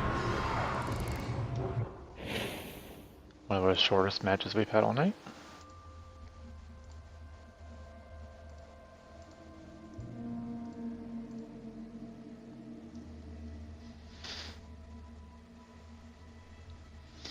Yeah, 33 was fantastic. I loved it. Great story, great gameplay, fantastic music.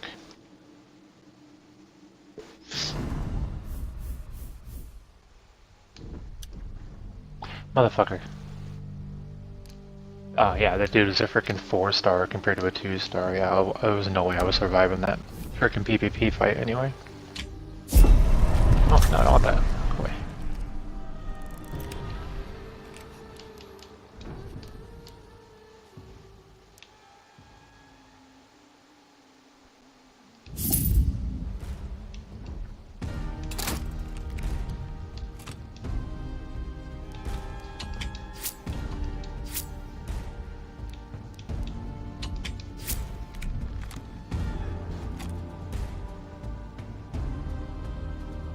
Is it not on Switch?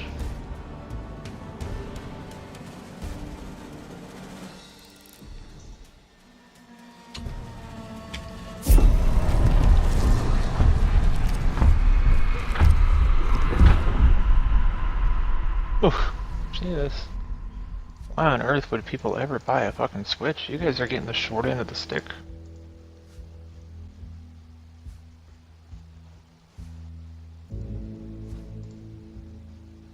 Right, nothing's on Switch, right? What the hell you guys buy a Switch for? The meme games like Mario and Zelda. That's the whole reason I stopped buying PlayStations. I was only buying them for things like God of War. And then when it came to a game that had multi-platform, I kept buying the ones for the Xbox.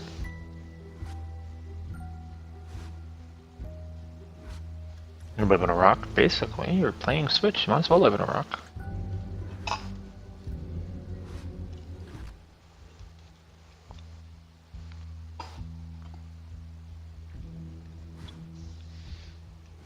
That's what I could afford. I've never been a big Nintendo guy to begin with. Like, my first game console when I was a kid was Super Nintendo. And then we had an N64. And pretty much everything post N64 when I was a kid, it was PlayStations. And then Xbox.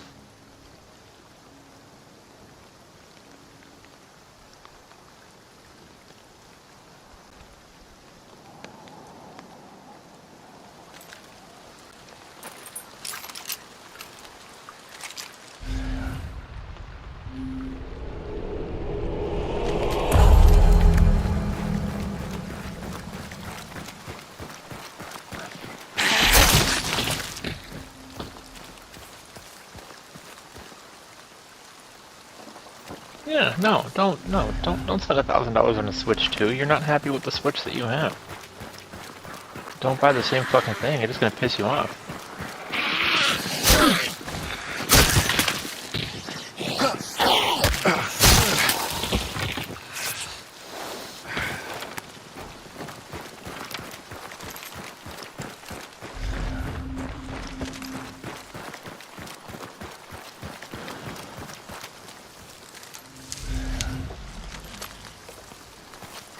Why is it $1,000?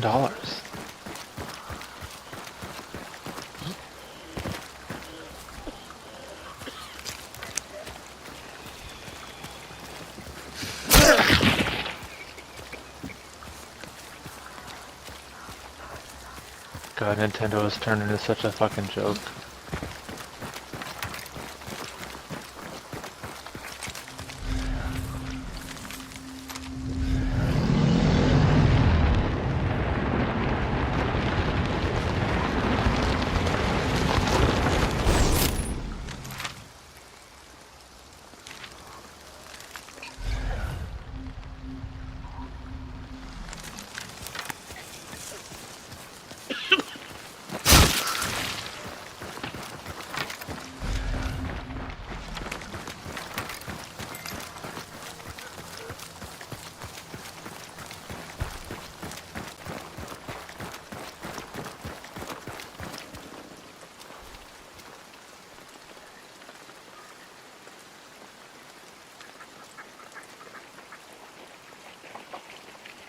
For just $200.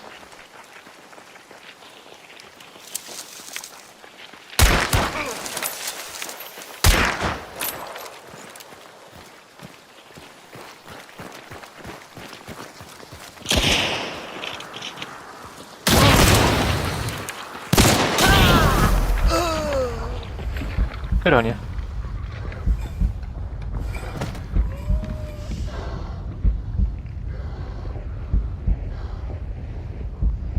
I mean, yeah, that's one thing. Like, you buy it for Zelda and Mario. It's just not. It's not worth it.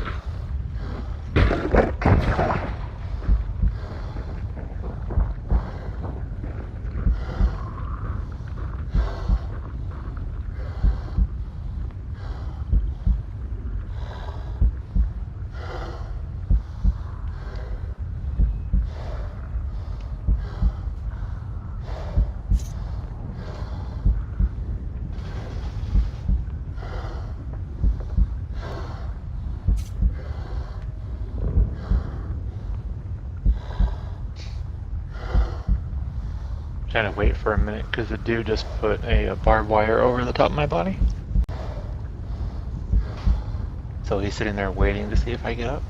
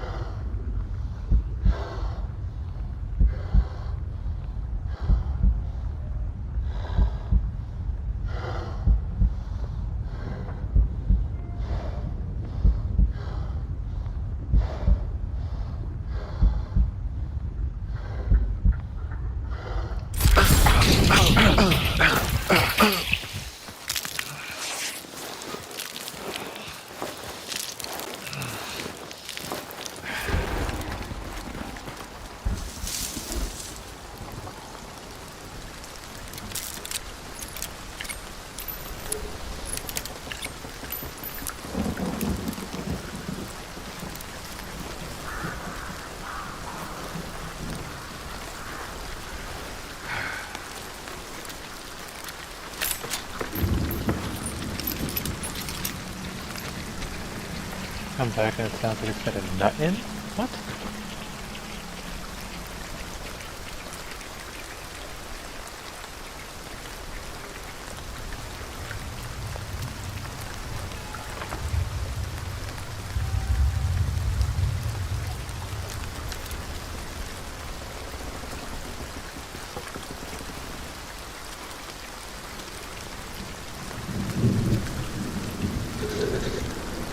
Oh, basically.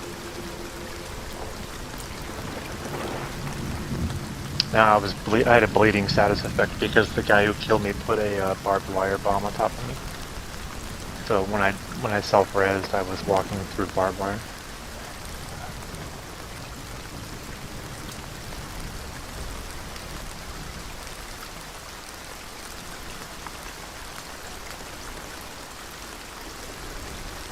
Alright, that's a zombie.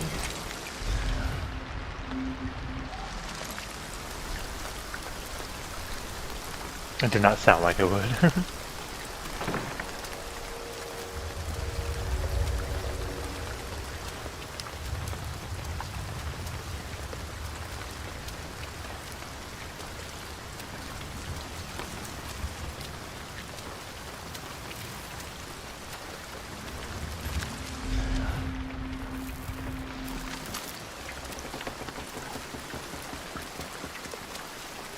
Now the question is this dude still here, or did he move on towards the bottom?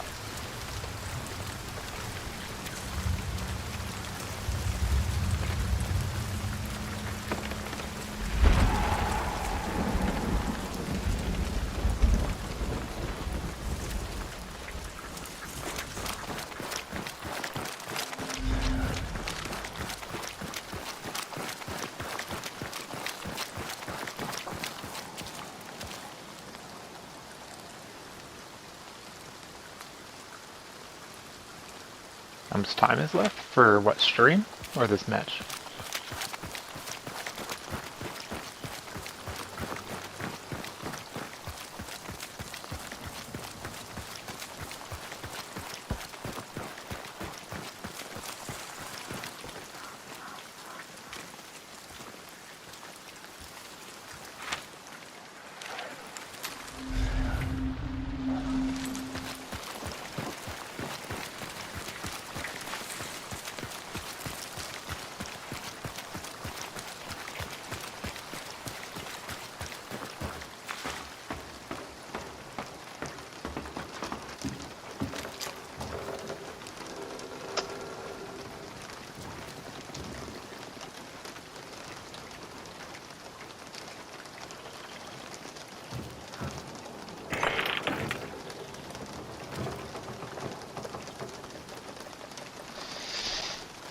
Well,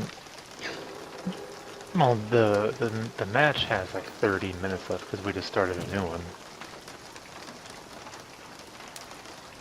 I'm down my self-res, so I don't have a huge faith that we're gonna make it out of here. But as for stream, this will be my last match out of the way.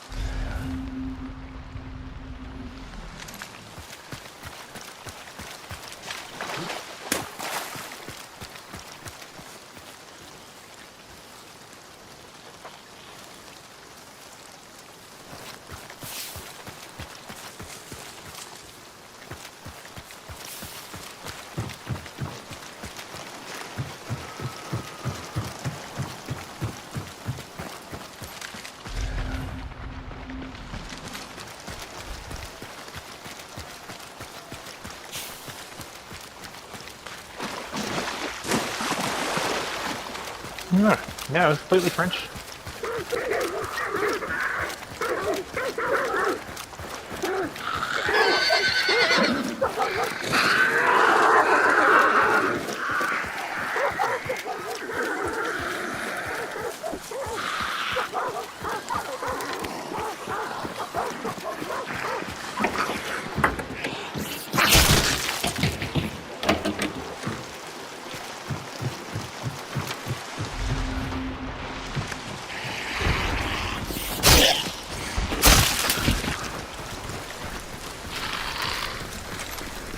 That's what was so good about the music, because like I can't understand a single word.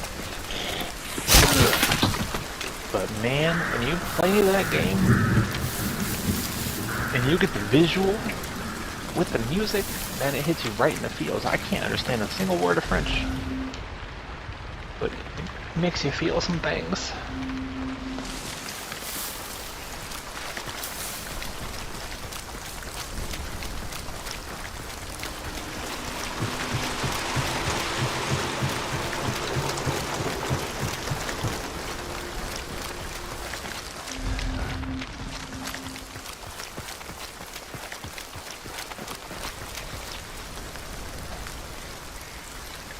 A French? Yeah. Nope. Not a single chord. Nope.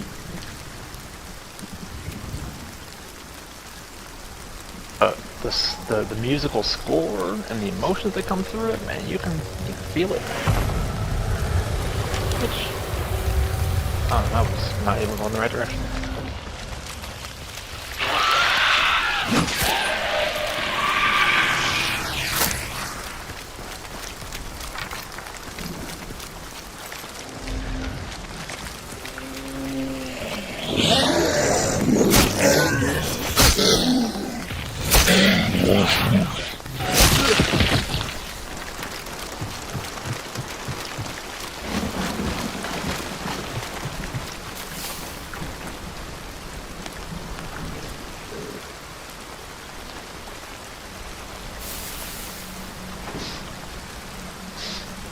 The new Tomb Raider, I missed two of them.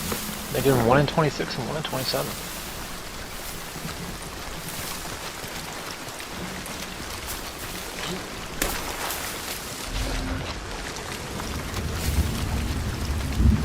Yeah, but the last Tomb Raider I watched was Jolie, so I haven't seen the new one with that other chick that they got in there now.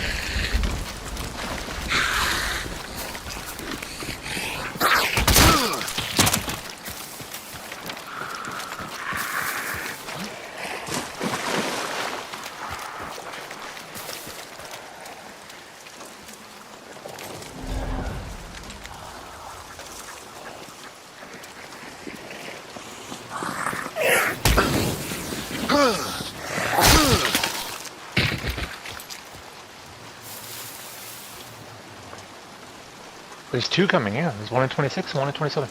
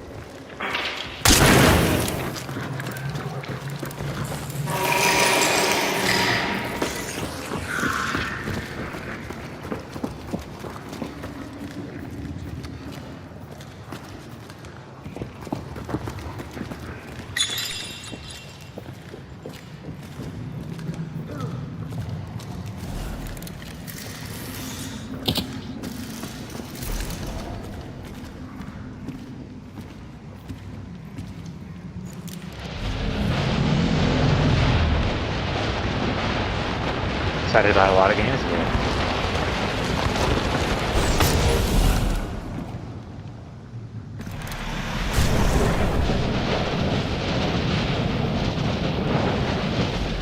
Where did he go?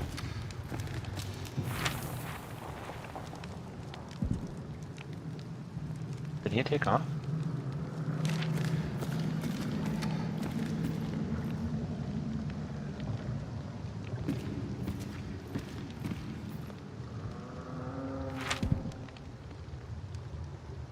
I think he did. I think he took off.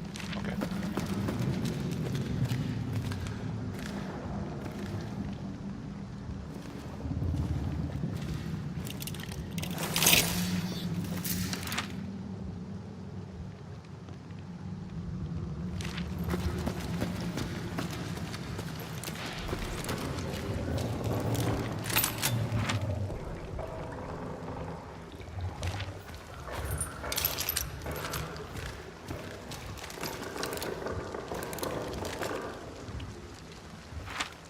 I do think we're gonna do the same, actually. I was gonna try to go for the circuits, but that's killed last time.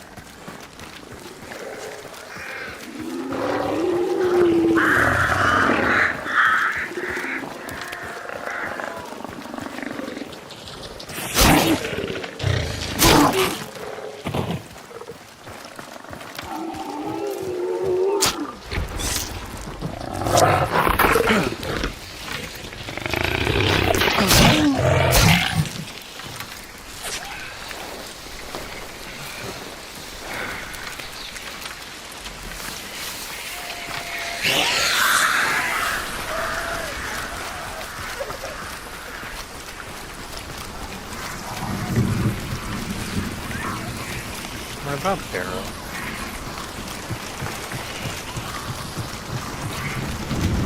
Barrow shouldn't be there, right?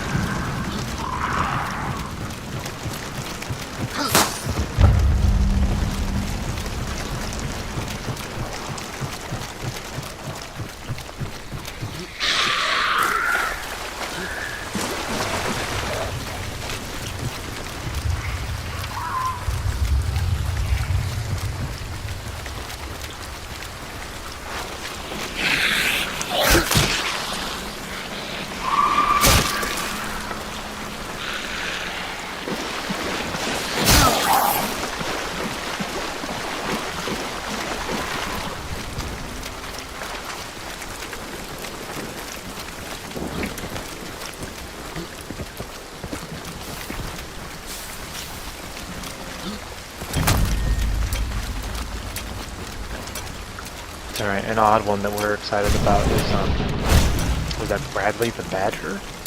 Yeah, don't ask me. But I'm excited for that. It just looks interesting. It reminds me of like Ratchet and Clank.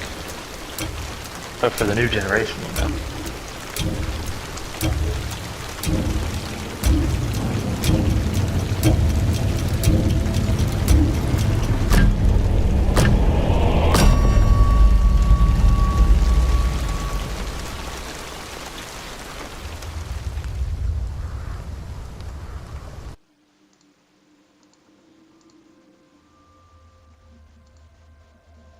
It reminds me of Ratchet and Clank and not platform specific, because Ratchet and Clank used to only be on PlayStation.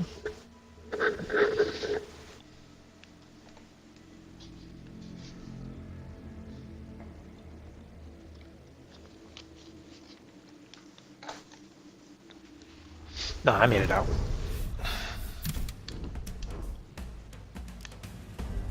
Yeah, I made it out. The one dude downed me, I was able to get back, but he extracted before I can kill him, and I don't know where the last guy was.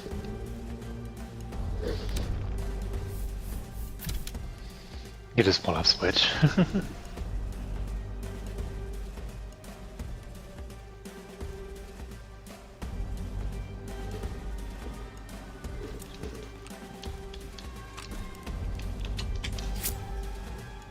Yeah, you'll get there.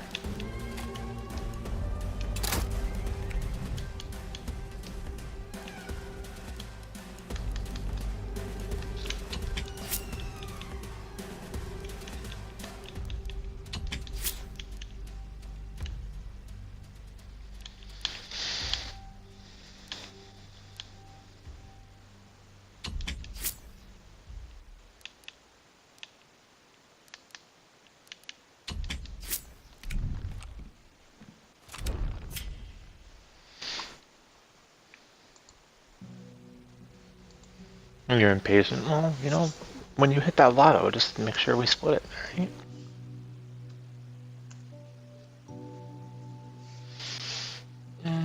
Is there anybody that I know on Hunt right now? I guess it really doesn't matter who I send you to. Everetta. Yo, this woman is insane.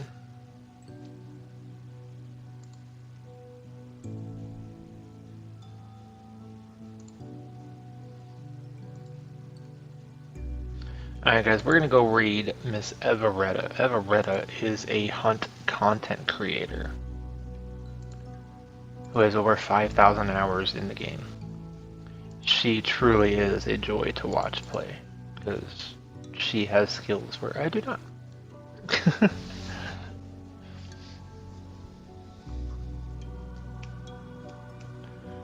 But feel free to copy paste our raid message into chat. I would say her community knows who we are, but they only met us one time so far, so we're still relatively new to showing up and saying hello.